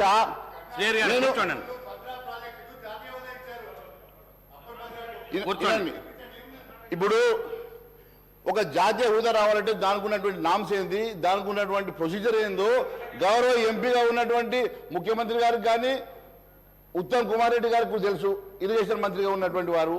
మరి వారికి తెలియదా ప్రొసీజర్ ఏందో? దాన్ని మీరు కేవలం మా మీద పెట్టి ఎట్లా తప్పించుకోవాలని ప్రయత్నం చేసినట్టుగా ఉంది తప్ప నిజంగా మీరు ఒక ప్రణాళిక ఏర్పాటు చేసుకొని ఎట్లా కంప్లీట్ చేస్తారని ఒక ముందు మాత్రం చెప్పడం లేదు. ఇది చాలా శోచనీయమది. సొంతగా మరి ముఖ్యమంత్రిగా జిల్లా సంగతిని తెలియజేస్తా ఉన్నాను. అన్నిటికన్నా కేసీఆర్ సర్కార్ మాదిరిగానే కాంగ్రెస్ ప్రభుత్వం కూడా మరి నిరుద్యోగ భృతి విషయంలో విస్మరించాలనే ఆలోచన ఉందా? మరి ఎందుకు నిన్న గవర్నర్ ప్రసంగంలో దాన్ని మనం మాట్లాడలేదని చెప్పి అడుగుతా ఉన్నాను. దాదాపుగా 35 లక్షల మంది నిరుద్యోగులు ఈరోజు మీరు ఇచ్చినటువంటి హామీకి 4,000 రూపాయలు ప్రతి నెల వస్తే నా హామీకి వాళ్ళందరూ కూడా ఈరోజు మరి ఎదురు చూస్తూ ఉంటే మీరు దాన్ని విస్మరించి పూర్తిగా ఏ రకంగా ఎగ్గొట్టే ఆలోచన చేస్తున్నట్టుగా ఉంది. ఇది ప్రజలు, నిరుద్యోగ యువత మిమ్మల్ని నమ్ముకొని ఓటేసినట్టు నిరుద్యోగ యువత 1000 కళ్ళతో ఎదురు చూస్తూ ఉంది మీరు ఏ రకంగా నిరుద్యోగ భృతిని ఇవ్వబోతున్నారు అని. దాదాపు దానికి కావాల్సింది ప్రతి నెల 1,400 కోట్ల రూపాయలు.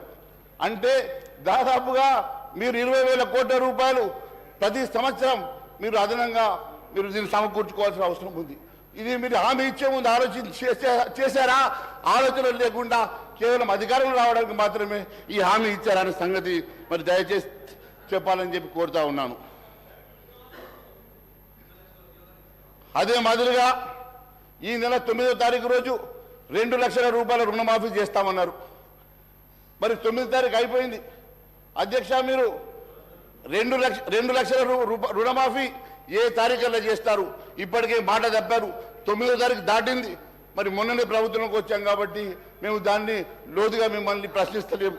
కానీ ఖచ్చితంగా 2 లక్షల రూపాయల రుణమాఫీ చేసే వరకు మేము వెంట పడతాం. ఖచ్చితంగా ప్రజా గొంతుకై మేము దీని మీద మాట్లాడతామని తెలియజేస్తా ఉన్నాను. మహిళలకు 2,500 రూపాయలు ప్రతి నెల ఇస్తామన్నారు. ఇంకా దాని మీద పూర్తి మరి వివరణ కానీ ఇచ్చేటువంటి మరి ప్రొసీజర్ కానీ ఇంకా మీరు దాని మీద ఏమి మాట్లాడకపోవడం నిజంగా శోచనీయమని తెలియజేస్తా ఉన్నాను. అంతేకాదు అధ్యక్ష, ఎంతో ఉత్సాహంతో ఈరోజు అందరూ కూడా కాంగ్రెస్ ప్రభుత్వం ఏర్పాటు చేసుకొని మీరు కేవలం 64 మంది మెంబర్స్ తోటి మాత్రమే మీరు ఈరోజు అధికారంలో ఉండి అధికారం తెచ్చుకొని ప్రజలు మీకు 2/3 మెజార్టీ ఇవ్వలేదు. ఎన్ని పెద్ద హామీలు ఇచ్చినా, నెరవేర్చలేని హామీలు ఇచ్చినా మీకు ప్రజలు కట్టబెట్టింది కేవలం 64 సీట్లు మాత్రమే. కాబట్టి నేను మిమ్మల్ని ఒకటే కోరుతా ఉన్నాను, దయచేసి ప్రజలు మీ మీద పెట్టుకున్నటువంటి ఎన్నో ఆశల్ని వమ్ము చేయకుండా మీరు ఇస్తామని ఒప్పుకున్నటువంటి హామీలను నెరవేర్చాల్సినది.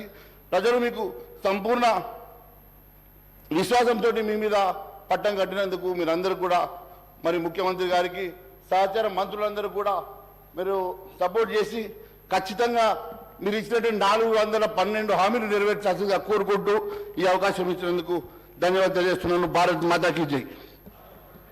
శ్రీ అక్బరుద్దీన్ ఓవైసీ గారు. Honorable panel speaker, sir. Sir, at the outset, I welcome the new government that has assumed office after the assembly elections. We respect the people's mandate, and as it is their will that has prevailed in the assembly elections, the Congress party has secured the people's confidence on the basis of the promises that the party has made and its Please All manifesto. I would like to point out here that our party, MIM, will play the role of constructive opposition in the state. We will voice the aspirations and grievances of the people, offer our advice and suggestions, and also point out the acts of omission and commission of the government. Sir, उसके साथ ही साथ मोहतरम panel speaker साहब, मैं ये ज़रूर बात कहते हुए अपनी बात को आगे बढ़ाऊंगा, और ये बात मैं ऐवान के तवज्जो में लाना चाहता हूं और इस ऐवान के जरिए आवाम को भी मुतवज्जे करता हूं इस बात पर कि रियासत तेलंगाना के मुसलमानों ने इनको भी जिताया है, इनको भी जिताया है, लेकिन न इन्होंने एक भी मुसलमान को नहीं जिताया है। और मुसलमानों की नुमाइंदगी करने वाली जमात को खत्म करने के मंसूबे व साजिशें बनाई गई, कोशिशें की गई, लेकिन वो साजिशें, वो मंसूबे, वो ख्वाब चुकनाचूर हो गए। हम जहां थे वहीं हैं और वहीं रहेंगे। हम में कोई कमी नहीं आई। कभी ये यहां से यहां आते हैं, कभी वो वहां से यहां आते हैं, लेकिन हम जहां थे वहीं हैं और वहीं रहेंगे। और बेबाकी के साथ, पूरी दियानत के साथ, ईमानदारी के साथ, इखलास के साथ मुसलमानों की नुमाइंदगी करते रहेंगे। और ये बात इसलिए कह रहे हैं कि मुसलमान हिंदुस्तान का दूसरे दर्जे का शहरी नहीं है। मुसलमान को भी दस्तूर हिंद ने वो बराबर का हक दिया गया है।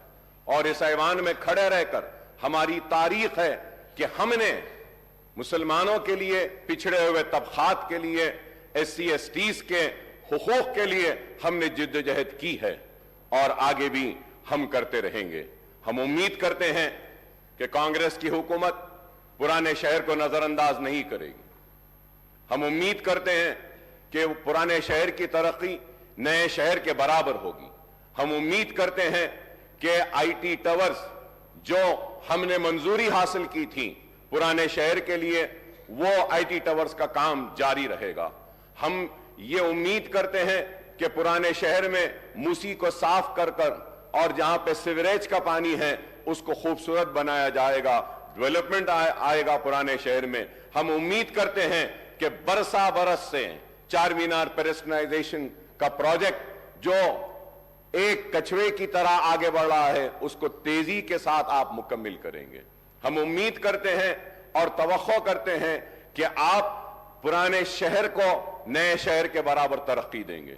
हम उम्मीद करते हैं कि आप अपने वादों को पूरा करेंगे और हम एक मजबूत और कंस्ट्रक्टिव अपोजिशन का रोल जरूर हम अदा करते रहेंगे। हम ये भी तवक्को करेंगे कि आप माइनॉरिटीज के इश्यूज जो हैं, जैसा एमटीएफ है, आरटीएफ है या फिर ओवरसीज स्कॉलरशिप है, उसके बहुत सारे अमाउंट्स ड्यू हैं, उसको भी आप क्लियर करेंगे। और मुसलमान और माइनॉरिटी बच्चे जो तालीम हासिल कर रहे हैं, जिसकी वजह से स्कॉलरशिप्स रिलीज नहीं होने की वजह से जो रुकावटें आ रही हैं, उसको आप दूर करेंगे। हम उम्मीद करते हैं कि अनीसुल गुरबा की इमारत जो तामीर हुई है, उस अनीसुल गुरबा की इमारत में सरगर्मियों का आगाज करेंगे, यतीम बच्चों को वहां रखेंगे और उनको मौका देंगे। हम उम्मीद करते हैं कि आप एक मुस्लिम डेलीगेशन को बुलाकर आप उनसे बैठकर बात कर मदरसा बोर्ड जो दूसरे रियासतों में हैं, उस तरीके से आप उनको एतमाद में लेकर, भरोसे में लेकर, उनसे बातचीत कर एक मदरसा बोर्ड के जरिए आप उनकी मदद करेंगे। हम ये भी उम्मीद करते हैं कि 17,000 अइम्मा और मौजनों को आप अचलीकास को जो पैसा दिया जा रहा है उनके बराबर देंगे। आपके मैनिफेस्टो में आपने कहा कि 12,000 देंगे, लेकिन मैं कहूंगा कि हुकूमत का कोई मजहब नहीं होता, हुकूमत का कोई मजहब नहीं। जब अचलीकास पुजारीस को आप 25,000 दे रहे हैं तो हुकूमत की जिम्मेदारी है कि वो मुस्लिम अइम्मा और मौजनों को भी उन्हीं के बराबर दें। मैं उम्मीद करता हूं कि शादी मुबारक की स्कीम को जो मजलिस के नुमाइंदगी पर ग्रीन चैनल में डाला गया था, आप उसको जारी रखेंगे ग्रीन चैनल में और उसके जरिए शादी मुबारक के सारे जितनी भी पेंडिंग दरखास्तें हैं उसको क्लियर करेंगे। मैं ये भी उम्मीद करता हूं कि 1 लाख रुपए का जो लोन मुसलमानों को देने का वादा किया गया था उसको दिया गया था। इलेक्शन का नोटिफिकेशन आने के बाद इलेक्शन कोड ऑफ कंडक्ट की वजह से उसको रोक दिया गया था। उम्मीद करता हूं कि नई हुकूमत वो जितने भी मंजूरियां जो हुई हैं, जो सैंक्शन हुए 1 लाख, उनको फौरन रिलीज करेगी। मैं उम्मीद करता हूं कि जो मशीन्स जो दिए गए थे, जो स्विंग मशीन्स खवातीन को दिए गए थे, जिनकी मंजूरी हुई लेकिन इलेक्शन कोड की वजह से रोक दिया गया था, आप उनको भी रिलीज करेंगे। मैं उम्मीद करता हूं कि सीबीसीआईडी की इंक्वायरी जो वह औकाफी जायदादों की तहफ्फुज के लिए बनाई गई थी, उसकी रिपोर्ट को आप टेबल करेंगे। मैं उम्मीद करता हूं कि कांग्रेस की हुकूमत औकाफी जायदादों का तहफ्फुज करेगी। 70 बरस की इस तारीख में मुसलमानों की औकाफी जायदादों को तबाह बर्बाद किया गया, उनको लेफ्ट एंड राइट बांटा गया, चाहे वह तेलुगु देशम की हुकूमत हो, चाहे वह कांग्रेस की हुकूमत हो या बीआरएस की हुकूमत हो। जब हुकूमत में आने से पहले तो बड़े हमदर्दी का इजहार करते हैं औकाफी जायदादों की तहफ्फुज के लिए, लेकिन इख्तिदार में आने के बाद उनकी रविश कुछ और होती है और उसी रविश का नतीजा है कि हुसैन शाह वली रहमतुल्लाह अलैह की 1,600 एकड़ आराजी चले गई, आज नहीं है। आज मैं उम्मीद करता हूं कि आप उसको टेबल करेंगे। मैं उम्मीद करता हूं कि आलेर का एनकाउंटर जो हुआ, पुलिस की मौजूदगी में, पुलिस की कस्टडी में पुलिस एनकाउंटर करके उन मासूमों को मार देती है। हमारे मुतालबे पर एक इंक्वायरी कमेटी बनाई गई थी। मैं उम्मीद करता हूं कि आप टेबल करेंगे उस रिपोर्ट को और वो कातिलों को सजा देंगे जो पुलिस कस्टडी में उन मासूमों को गोली मारकर मार दिए गए। मैं उम्मीद करता हूं कि हुकूमत मसाजिद का तहफ्फुज करेगी, मैं उम्मीद करता हूं कि आशुर खानों का तहफ्फुज करेगी, क्योंकि आज बातें तो बहुत की जाती हैं लेकिन हमको इंसाफ से महरूम रखा जाता है। मैं आपके जरिए यह बात जरूर कहना चाहता हूं कि मजलिस इत्तेहादुल मुस्लिमीन हर सेशन में या हर असेंबली में आवाज को बुलंद करती है और अपने हक को हासिल करती है और हम जिद्दोजहद करते हैं। पुराने शहर में रोड वाइडनिंग्स की मंजूरियां हुई हैं लेकिन रोड वाइडनिंग्स नहीं हुए हैं। बोजागुट्टा में वहां पे हाउसिंग के लिए बार बार मुतालिबा किया गया, नहीं हुआ। मैं ये भी बात आपसे कहूंगा कि मजलिस इत्तेहादुल मुस्लिमीन और मैंने ऐवान असेंबली में इस मसले को बार बार उठाया और उस वक्त के चीफ मिनिस्टर केसीआर साहब ने मंजूरी दी थी। लाल दरवाजे की मंदिर के लिए 20 करोड़ रुपए मंजूर किए थे, लेकिन आज तक भी लाल दरवाजे की उस मंदिर के काम के लिए आगाज नहीं हुआ। मीटिंगें तो बहुत हुई लेकिन काम नहीं हुआ। और पुराने शहर के पेरिस्ट्राइजेशन के प्रोजेक्ट के लिए हॉकर्स के लिए ब्रिजेस डालने का ऐलान किया गया, वो भी काम अभी पेंडिंग है।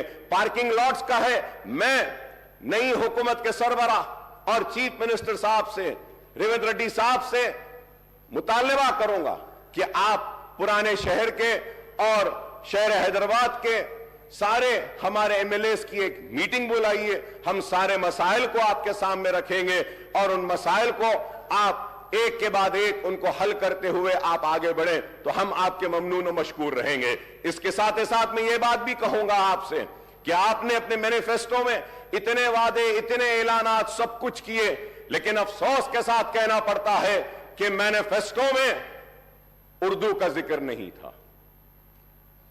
रियासत तेलंगाना की दूसरी सरकारी जबान का मौखफ दिया तो टीआरएस की हुकूमत ने और केसीआर साहब ने दिया। मैं उनका शुक्रिया अदा करता हूं कि उर्दू को दूसरी सरकारी जबान का मौखफ दिया गया, लेकिन उर्दू के साथ इंसाफ हुआ, लेकिन जैसे होना था वैसा नहीं हुआ। मैं उम्मीद करता हूं कि आप उर्दू के साथ इंसाफ करेंगे, उर्दू को उसका जायज हक देंगे और उर्दू बोलने वालों के साथ इंसाफ करेंगे। आपने अपने मैनिफेस्टो में यह भी कहा कि डीएससी का इनेकाद करेंगे। हम बार बार बोलते रहे हैं, राजशेखर रेड्डी साहब के दौर से हम बोलते आए हैं और मैं राजशेखर रेड्डी साहब को हर वक्त याद करता हूं क्योंकि वो एक हमदर्द शख्स थे। और अगर कोई कहता है कि हम कांग्रेस के करीब थे तो मैं ये कहना चाहता हूं कि हम कांग्रेस के करीब राजशेखर रेड्डी की वजह से थे, उनके अखलास की वजह से थे, उनकी मोहब्बत की वजह से थे, उनके हमारे लिए हमारे मसाइल को हल करने की वजह से थे। हम राजशेखर रेड्डी साहब के बेशक करीब थे, हमारे काम करते थे। और आज हम आपसे मुतालिबा करते हैं, आपसे दरख्वास्त करते हैं कि उर्दू के साथ इंसाफ करिए। डीएससी को उर्दू के पोस्ट जो होते हैं उसमें आप डीएससी जब करते हैं तो एससी, एसटी और बीसीज रहते हैं। वो एससी, एसटी, बीसीज को उर्दू नहीं आती है, लेकिन कानून ये कहता है कि आप एससी, एसटी को वो पोस्ट दें, तो आपको चाहिए कि आप 2 वक्त उसका नोटिफिकेशन दें। 2 वक्त नोटिफिकेशन देने के बाद वो जितने एससी, एसटी के और बीसीज के उर्दू के जो पोस्ट हैं जो अनफिल्ड हैं वो ओपन हो जाते हैं। ये इंपॉर्टेंट चीज है। मैं उम्मीद कर रहा था कि आपकी थिंक टैंक आपको बोलेगी और कहेगी कि उर्दू के पोस्ट के लिए, उर्दू के लिए इंसाफ के लिए मैनिफेस्टो में यह बात डालेंगे कि हम उर्दू के पोस्ट को डिरिजर्व करेंगे, लेकिन यह काम नहीं हुआ। मैं उम्मीद करता हूं कि आप यह काम करेंगे। उर्दू जब दूसरी सरकारी जबान है तो जितने भी कॉम्पिटिटिव एग्जाम्स हैं, जितने भी प्रमोशन के एग्जाम्स हैं डिपार्टमेंटल, उसको उर्दू में भी मुनक्किद करना चाहिए। यह जरूरी है, यह काम नहीं हो रहा है। और जितने रिक्रूटमेंट के आपके एग्जाम्स हैं वो एग्जाम्स को भी उर्दू में रखिए, यह भी जरूरी है। मैं उम्मीद करता हूं कि आप मेरे इन बातों पर तवज्जो देंगे और मैं इसके साथ ही साथ आगे बढ़ते हुए यह बात भी आपसे कहूंगा कि it was in 2004 on the eve of assembly polls the Congress party had entered into a poll alliance with TRS after promising Telangana state. More than 5 years later, in the second term of the UPA government, at the center and the Congress government in the state, the central government made the December 9th announcement of Telangana statehood in 2009, plunging to the united AP into a turmoil. Ultimately, the Congress Working Committee decided to bifurcate Andhra Pradesh in mid-2013 and followed it up with enactment of AP Reorganization Act in early 2014. Telangana state came into being on June 2nd, 2014. That is exactly 10 years after the promise was made by Congress before the 2004 Assembly and Lok Sabha elections. Earlier too, during 1969 and 1971, the Telangana agitation rocked the united AP, and it was led by former congressmen who had floated Telangana Praja Samiti. Incidentally, this earlier movement was suppressed by the Congress government at the state and in the united Andhra Pradesh state, sir. Sir, I would like to tell my Congress friends that the history cannot be one-sided and it has to be two sides. In the year 1969 to 1971, agitation, scores of youth were killed in police firing, and in 2001 and 13 movements, scores of youth committed self-immolation. Who or which government were responsible for these deaths?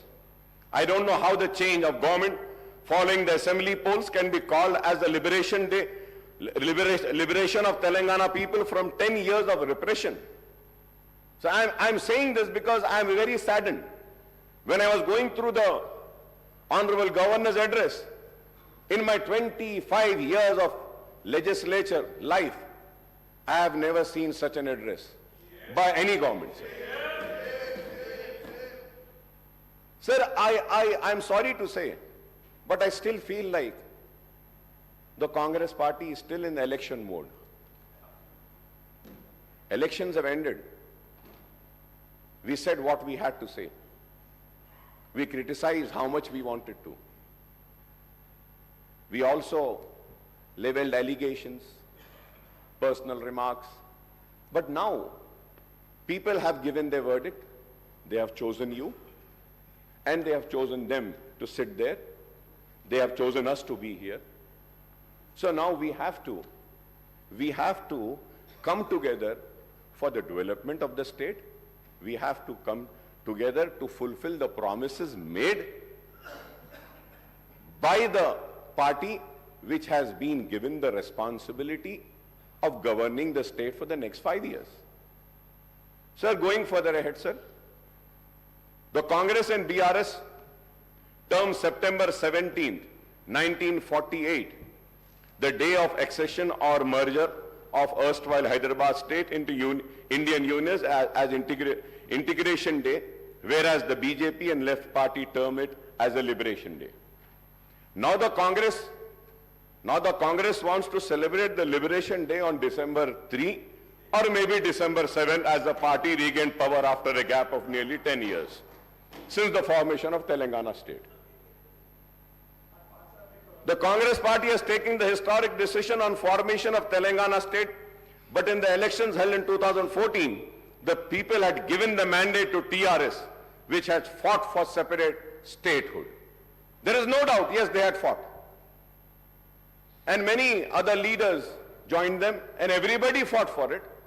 Yes, but we cannot deny the role, the major role of TRS and the major role of KCR. Again in 2018, the people voted for the TRS, which secured a greater majority.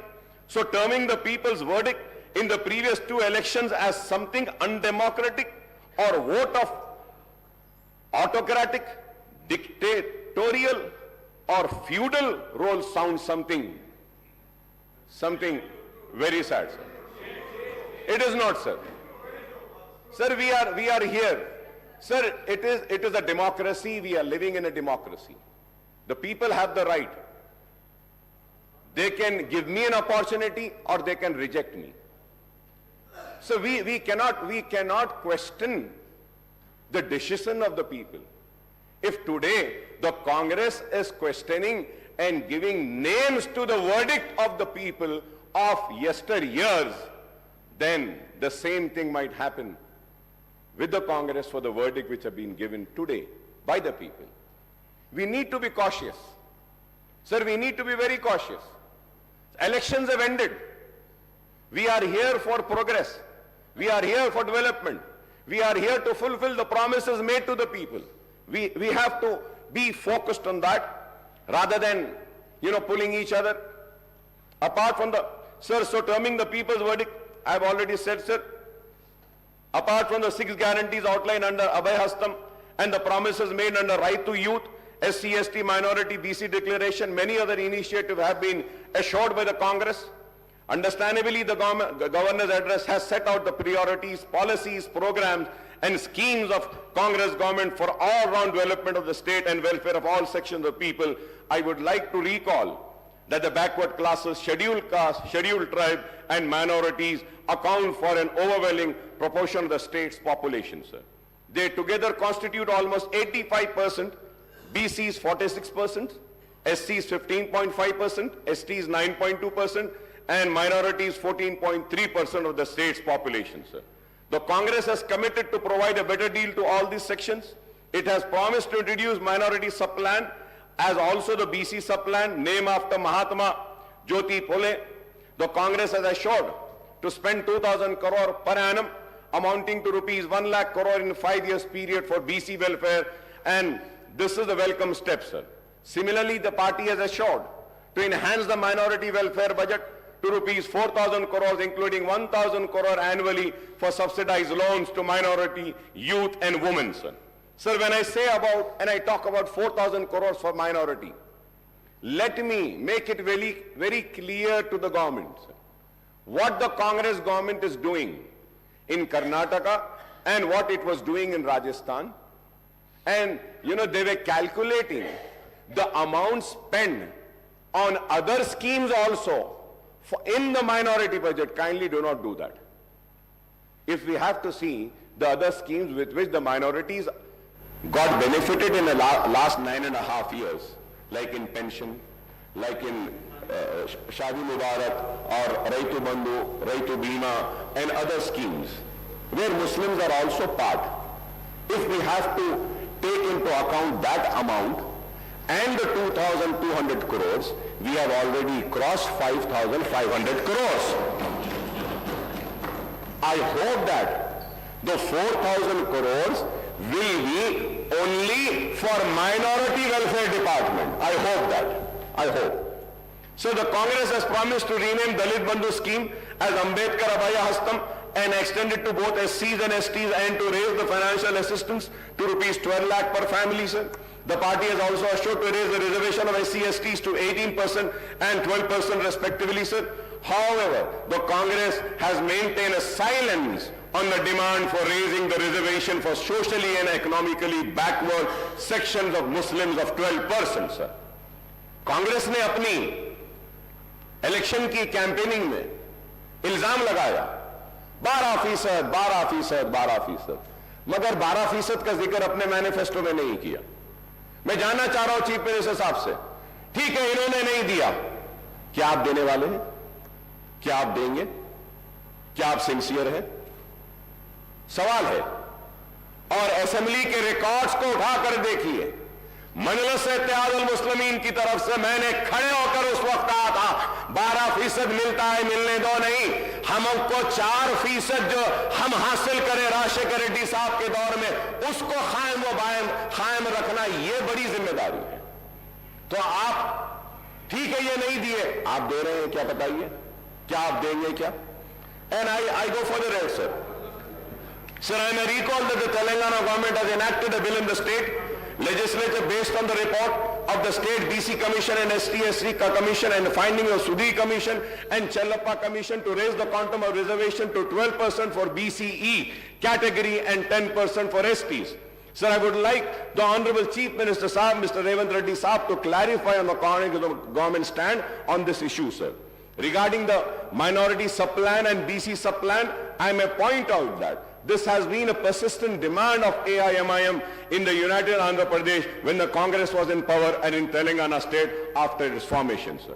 In fact, we had suggested to the Telangana government to enact a legislation on the patterns of Act number 6 of 2022, the AP Minorities Component Outlay Allocation and Utilization of Financial Resources Act 2022 and Act number 13 of 2019, the AP-BC Subplan Planning, Allocation and Utilization of Financial Resources Act 2019 for earmarking the funds for minorities and BCs in the state budget, sir.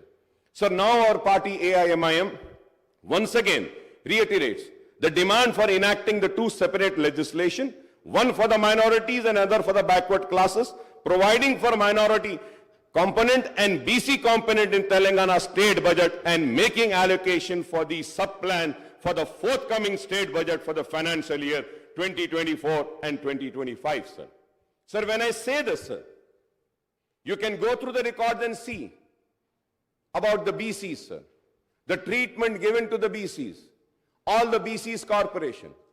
My learned friend, Sridhar Babu, was with me as a member in Public Accounts Committee. We had asked for the details and we saw the details of the allocation made to the BC, मुख्तलिफ BC के महकुमों को, तो देखकर बड़ी हैरत हुई थी. मैं उम्मीद करता हूं कि आप उनके साथ इंसाफ करेंगे. SC और ST के रिजर्व सीट्स पर भी शायद अगर मैं गलत ना हो तो सबसे ज्यादा सीटों पर अवाम ने आपको मुंतखब किया. इस उम्मीद के साथ कि उनके साथ भी इंसाफ होगा और हम उम्मीद करते हैं कि आप सब के साथ इंसाफ करेंगे. We hope that the Congress government would fulfill its assurance to conduct a caste census and effect an increase in BC reservation within 6 months of assuming power in the state, sir. क्योंकि आपने कहा है ये बात और फिर the Congress has not elaborated on the quantum of raise in BC reservation in education and public employment in the state except promising a hike. कितना करेंगे आप? वो आपने नहीं कहा. This is in contrast to the assurance to raise the BC reservation in local bodies as well as in award of government civil construction and maintenance contract to 42%, sir. Assuming that the reservation for BCs in education and public employment are raised to 42%, apart from the proposed increase in SC/ST reservation to 18 and 12%, this would, Honorable Panel Speaker, sir, this would raise the total quantum of reservation for SC, STs and BCs together to 72%. 72%, sir.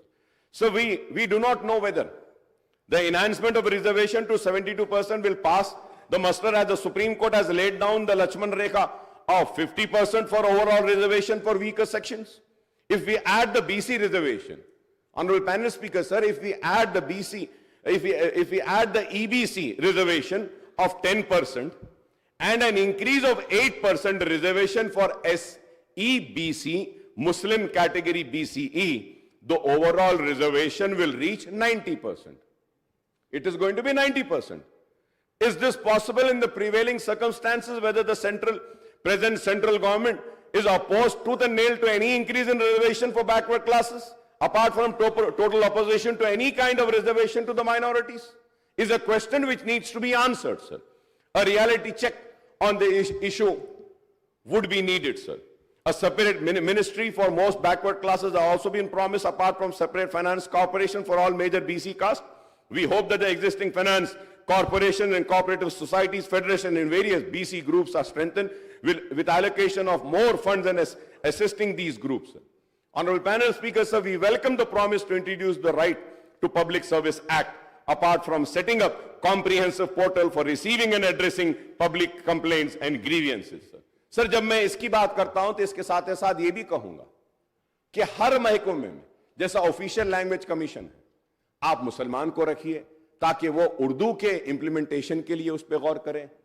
Higher education department है, vice chairman एक मुसलमान को दीजिए. Universities हैं, वहां पे एक मुसलमान को दीजिए. आप इंफॉर्मेशन का जो है उसमें आप मुसलमान को दे सकते हैं और कई वकील हैं, पब्लिक प्रोसिक्यूटर्स मुसलमानों को दे सकते हैं. लेकिन आज ये चीज नहीं हो रही है. मैं उम्मीद करता हूं कि मुसलमानों को उनका हक दिया जाएगा. So the 6 guarantees are going to be cornerstone of the Congress government action plan for the state, sir. The government has implemented 2 of the promises made in the manifesto, and it has assured that a definite and time-bound action plan will be announced soon to implement the other guarantees in the poll manifesto, sir. Sir, when I talk about the poll manifesto, sir, about 6 guarantees, sir. Sir, I have all the details, sir. Like Mahalakshmi scheme, sir, gas cylinder 500 rupees, free travel for women, farmers, financial assistance of 15,000 per acre, rupees 12,000 per annum to agricultural labor, bonus of 500 paddy waiver, and all land extent and number of farmers. ये सारी चीजें जब हम देखते हैं, sir, I don't know whether people know about this, sir. I might be wrong, but I would request the government to please correct me. Please do correct me. So 2,500 per month to every BPL family woman. Sir, अगर हम BPL family woman में card में से एक औरत को अगर ले लेते हैं पर मंथ, नहीं, मैं एक को ले रहा हूं, मैं सिर्फ एक को ले रहा हूं, एक को ले लेते हैं तो 2,249.75 crores per month, sir. Per annum, 26,997, sir. Sir, gas cylinder for 12 months, 12 cylinder अगर हम देंगे, per year, sir, 5,399. बिल्कुल साहब, आप दीजिए, 3 ने साहब, आप जो ऐसे 4 महीने चला बोलो, उनको चला लेते हो, चला ले, गांव में लकड़ी के साथ चला लेते साहब, बेफिक्र रहो. Free travel for women, sir, free travel for women अगर इसको हम देखते हैं, sir, 2,190 crore, sir. Farmers, sir, financial assistance, sir, total agricultural के आप साइट पर जाके देखिए, सर, जहां पे जिरात हो रही है, वो जुमला एकरेज है 1,54,40,580, सर. तो अगर हम किसानों को जो वादा करें वो देते हैं 23,160.87 crore, sir. Sir, 12,000 per annum to agricultural labor, sir. I was listening to my learned friend, he said कि दो को भी दे देंगे, बोले मियां बीवी दोनों को देंगे. I don't know if it is the policy of the government or what. Very good, very good. दो को दे रहे हैं, बहुत अच्छा है. I was just listening to honorable learned friend of mine, he said कि एक ने 2 को देंगे. मैं एक को देने की बात लिया साहब, सिर्फ एक को लिया तो they are 25 lakh labours are they, sir. उसके लिए 3,000 करोड़ होना सालाना, सर. आप 2 को देंगे बोले 6,000 करोड़ होना है. अब हम आगे बढ़ते हैं और देखिए साहब, bonus 500, sir. If you have to go, I have all the details, honourable panel speaker, sir. If I have to go, Gruha Jyothi, sir, 4,800 crores is required. Indrama Indulu, sir, 25,000 crores is required. Yuva Vikasam, 38,894 crores is required, sir. I have all the details, sir. It is not that I have done my homework and research, sir. Sir, implementation of Vidya Jyoti Patakam, Abdul Kalam, Tofe Talim and all this, sir. For that 6,476.66 crores is required, sir. Sir, MPhil, PhD, sir, for that, और उसके बाद में graduates को भी आप देंगे बोले, फिर इंटर स्टूडेंट्स को भी देंगे बोले, एसएससी को भी देंगे बोले, तो उसके लिए, और फिर वो सारे जब हम देखते हैं, सर, 294, 1,800, 2,600, अब इतने हैं, सर, thousands and thousands है, sir. And I wish you all the luck, because I know this, sir, because I know this. Congress have ruled this country and ruled the state 16 times, sir. Very learned people are there, educated people are there, they know how to rule, and I'm sure and I'm confident they are going to fulfill the promises.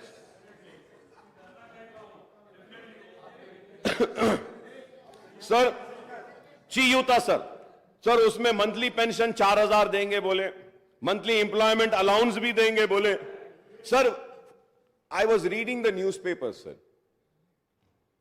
So in that it was written that the required amount would be 70,000, sir. But sir, I want to correct, sir.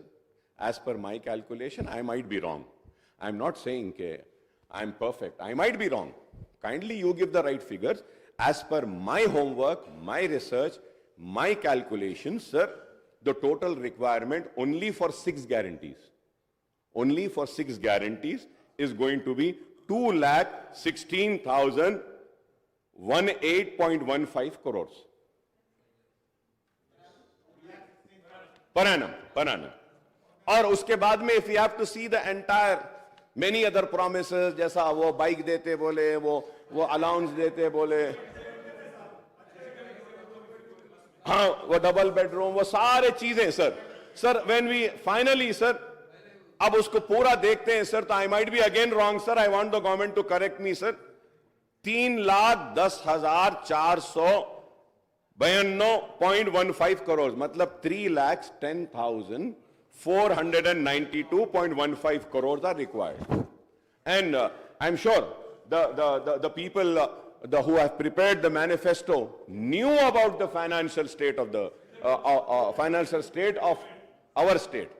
So, and sir, I listen, bhaiya, aap itna gusse mein kyun aa rahe ho? That's what I'm saying. That's what I'm saying, sir. मुझे मैं यही कह रहा हूं आप नहीं करेंगे बोल के मैं थोड़ी बोला आपको आप काबिल है बोला मैं आप लोग हिंदुस्तान में सबसे ज्यादा हुकूमत करे बोल रहा हूं रियासत में आप लोग करे हैं बोल रहा हूं और मैं ये कह रहा हूं कि काबिल लोगों ने बड़ी काबिलियत के साथ बड़ी ही मेहनत के साथ इस मैनिफेस्टो को बनाया है और इस मैनिफेस्टो पे अवाम ने भरोसा किया है और मैं ये भी कह रहा हूं कि ये प्रॉमिसेस को फुलफिल करने के लिए ना सिर्फ मैं हम सब आपका ताउन करने तैयार हैं गुस्से में आने की बात क्या है बताइए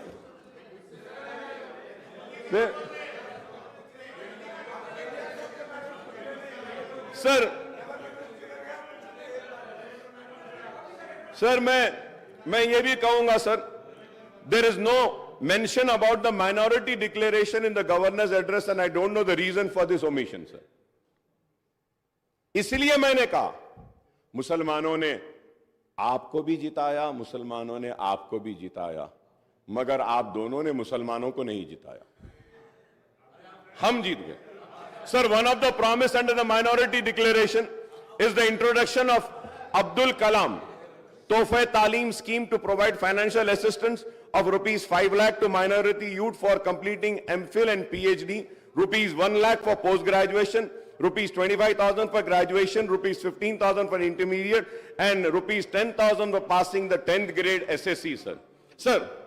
Sir, I would like to once again ask the people responsible for preparation of this manifesto, sir. Sir, by the way, sir, who is this Abdul Kalam? Is it, no, sir, it is written Abdul Kalam. Is it the India's first education minister, Maulana Abdul Kalam Azad?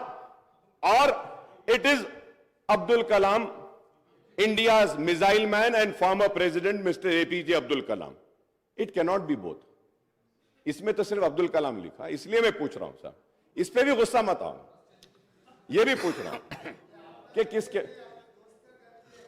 जी तो मैं ये पूछ रहा हूं ये भाई ये manifesto आपका है भाई सीएम साहब ये आपका है आपके उसमें है तो इसमें अब्दुल कलाम 2 है तो मैं क्लैरिफिकेशन ले रहा हूं मौलाना अब्दुल कलाम आजाद के नाम पे है या Abdul Kalam the missile man के नाम पे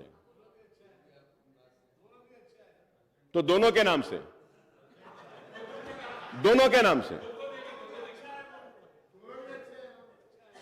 जी अच्छा नहीं मैं पूछ रहा था साहब पूछना है ना Under the Mahalakshmi guarantee, women are promised monthly financial assistance of rupees 2,500 per month, and that is 30,000 per annum. Besides free travel in RTC buses, sir. Sir, when I talk about RTC buses, sir, Honorable Panel Speaker, sir. So this is Telangana Road Transport Corporation 22-23 report, sir. And also, I had raised a question, sir. अब इसमें लिखा हुआ है, sir, कि out of the 9,000 buses, 6,000 buses are old 15 years old. और इसमें पूरा detail दिए साहब कितने पुराने हैं क्या है क्या नहीं अब ये देखिए सर ये 23-24 ये पेज ही नहीं है साहब इसमें नहीं आपके दौर में हुआ सो है ये सॉरी आपके दौर में हुआ सो है तो सर पैनल स्पीकर सर मैं नई गवर्नमेंट से कहूंगा कि ऐसे डेलिबरेट omissions pages के नहीं होना चाहिए because you had promised a transparent government it has to be there बहुत है सर so many demands बहुत सारे डिमांड्स भी देखते हैं सर डिमांड्स में एक इंपॉर्टेंट पेज गायब हो जाता है डिमांड्स टेबल नहीं होते डिमांड्स पे डिस्कशन होता है तो I hope We have faced this. I told you that we are going to play a role of a constructive opposition. And let me correct you, we have played a constructive role when the TRS was also there in the government. We have criticized the government. We have appreciated the government. We have rejected their wrongdoings, and we have praised the good doings which were for the people. We are going to play the same role. And at the same time, I'm happy that I'm happy that I saw today's newspapers in which Honorable Revanth Reddy Saab has said, in the newspaper it has come कि MIM के साथ कोई alliance नहीं है भाई हमारा. हम अकेले थे, अकेले हैं, लड़ रहे थे, लड़ रहे हैं, लड़ते रहेंगे. क्योंकि बहुत सारे लोगों को ऑनरेबल पैनल स्पीकर साहब एक मीटिंग हुई, सीएम साहब बुलाए, थैंक यू सर, मूसी के लिए बुलाए, thank you so much sir, बुलाए, हम बैठे डिस्कस करे, लोग समझे कि अरे अलायंस हो गया, ये इनके करीब आ गए, ये इनके हो गए.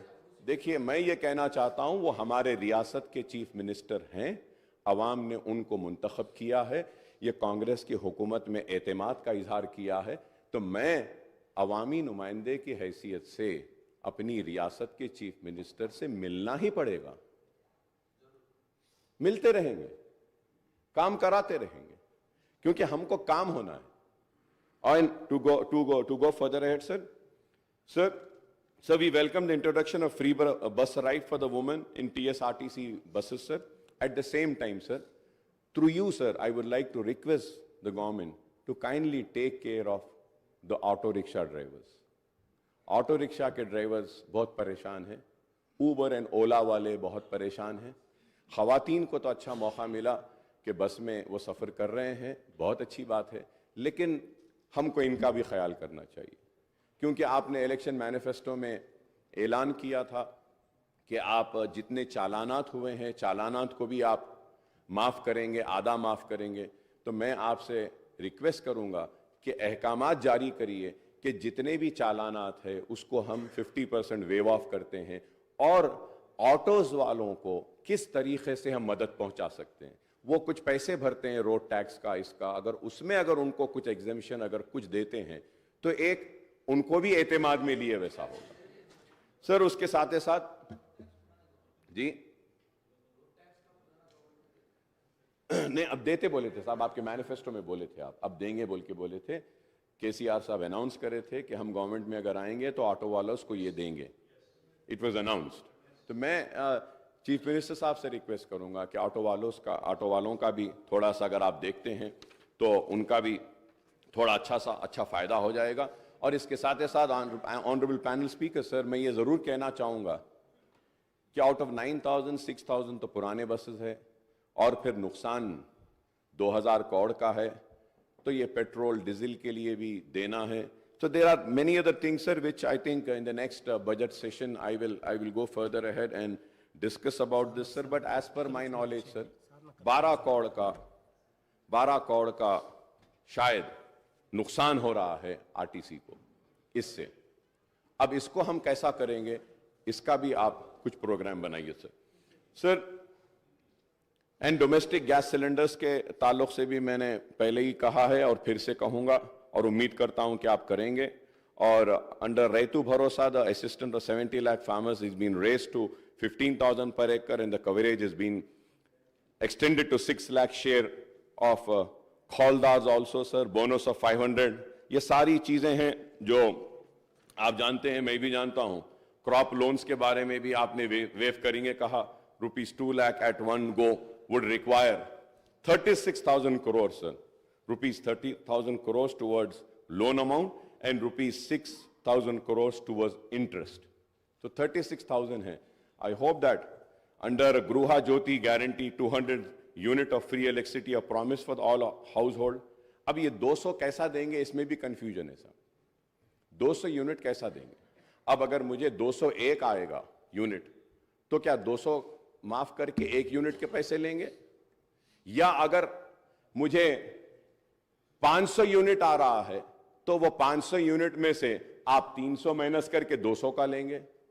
इसमें क्लैरिटी नहीं है sir. So I request kindly issue the guidelines with which ये 200 यूनिट फ्री जो मिलेगा, the power sector in the state, TS Genco, TS Transco and Northern Southern Discoms are already saddled with huge losses of 50,275 crores and staggering debt of 81,516 crores.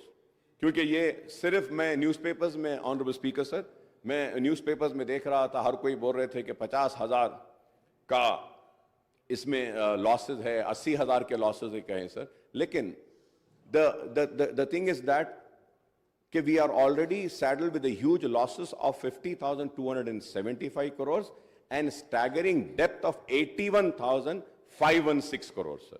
Sir, under Indulu scheme, families not owning houses are promised a house site and a financial assistance rupees 5 lakhs for construction of houses, sir.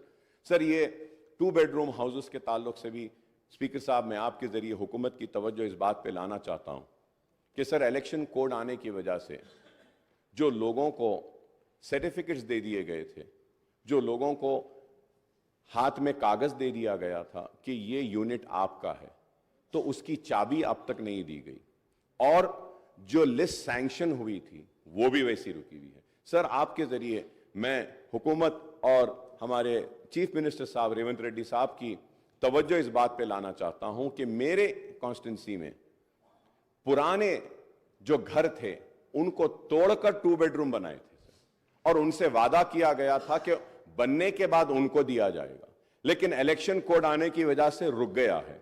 Kindly आपसे request है कि Hyderabad collector साहब को बोल के उसको clear करवा दीजिए, क्योंकि हमारे अश्योरेंस पे, हमारी जबान पे उन लोगों ने अपने घरों को खाली करके 2-bedroom बनाने की इजाजत दी। अगर उनको नहीं मिलेगा तो बड़ा प्रॉब्लम होगा। Honorable Speaker, sir, through you also very important issue I want to bring to the kind notice of the government is that, sir, under JNNURM, Vambe scheme and other schemes, housing was taken up, sir. Right from Mr. Chandrababu Naidu was the chief minister then, से लेकर आज तक भी ये हो रहा है। वो घर जो है सो 20 साल, 15 साल पुराने हो गए, बहुत खराब हो गए हैं। तो हमारी नुमाइंदगी पर HMDA से 100 करोड़ रुपए रिलीज हुए थे, वो 150 करोड़ रुपया पूरे शहर के JNNURM, वाम्बे और ये दूसरे हाउसिंग स्कीम के पुराने घरों के मेंटेनेंस वर्क के लिए। तो मैं आपके जरिए हुकूमत से रिक्वेस्ट करूंगा कि हैदराबाद और सिकंदराबाद के जितने पुराने घर हैं जो डिलैपिलेटेड कंडीशन में, जिसके लिए अमाउंट भी रिलीज हुआ है, kindly give instructions that these amounts are released to the contractors and the work can be taken up so that it will help the poorest of the poor people, sir. Sir, about SC/ST's promise, assistance of 6 lakhs for construction of houses and for other it is 5 lakhs. I don't know why this difference, sir. SC/ST को आप 6 लाख देते बोले, यहाँ पे 5 lakh. Lakhs of people, especially in towns and cities, do not own houses and live in rented houses, sir. तो मैं उम्मीद करता हूँ कि आप इस ताल्लुक से भी करेंगे, sir. And I would like to know, sir, what are the criteria for selection of beneficiaries under this scheme? ये स्कीम युवा विकासम जो 5 लाख का है, उसके भी गाइडलाइंस सही नहीं आए, तो मैं उम्मीद करता हूं कि आप इसके बारे में भी कहेंगे। अंडर चय्युता guarantee monthly pension amount is to be raised to ₹4,000 and all the beneficiaries and its huge increase in the allocation for this scheme, sir, for the disabled also. So we welcome the increase in the health insurance coverage under Arogyashri scheme of ₹10 lakh. Sir, once again, sir, Honorable Speaker, sir, when I talk about Arogyashri, sir, आप बोल दिए 10 लाख, आप मालूम कराइए साहब, क्या एक भी पेशेंट को अब तक आपके ऐलान के बाद क्या 10 लाख का बेनिफिट मिला? Guidelines have not been framed. GO is not been issued. Sir, the most important thing is that Rajshekhar Reddy साहब जब थे, जो राजीव आरोग्यश्री लाए थे, उस वक्त जो पैकेजेस बनाए थे, same amount is continuing, sir, same amount, sir, amount में इंक्रीज ही नहीं हुआ। Sir, you need to review this, see that. The reason I'm saying is that, sir, the private hospitals are not admitting any patient under Arogyashri because the rates are very low, sir. अब एक बात बोलता हूं, आप बुरा ना माने आप लोग, which is very important for the new government, sir. Sir, in all government hospitals, dialysis units are there. Sir, these dialysis units are being handed over to a third party, sir. And sir, like a private hospital is getting 1250, 1250 for one dialysis. Government hospital is getting 1850 rupees. And that 1850 rupees, it is being paid to the third party, not to the government hospital. आप बताइए sir, ये तो गलत है ये. This is very wrong. आप वो third party को बेनिफिट दे रहे हैं, लेकिन प्राइवेट हॉस्पिटल्स को आप कम करके रखें. This needs to be corrected, sir. I hope that the government will make a note and do the necessary corrections.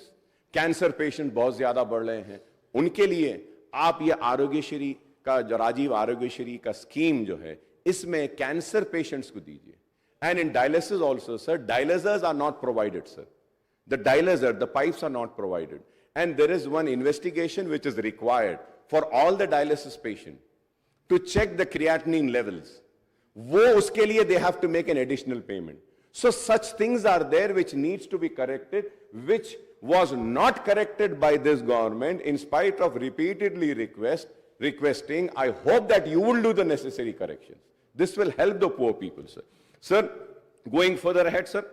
Sir, it is apparent that you, especially in the rural and small towns, are being facing problems of unemployment. I welcome that के उन बेरोजगार नौजवानों के लिए भी आपने ऐलान किया है कि करेंगे.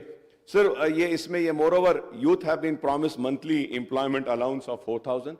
I would like to know कि when are we going to start this? Sir, क्योंकि बेरोजगारी का भत्ता देने का इन्होंने भी वादा किया था, लेकिन किया नहीं. Sir, as per my information, I might be wrong. It is subject to correction, sir. 42 lakh children have registered in an employment department or Telangana Public Service Commission. Sir, if we take 30 lakhs also, unemployed youth, तो हमको, sir, 1,200 crore महाना जरूरत पड़ेगी और हमको जरूरत पड़ेगी 14,400 करोड़ सालाना की. 14,400 crores yearly will be required.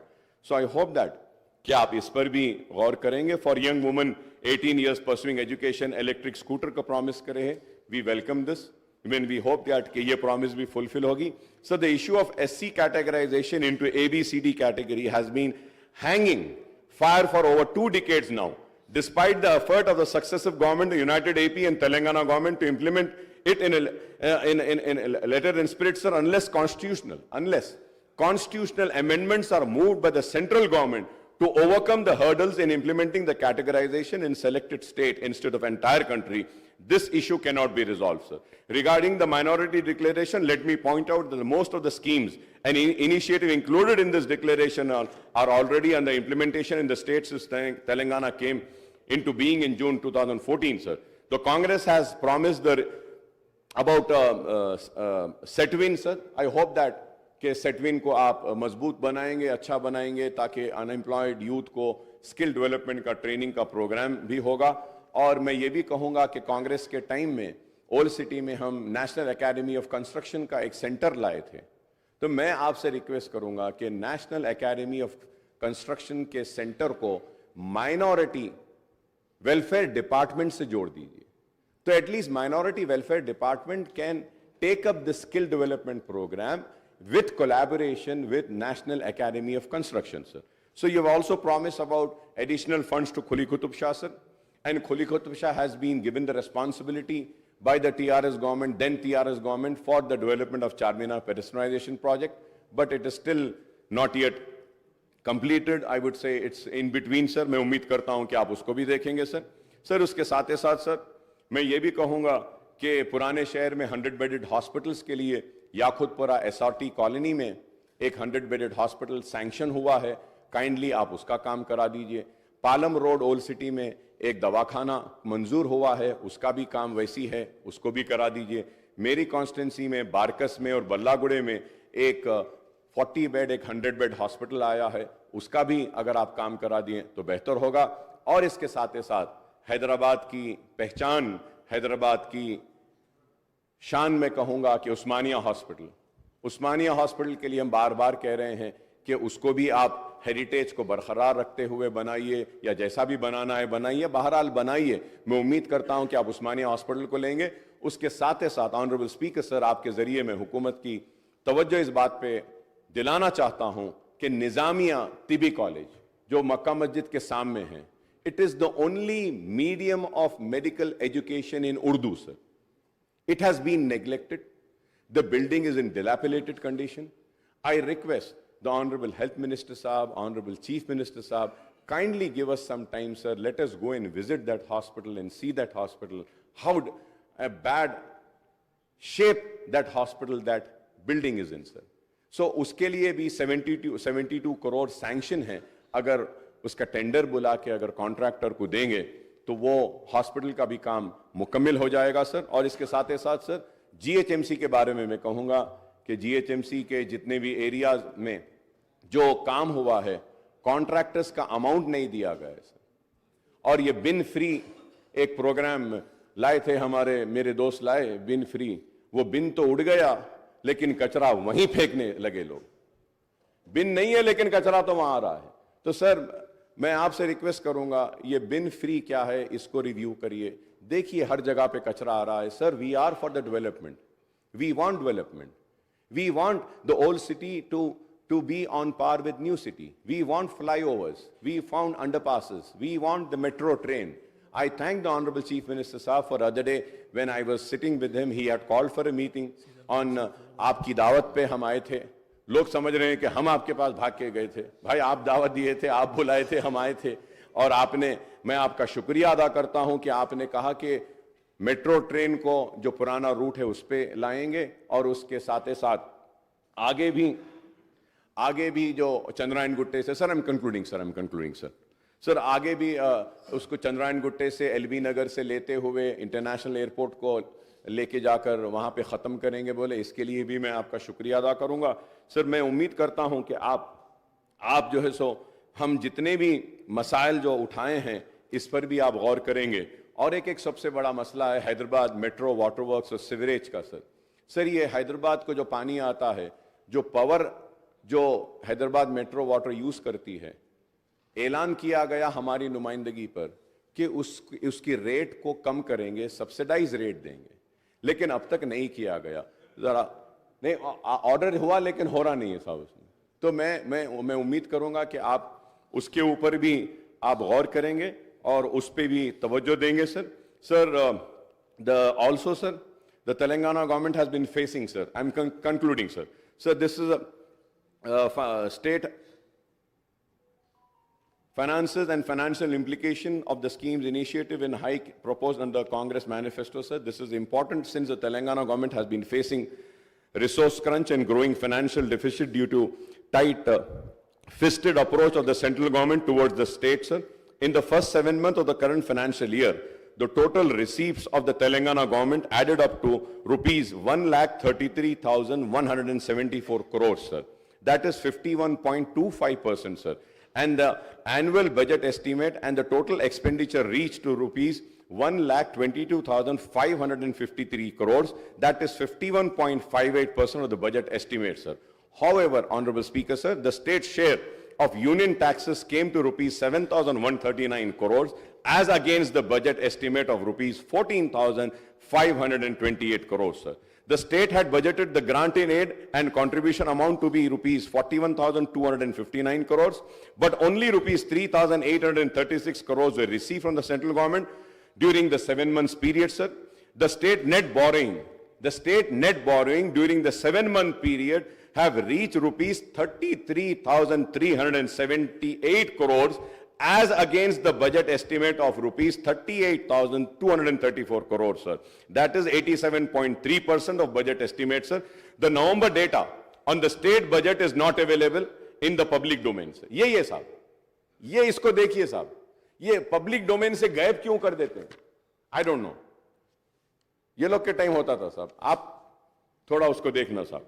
And we have 4 more months before the financial year comes to a close on March 31st, sir, 2023, sir.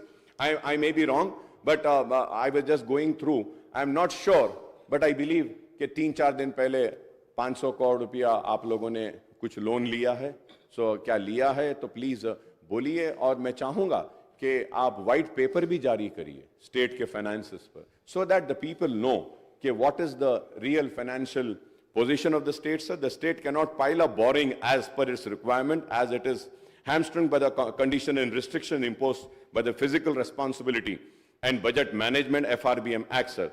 According to the latest data, the borrowing limit for the Telangana government for the current year has been fixed to rupees 57,813 crores by the Union Finance Minister, but it was actually curtailed to rupees 42,225 crores after taking into account the additional borrowings of rupees 15,588 crores in the previous years. So, however, the Union Finance Minister has further curtailed the borrowing limit of Telangana state by 36,617 crores under open market borrowing as against the budget estimate of rupees 38,235 crores, citing overborrowing from open market in the previous year, sir. The state has already mobilized, Honorable Speaker, sir, the state has already mobilized 36,378 crores through open market loans in the current financial year up to the end of November 2023, sir. The state cannot raise any open market loans during the remaining period of the financial year till March 31, 2024, sir. I might be wrong, sir. This is subject to correction, sir. Sir, it can only avail a special drawing facility and resort to ways and means, advances and overdraft to meet its day-to-day requirements, sir. Overdraft. It is a very alarming. So this is why I say that a white paper needs to be tabled. Let the people know, sir. Sir, this is the grim financial scenario of the state at the Telangana government, and this is solely the result of policies and restraint imposed by the central government as well as the lesser central assistance by the way of grant in aid and devolution of central taxes. I would like to remind that I was the one person who is to always caution and say that devolution of funds, GST आपको नुकसान होगा, लेकिन आप लोगों ने मेरी बात नहीं सुनी। उस वक्त मैंने बार बार कहा था, सीएम साहब, उस वक्त के सीएम साहब केसीआर साहब ने उठकर मुझसे कहा कि अकबर भाई आप बेफिक्र रहिए, हमारे स्टेट को पूरे पैसे आएंगे। लेकिन देखिए हमारे स्टेट को पैसे नहीं आए, हमारे स्टेट का नुकसान हुआ, और उस वजह से आज हमको मुसीबतें उठानी पड़ेगी। Sir, I wish my old colleague, my friend, and my very close friend, I would say, Mr. Bhatti Saab, the Deputy Chief Minister Saab, Bhatti Vikrama Saab, who looks after the finances, my best wishes and best of luck with you, sir. And we are there for whatever support and assistance or help is needed, sir. Incidentally, a few days ago, Deputy CM Saab had released a booklet on Telangana economy and Telangana at a glance, on the financial indicators of state during the financial year 22-23. Telangana gross state domestic product GSDP at current prices 22-23 reached to rupees 13,13,391 crore with 16.3% growth, which was marked higher than India's growth of 16.1, sir. और उसके साथ ही साथ 2 दिन पहले हमारे हैदराबाद को भी एक अवार्ड मिला है, बेस्ट सिटी, राइट। ऑपरेशन को तो नहीं था अवार्ड वो, right? It was an award. Good. So I congratulate the officials who are responsible for this award, and I also congratulate the then government TRS also, sir. Sir, moreover the Telangana, sir, isme led the other big states in the country with the highest per capita income of 3,12,398 during the year 22-23, sir. The state has certainly progressed since it was granted statehood in 2014, sir. There are many other issues which may have time to discuss during the forthcoming budget, sir. Before I conclude, I may recall that one issue which I have been highlighting it frequently during the session of Telangana Assembly was conduct of and duration of budget monsoon winter session of the Assembly, sir. Sir, मैं इनको भी criticise करता हूं, sir. My friends are there, sir. Sir, Andhra Pradesh था बोलकर आंध्र प्रदेश में 40 दिन budget session होता था, सर. बोले कि नहीं सर, वो आधे मेंबर्स उधर चले गए तो 40 के बजाय कम कर देंगे. Sir, I request, sir, we should have session, sir. We should have discussion, sir. Sir, इसमें हुआ ये, sir, in the last budget session, sir. I am sorry, secretary साहब is there, he might feel offended, but the demands were not table and we were discussing on demands, sir. कैसे होगा sir ये? ठीक है, सब सारे लोग नहीं पढ़ते होंगे, लेकिन बात पढ़ने वाले लोग हैं, सर. हम जैसे लोग जो टूटा फूटा जैसा भी है पढ़ लेते हैं, ठीक है, हम उतने काबिल नहीं हैं, उतने ज्यादा पढ़े लिखे नहीं हैं, उतने डिग्रीज नहीं है, लेकिन फिर भी सर मैं I may point out whether it is assembly और a small state like Sikkim और large state like Uttar Pradesh, there is nothing to prevent these assemblies for holding sittings for longer duration and for holding sir we in Telangana have 119 members, AP has 175 sir. Andhra Pradesh assembly regularly budget session hota hai aur hamare paas the budget session used to be sitting of 29 days sir, 40 days span mein hota tha. Lekin agar hum dekhte hain sir, during the first term 2014 and 18 the assembly sittings were held for 126 days, annual average of 25 days sir. Moreover, in the successive sessions the question hour were dispensed, question hour chale gaya with too often and no discussions were held in form of half an hour discussion, rule 29, LAQ rule 39, SNQ rule 51, short discussion rule 60, calling attention rule 74 and matter of urgent public importance sir. In the BSc meeting held in this connection, the previous sittings and session of assembly, our party had given a list of issues for discussion sir. Therefore I urge the honorable chief minister, the leader of the house and the legislative affairs minister sir, to ensure that assembly sessions are conveyed for longer duration and all the 3 session budget, monsoon and winter will be held sir. तो मैं उम्मीद करता हूं sir आपने जो मुझे मौका दिया है इसके लिए मैं आपका शुक्रिया अदा करता हूं और शुक्रिया अदा करते हुए आपकी हुकूमत के साथ अपनी सारी नेक ख्वाहिशात का इजहार करता हूं और हमारा ताउन आपके साथ रहेगा। जो रियासत की बेहतरी के लिए है हम उसकी तायीद करेंगे, जो रियासत के अवाम के खिलाफ होगा हम उसकी मुखालिफत करेंगे। हम खड़े रहकर अपने हक की लड़ाई लड़ेंगे। हम मुसलमानों की आवाज बनकर इस ऐवान में गूंजते रहे हैं, हमारी आवाज गूंजते रहेगी और हम अपने मुतालिबात को आपके सामने रखेंगे और उम्मीद करता हूं कि छोटे व्यापारियों का भी आप ख्याल करेंगे, ऑटो वालों का ख्याल करेंगे, माइनॉरिटीज के इश्यूज जब उठाएं उसके ताल्लुक से आप संजीदा रहेंगे, उर्दू के ताल्लुक से हमने जो उठाया है और उसके साथ ही साथ सर हाईटेक सिटी में दुकानें 24 घंटे खुले रहते हैं सर। आपकी गवर्नमेंट आने के बाद से 10:30 11 बजे ओल्ड सिटी में दुकानें बंद कर दे रहे हैं sir.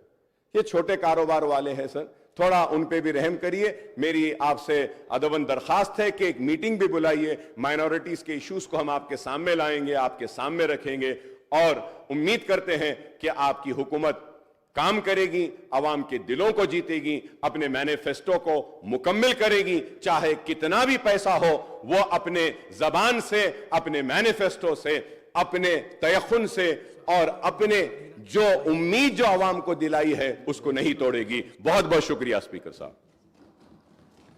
Shri Kunamneni speaker sir, ఒక్క నిమిషం leader of the speaker sir, governor గారి ప్రసంగం రిప్లై సందర్భంగా ఎంఐఎం సభాపక్ష నాయకులు అక్బరుద్దీన్ ఓవైసీ గారు ప్రభుత్వం తీసుకున్న నిర్ణయం రాజీవ్ ఆరోగ్యశ్రీ పథకం అమలు జరగడం లేదు, జీవో ఇవ్వలేదని వారు చెప్పిండ్రు. వారు సమాచార లోపం వల్ల ఏమన్నా చెప్పిండ్రేమో. ఈ ప్రభుత్వం బాధ్యత తీసుకున్న మొదటి రోజే మంత్రివర్గ సమావేశాన్ని ఏర్పాటు చేసి మంత్రివర్గ సమావేశం 7 తారీఖు నాడే ఆమోదం తీసుకొని 8 తారీఖు రోజు జీఓఎంఎస్ నెంబర్ 191 ఈ జీవో స్పష్టంగా రాజీవ్ ఆరోగ్యశ్రీ పథకంలో పేదలకు వైద్య ఆరోగ్య ఖర్చుల కోసం 5 లక్షల నుంచి 10 లక్షలకు పెంచడం జరిగింది. ఈ 10 లక్షల క్లెయిమ్ చేయడం అనేది ఎవరైనా బాధితులు లేకపోతే వాళ్ళు ఏం క్లెయిమ్ చేసుకుంటున్నారో వాటికి సంబంధించిన ఎవరైనా రాజీవ్ ఆరోగ్యశ్రీ పథకంలో భాగంగా ఇందులో ఎంపానల్మెంట్లో ఉన్న హాస్పిటల్స్ ఎవరైనా హాస్పిటల్లో చేర్చుకోకపోయినా 10 లక్షల వరకు వాళ్లకు ఆరోగ్యశ్రీ ఈ కవరేజ్ ఇవ్వకపోయినా ప్రభుత్వం దృష్టికి తీసుకొస్తే తప్పకుండా ఆయా ఆసుపత్రుల మీద ఈ రాష్ట్ర ప్రభుత్వం కఠినమైన చర్యలు తీసుకుంటుంది. కాబట్టి దయచేసి మా సహచర సభ్యులకు నా సూచన, రాజీవ్ ఆరోగ్యశ్రీ పథకాన్ని 7 తారీఖు నాడు ప్రభుత్వం బాధ్యత తీసుకున్న రోజే మంత్రివర్గ సమావేశంలో ఆమోదం తీసుకున్నాం. 8 తారీఖు రోజు జీఓఎంఎస్ నెంబర్ 191 ఆల్రెడీ 5 లక్షల నుంచి 10 లక్షలకు పెంచుతూ విధానపరమైన నిర్ణయం తీసుకొని జీవో ఇవ్వడం జరిగింది. కాబట్టి మీ ద్వారా సభ్యులందరికీ 119 మంది సభ్యులకు తెలంగాణ రాష్ట్ర ప్రజలందరికీ కూడా ఈ వివరాలను తెలియజేస్తున్న అధ్యక్ష. ధన్యవాదాలు.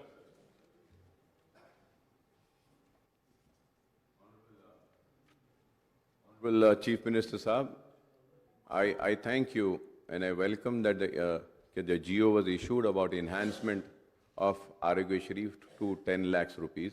लेकिन आप मेरी बात को समझिए, मैं ये बताना चाह रहा हूँ कि किस तरीके से ये 10 लाख रुपया एक पेशेंट को दिया जाएगा, वो तफसील अब तक नहीं आई है। सिर्फ 10 लाख का ऐलान हुआ, लेकिन आपके इस ऐलान से एक भी पेशेंट को नहीं फायदा हुआ। क्या ये 10 लाख आपका सीसीयू में इनहैंस होगा? क्या 10 लाख कैंसर के पेशेंट को होगा? 10 लाख क्या अगर एक पेशेंट 4.5 लाख अगर अब हो गए तो नेक्स्ट एडमिशन उसको डिनाई होता था कि he has absorbed this amount, तो क्या वो फिर से आएगा? तो फिर उसको आप 5.5 का ट्रीटमेंट देंगे क्या? ये चीजें नहीं आई हैं। मैं ये चाहता हूं कि अगर क्लैरिटी से आ जाएगा तो वो 10 लाख का फायदा आवाम को मिलेगा। आज बेशक आपने जियो दिया, लेकिन किसी पेशेंट का इससे फायदा नहीं हो रहा। मैं ये आपके इल्म में लाना चाह रहा हूं। श्री కూనమనేని సాంబశివరావు గారు. Thank you sir. ఈరోజు అసెంబ్లీలో అధికార పక్ష ప్రతిపక్ష నాయకులు సభ్యులు మాట్లాడిన విధానం చాలా ఆరోగ్యదాయకంగా ఉంది. భవిష్యత్తులో కూడా ఈ పద్ధతుల్లోనే ఆరోగ్యదాయకంగా, విజ్ఞానదాయకంగా, నిర్మాణ పద్ధతుల్లో మాట్లాడారు. ఇలాగే ఉండాలని కోరుకుంటా ఉన్నాను. ఇంతకు మించి వ్యక్తిగత దోషణలు, భాషణలు వాటి జోలికి వెళుతూ పవిత్రమైనటువంటి సభను పక్క మార్గాలు పట్టించకుండా ఉండాలని, అటువైనా ఇటువైనా మార్షల్స్కి పని పెట్టకుండా ఉండాలని, బలవంతాన బయటికి నెట్టివేయబడకుండా ఉండాలని కోరుకుంటూ, ఇటువంటి గొప్ప సభ, గొప్ప నిర్వహణ మన తెలంగాణ ప్రజల ఆశల ఆకాంక్షలకు అనుగుణంగా ముందుకు వెళ్ళాలని కోరుకుంటూ ముందుగా మీకు నా నమస్కారాలు తెలియజేస్తా ఉన్నాను. అలాగే కొత్తగా ప్రభుత్వంలోకి వచ్చినటువంటి కాంగ్రెస్ పార్టీకు, ముఖ్యమంత్రి రేవంత్ రెడ్డి గారికి, వారి మంత్రివర్గ సహచరులకు నేను మనస్ఫూర్తిగా అభినందనలు తెలియజేస్తా ఉన్నాను. కేటీఆర్ గారు మరెవరు మాట్లాడుతూ మీరు 65 మంది, మేము మిగిలిన 54 ఏదో చెప్పారు. అంటే నన్ను కూడా అటు కలిపేశారు. 23 కలిపేసుకున్నారు. ఎంఐఎం, బీజేపీ, బీఆర్ఎస్, మీ ముగ్గురు ఒకటిగా అనే భావన వచ్చింది నాకు. అలా ఉండకూడదని నేను అనుకుంటున్నా. నేను కూడా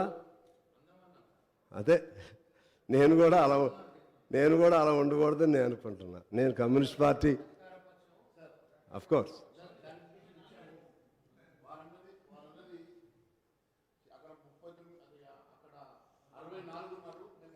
ఉన్నాం. 64 కాకుండా మిగిలిన వారు ఇటువైపు ఉన్నారని చెప్పారు. ఎప్పుడు కూడా భారతీయ జనతా పార్టీ ఏ ఒక్కరితోటి కూడా కలిసి పనిచేసే సమస్య లేదు. మేము కన్స్ట్రక్టివ్ అపోజిషన్గా పార్టీ సిద్ధాంతాలు అనుగుణంగా పనిచేస్తాం. ఖచ్చితంగా ఈ ప్రభుత్వం తీసుకునేటువంటి మంచి సంక్షేమ కార్యక్రమాలకు మద్దతు ఇస్తాం. ప్రజా వ్యతిరేక కార్యక్రమాలకు మేము ఎప్పటికప్పుడు ఎండగడతామని తెలియజేస్తున్నాం సార్. సిద్ధాంతాలు వేరైనా కలిసి ఉండటం మంచిది. అందరం కలిసి నిర్మాణపరంగా చర్చించుకోవడం మంచిది. అలాగే ముఖ్యంగా ఇదే పద్ధతి కొనసాగాలంటే అసెంబ్లీని కూడా ఎక్కువ రోజులు నడిపే విధంగా అధికార పక్షం శ్రద్ధ పెట్టాలి, ప్రతిపక్షం సహకరించాలి. మీకు గత అసెంబ్లీ ఇది అంటే జరిగిపోయినటువంటి 5 ఏళ్ల లెక్కలు చెప్తే 2019లో కేవలం 19 రోజులు మాత్రమే అసెంబ్లీ నడిచింది. 2020లో కేవలం 17 రోజులు మాత్రమే అసెంబ్లీ నడిచింది. 2021లో 16 రోజులు, 22లో 10 రోజులు, 23లో 11 రోజులు మాత్రమే అసెంబ్లీ నడవటం జరిగింది.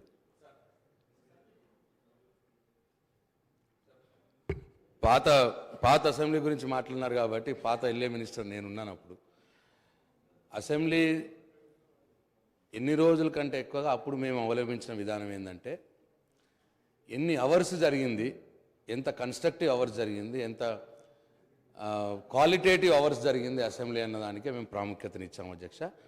ప్రతిరోజు 12 గంటలు వర్కింగ్ అవర్స్, 13 గంటలు వర్కింగ్ అవర్స్ కూడా జరిగిన రోజులు చాలా రోజులు ఉన్నాయి. అన్ని పద్ధతుల మీద చర్చలు జరిగినాయి, బడ్జెట్లో మంచి చర్చలు జరిగినాయి. ఎక్కడ కూడా ప్రతిపక్ష నాయకులకు కూడా యాంపుల్ టైం ఇవ్వడం జరిగింది. కాబట్టి దయచేసి ఆ విషయాన్ని పరిగణలో తీసుకోవాల్సిందిగా నేను సిపిఐ సభ్యుడికి మనవి చేస్తా ఉన్నాను. అధ్యక్ష, గౌరవ సభ్యుడు జరిగిన రోజులు చెప్పాడు, సమయం ఏమో చెప్పాలి. ఇప్పుడు ఎక్కువ జరగాలని కోరడానికి ఎదుగు తొందరపడతారు. జరగలేదు దానికి సాంబశివరావు గారు అంతా మనకి మన నిబంధనలో ఇన్ని రోజులు జరపాలని ఉంది. దాన్ని కాదని మొత్తాన్ని కలిపి 10 రోజుల్లో జరిపేద్దామంటే అది క్వాలిటేటివ్ డిస్కషన్గా ఉండదు. సరే పోనీ సాంప్రదాయం, అది క్వాలిటేటివ్ డిస్కషన్ అవ్వదు. అందువలన క్వాలిటేటివ్ డిస్కషన్ జరగాలంటే పాత సాంప్రదాయాలకు అనుగుణంగా జరపవలసిన అవసరం ఉంది. అలాగే చర్చలు కూడా ఇదే పద్ధతిలో జరపాలని నేను కోరుతా ఉన్నాను. ముఖ్యంగా ఈ బడ్జెట్ లేకపోతే ఇటువంటి అంశాలపైన అంతా గెలిటన్ అనేది మనకి అదొక సాంప్రదాయం అయిపోయింది. ఒక్కరోజులోనే మీరు చెప్పారు మా మిత్రులు ప్రశాంత్ గారు, నాకు తెలిసి గత సమావేశంలో టోటల్ బడ్జెట్ పద్దులు అంతా ఒక్క రోజులోనే పూర్తయిపోయినాయి. ఆ విధంగా అయితే okay sir, if I'm wrong I myself will be corrected. ఆలోచన చేయండి అంతే. ఈ విధంగా దీన్ని భవిష్యత్తులో జరగకుండా ఉండే విధంగా చూడాల్సినటువంటి అవసరం ఉందని నేను గుర్తు చేస్తా ఉన్నాను. అలాగే ఇప్పుడు మన అక్బర్ గారు చాలా విషయాలు చెప్పారు. ముఖ్యంగా ఆ 6 గ్యారంటీస్కి సంబంధించి, ఇతర వాగ్దానాలు హామీలకు సంబంధించి దీన్ని how to meet such expenditure, you have to explain like that. He put several questions to the newly formed government. నేను అంటున్నాను, if at all, if one should have willpower, determination, dedication, definitely one can fulfill all those things. We should take late YS Rajshekhar Reddy garu as an example. He promised several things regarding Arogyasri, free scholarship and houses to the saturation point, this pensions, ration cards, what not. He promised several projects, several things, but ultimately he could achieve. ఆ విధంగా ఎవరు ఊహించాల ఏది మన జల యజ్ఞం, మరి ఎట్లా వచ్చింది డబ్బులు, ఎలా సాధించారు డబ్బులు. అందుకని provided one should have such willpower and plan of action and commitment and determination towards the cause, definitely you can achieve. I hope that you will achieve whatever promises you made in the poll manifesto or something like that. దీని తోడు మన అప్పుడున్నటువంటి దివంగత రాజీవ్ గాంధీ గారు చెప్పింది కూడా నేను గుర్తు చేస్తాను. డబ్బు అనేది ఇవాళ పెద్ద సమస్య కాదు నాకు తెలిసి. ఆ డబ్బుని ఎంత మేరకు సద్వినియోగం పరుస్తున్నారనేది సమస్య. ఆనాడే రాజీవ్ గాంధీ గారు రూపాయిలో కేవలం పావలా మాత్రమే ఏ ప్రాజెక్టులకు ఉద్దేశించారో అది ఖర్చు పెడుతున్నారని చెప్పి ఆనాడు చెప్పారు. ఇప్పుడు ఆ పావలా కూడా ఉందేమో ఉందని నేను అనుకోవట్లేదు. మనం 1,00,000 రూపాయలు 1,00,000 కోట్లు ఒక ప్రాజెక్టు పెడితే దానిలో ఏ 10,000 కోట్లు మాత్రమే ఆ ప్రాజెక్టులకి నిజమైన రూపంలో ఖర్చు అవుతుంది. మిగిలిందంతా ఎట్లా పోతున్నాయో తెలియదు, ఏ రూపంలో పోతుందో తెలియదు. దాన్ని మీరు కంట్రోల్ చేయగలిగితే కొత్త ప్రభుత్వంగా డబ్బు అనేది పెద్ద సమస్య కాదనేది నా భావన. అలాగే సెంట్రల్ గవర్నమెంట్ నుంచి మనకు చాలా నిధులు రావాల్సి ఉన్నాయి. చాలా నిధులు గత 5 ఏళ్లలో కానీ లేకపోతే అంతకుముందు 5 ఏళ్లలో కానీ తెలంగాణ ఫామ్ అయిన తర్వాత చాలా నిధులు రావాలి. ఫైనాన్స్ కమిషన్ సూచించినవి కానీ లేకపోతే ఫైనాన్స్ మేనేజ్మెంట్ని ఎఫెక్టివ్గా నడిపినందుకు ఇవ్వాల్సినటువంటి గవర్నమెంట్కి ఇవ్వాల్సినటువంటి నిధులు కానీ అవన్నీ కూడా రాలేదు. అవన్నీ కూడా మనం తీసుకుంటే ఒక 60-70 వేల కోట్లు సెంట్రల్ గవర్నమెంట్ నుంచి డ్యూ ఉంది. ఆ వైపు కూడా కాన్సన్ట్రేట్ చేస్తే ఆ ఫండ్స్ కూడా మనకి వస్తాయి. అలా మనం అన్ని రకాలుగా ప్లాన్ చేసుకుని సెంట్రల్ గవర్నమెంట్ ప్లాన్ కూడా తీసుకుంటే ఖచ్చితంగా వస్తుందని ఆ పథకాలు అమలు చేయొచ్చని నేను భావిస్తూ ఉన్నాను. తర్వాత ముఖ్యంగా there is a saying that well began is of done. I think he started on positive foot, our Chief Minister and government. Within the swearing-in ceremony, within the 24 hours of swearing-in ceremony, he signed 2 files. ఒకటి ఆరోగ్యశ్రీ, ఇంకోటి మహాలక్ష్మి. దానిలో సరే ఇంకా కొన్ని ఉండొచ్చు. తర్వాత ఇంకోటి కూడా వాళ్ళు ఒక ప్రకటన కూడా చేశారు. ఫైల్పై సంతకం కూడా as per my knowledge is concern 6 హామీలకు కూడా చట్టబద్ధత తీసుకురావడానికి ఒక ఫైల్పై కూడా సంతకం చేశారు. ఇంకా 100 రోజులు టైం ఉంది దానికి. ఈ లోపు I think again you will call assembly meeting and in that meeting what ever plan you have in mind just you will put forth for voting. I hope that with in the coming 100 days ఆ 6 guarantees కూడా లీగలైజ్డ్గా చట్టబద్ధత వస్తుందని చెప్పి నేను భావిస్తున్నాను. ఆ విధంగా కూడా చేయాలని నేను కోరుతా ఉన్నాను. అలాగే ఇప్పుడు ఈ కొత్త ప్రభుత్వం ఎక్కువ కాలం మంచిగా పనిచేయాలని నేను కోరుకుంటా ఉన్నాను. ఏ ప్రభుత్వాన్ని కోరుకుంటాం. టీఆర్ఎస్ ఉన్నప్పుడు టీఆర్ఎస్ని కూడా కోరుకున్నాం, ఇప్పుడు కాంగ్రెస్ ఉన్నప్పుడు కాంగ్రెస్ని కూడా కోరుకుంటాం. ప్రభుత్వం అనేది it is a continuous process, continuous governance. వాళ్ళు చేసిన మంచి పనులు ఉంటాయి, దాన్ని మీరు కొనసాగించాలి. వాళ్ళు చేయలేనటువంటి పనులు ఏమన్నా, మంచి పనులు చేయలేకపోతే వాటిని మీరు టేకప్ చేయాలి. వాళ్ళు చేసినటువంటి తప్పులు ఏమన్నాయో అది మీరు అర్థం చేసుకోవాలి. ఆ తప్పుల్ని చేయకుండా మీరు ముందుకు వెళ్ళాల్సిన అవసరం ఉంది. ఇందాక లాంగ్ డిస్కషన్ జరిగింది. గత అనేక సంవత్సరాలు 50 ఏళ్ల చరిత్ర, మళ్ళీ ఈ 10 ఏళ్ల చరిత్ర దేన్ని పారామీటర్గా తీసుకోవాలనేది. 50 ఏళ్ల చరిత్ర ఏది చేయకుండా ఈ దశకి ఏది రాదు. అది నేను weather that was Congress government are Janata government or any other government, అది ఒక ఫుట్టింగ్, అది ఎప్పటి నుంచో అలా చేసుకుంటూ వస్తుంది. దానిపైనే ఆధారపడి కొత్త గవర్నమెంట్ ఇంకొన్ని నిర్మిస్తూ ఉంటుంది. మొత్తం మేమే చేసామని చెప్పి 10 ఏళ్లలో టీఆర్ఎస్ వారు చెప్పినా, లేకపోతే కాంగ్రెస్ వాళ్ళు ఏమీ చేయలేదని చెప్పినా, లేకపోతే టీఆర్ఎస్ వాళ్ళు అసలు ఏం చేయలేదని కాంగ్రెస్ వారు చెప్పినా, ఇది అన్రీజనబుల్గా ఉంటుందని నేను భావిస్తూ, ఇప్పుడు చేయాల్సిందేంటి? వాళ్ళు అంతా బాగానే చేశారు. మరి 10 ఏళ్లకి నాకు తెలిసి ఏ ప్రభుత్వాన్ని మనం తీసుకుంటే ఏ ప్రభుత్వం కూడా అనేక సంవత్సరాలు ఏది కొనసాగలేదు. ఎంత మంచి ప్రభుత్వం అయినా మీరు తీసుకోండి.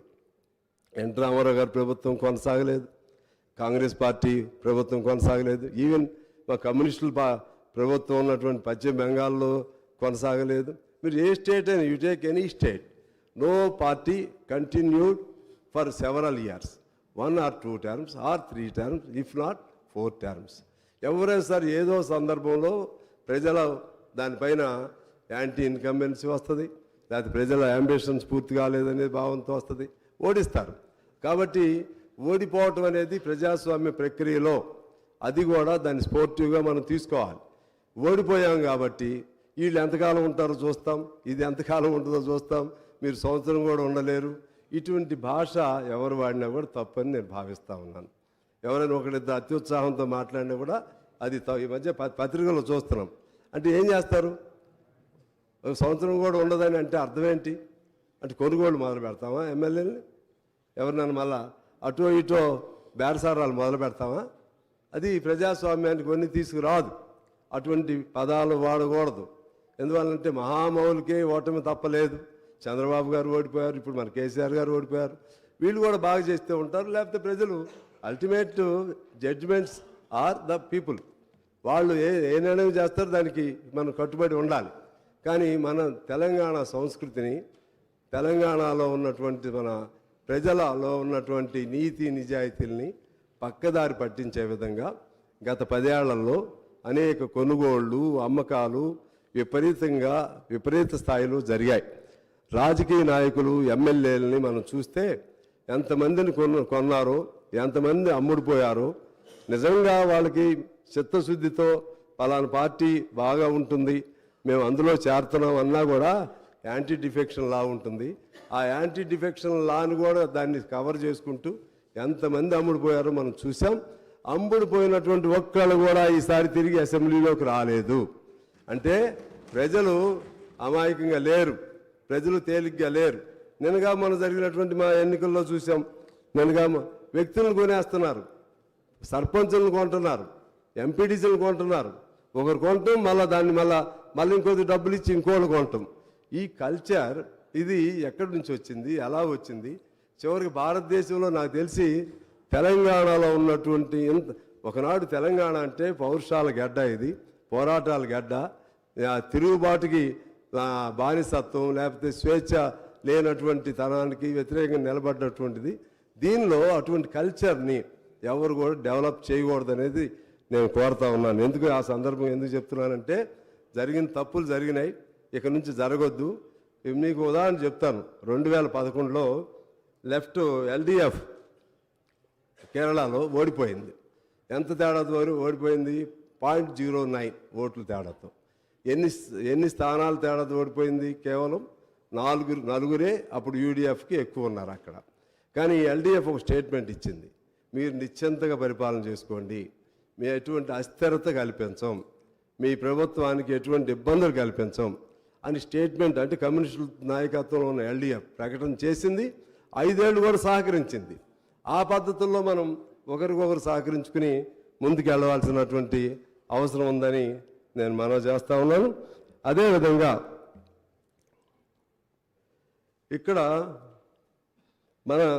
ఇక్కడ జరిగినటువంటి ముఖ్యంగా కొత్త ప్రభుత్వం కొన్ని పాత వాటి నుంచి అనుభవాలు తీసుకోవాలి. మీకేం కోపం రావద్దు, ఎందుకంటే మేము కూడా మీతో సహచర్యం కొంతకాలం చేశాం, కోపం రావాల్సిన పని లేదు. ఎందుకు ఫెయిల్ అయ్యారు అనేది మీరు విమర్శ ఎట్లయినా ఆత్మవిమర్శ చేసుకుంటారు. సహజంగా 2 సార్లు చేశారు. వాళ్ళు ఎందుకు ఫెయిల్ అయ్యారు అనేది మీరు జాగ్రత్త తీసుకోవాలి. ఆ తప్పులు జరగకుండా చూసుకోవాలి. ఆ తప్పులుగా చూడాలంటే నేను కొన్ని పాయింట్స్ రాశాను. ఒకటి, మొదటి తప్పు ఎమ్మెల్యేలను కొనుగోలు చేయటం. కొనుగోలు చేయండి, లేకపోతే ఏ పేరుతో అయినా కానీ. మీరు మళ్ళీ ఇప్పుడు నా సమాధానం చెప్పకండి, మళ్ళీ మాట్లాడుదురు. పోనీ ఒకవేళ I take back my word, కానీ ప్రజలు అలా అనుకుంటున్నారు. పార్టీలు మారని ఏదైనా కానివ్వండి, తప్పు అది జరిగింది. అది దాంతో ప్రజల్లో బాగా నెగటివ్ ఇది వచ్చింది. రెండోది, పోనీ అయారం గయారం. రెండోది స్వేచ్ఛ. ప్రజాస్వామ్యం అంటే స్వేచ్ఛ, అదేవిధంగా సమానత్వం, లేకపోతే వాక్ స్వాతంత్రం, భావ స్వాతంత్ర్యం, ఇవన్నిటితో కూడినటువంటిది ప్రజాస్వామ్యం. మనం ఉద్యమ పార్టీగా మీరు అధికారంలోకి వచ్చారు. టీఆర్ఎస్ వారు ఉద్యమ పార్టీగా అధికారంలోకి వచ్చారు. ఆనాడు తెలంగాణ ఉద్యమాన్ని ముందుకు తీసుకెళ్లడంలో కేసీఆర్ గారి రోల్ అద్భుతమైనటువంటి role. We supported that moment. నేను కూడా అప్పుడు ఎమ్మెల్యేగా ఉండి కేసీఆర్ గారిని ఖమ్మంలో తీసుకొచ్చినప్పుడు I was the lone MLA who went there and who consoled him and who tried to bring him from the hospital to the street. ఆ విధంగా నేను ప్రయత్నం చేశాను. ఆయన జైల్లో పెడితే నేను వెళ్ళాను. నేను 500 కిలోమీటర్లు పాదయాత్ర చేశాం. అప్పుడు తెలంగాణ ఖమ్మంలో లేదు. 7 రోజులు ఇండెఫినెట్ హంగర్ స్ట్రైక్ చేశా. 7 రోజులు ఇండెఫినెట్ హంగర్ ఎవరిని పెట్టారు? ఫస్ట్ ఖమ్మం జైల్లో తీసుకొచ్చి నాకు తెలుసండి, నాకు తెలుసు ప్రభాకర్ గారు. ఫస్ట్ అక్కడికి తీసుకొచ్చారు, అక్కడి నుంచి తీసుకొచ్చి హాస్పిటల్కి తీసుకొచ్చారు, జైల్లో ఒక రోజు ఉంచారు, అక్కడి నుంచి మరుసటి రోజు హాస్పిటల్కి తీసుకొచ్చారు, నాకు తెలుసు. అవును, ఫస్ట్ మేము వెళ్ళామండి, పువ్వాడ గారు నేను ఇద్దరం వెళ్ళాము, తీసుకొచ్చి అక్కడి నుంచి తీసుకొచ్చారులేండి, తెలుసు అప్పటికి. సరే, ఓకే. అయితే అటువంటి ఆయన పాత్రని మేము ఎప్పుడు కూడా, కాకపోతే ఎవరు చేయలేని పద్ధతుల్లో ఆయన ఉద్యమాన్ని జాగ్రత్తగా నడిపారు. ఆ తర్వాత జరిగిన ఈ 10 ఏళ్ల కాలంలో ఎవరెవరు ఎన్నేసార్లు జైలుకి వెళ్ళారు, ఎవరెవరు ఎన్నేసార్లు హౌస్ అరెస్టులు అయ్యారు, ఇది ఒకసారి మనం తీసుకోవాలి, గమనంలో తీసుకోవాలి.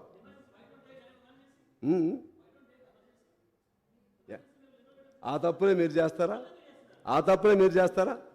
ఎమర్జెన్సీ నేను మీకు చెప్తున్నా, నేను మీతోనే మాట్లాడతాను. I will straightly talk to you sir. ఎమర్జెన్సీలో తప్పులు చేస్తే ఆ తప్పులు మనం చేయాలా? అప్పుడు ఏం తప్పులు చేస్తారో ఆ తప్పులు మనం చేస్తామా?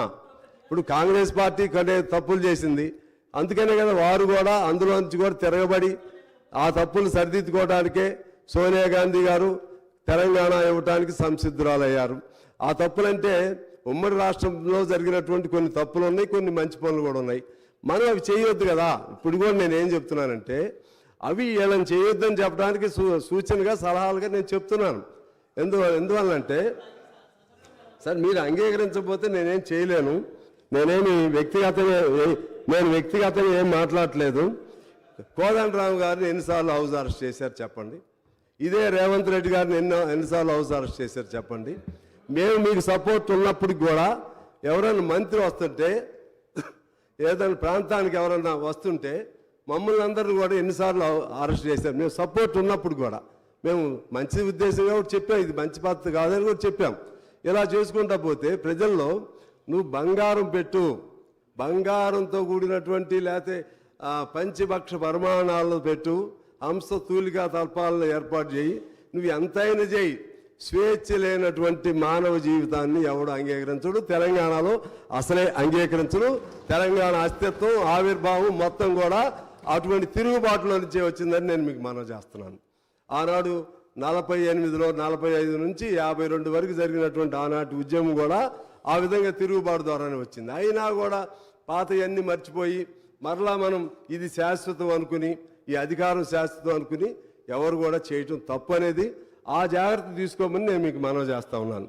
ఎందుకంటే రేవంత్ గారు లోపల ఉన్నాడు, మీరు మన ప్రభాకర్ గారు మీరు అందరూ లోపల ఉన్నారు, మేమందరం కూడా లోపల ఉన్నాం. ఇలా ఉండే పరిస్థితి రాకుండా స్వేచ్ఛా వాయువులతో కూడినటువంటి స్వచ్ఛమైనటువంటి సమానత్వంతో కూడినటువంటి స్వేచ్ఛా తెలంగాణ మనకు కావాలి. ఆ విధంగా ఉంటే మీరు మీ హామీలు కొన్ని ఫెయిల్ అయినా సరే వాళ్ళకి వెంటిలేట్ చేయాలి, వాళ్ళు మాట్లాడి ఇది మీకు చెప్పాం, చేస్తూ ఉన్నాం, చేయలేకపోయాం, ఇది చేయలేకపోయాం, ఈ ఇబ్బందులు ఉన్నాయి, మరలా చేస్తాం, మాట్లాడాలి కదా.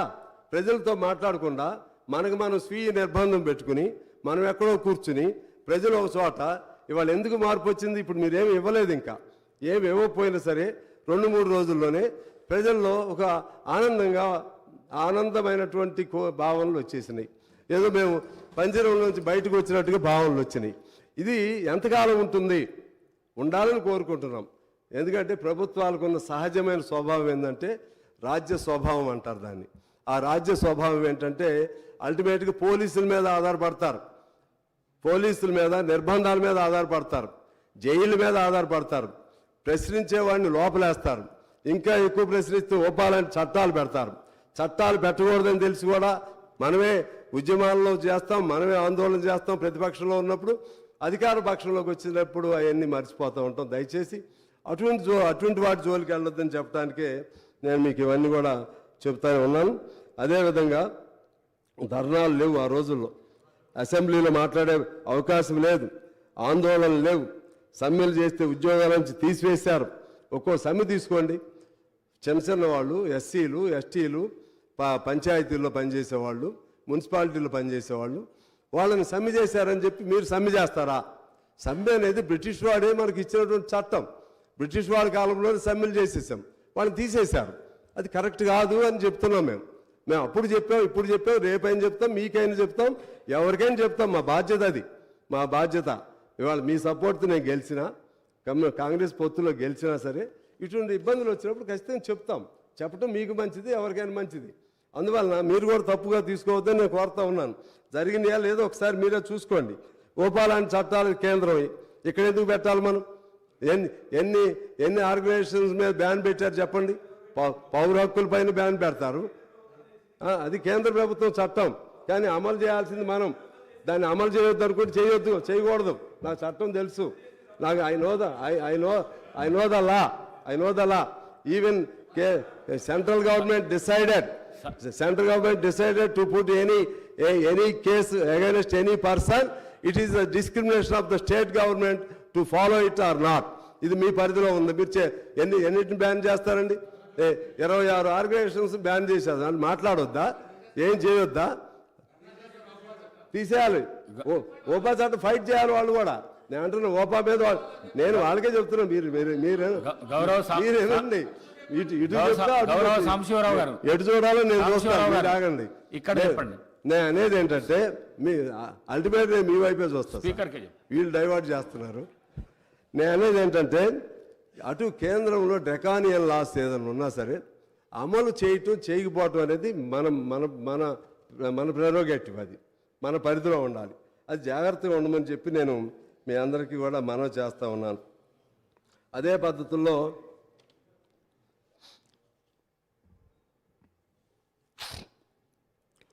ఇంకా కొన్ని కేసీఆర్ గారిని చూస్తే బాధేస్తుంది. ఎందుకనంటే ఆయన చాలా విజన్ ఉన్న నాయకుడు, అందులో తప్పులేదు. ఏదైనా సరే తలుచుకుంటే చేయగలుగుతాడు, వద్దనుకుంటే చేయకుండా కూడా ఉండగలుగుతాడు. ఈయన అంత తెలియగలిగిన వాళ్ళు అన్ని వాగ్దానాలు ఎందుకు చేశారు, ఎందుకు చేయాలి? ఇప్పుడు మీకు వచ్చిన ప్రాబ్లమే. మరి మా అక్బర్ గారు I don't think that whether you have asked during the rule of the KCR when he promised about several things, like just like 3 acres for every Dalit family, 3 acres for every Girijan family, and 2 bedrooms for everyone, one employee from every household. Okay. గౌరవ సభ్యులు సాంబశివరావు గారు. Okay, మాట్లాడండి, పర్లేదు.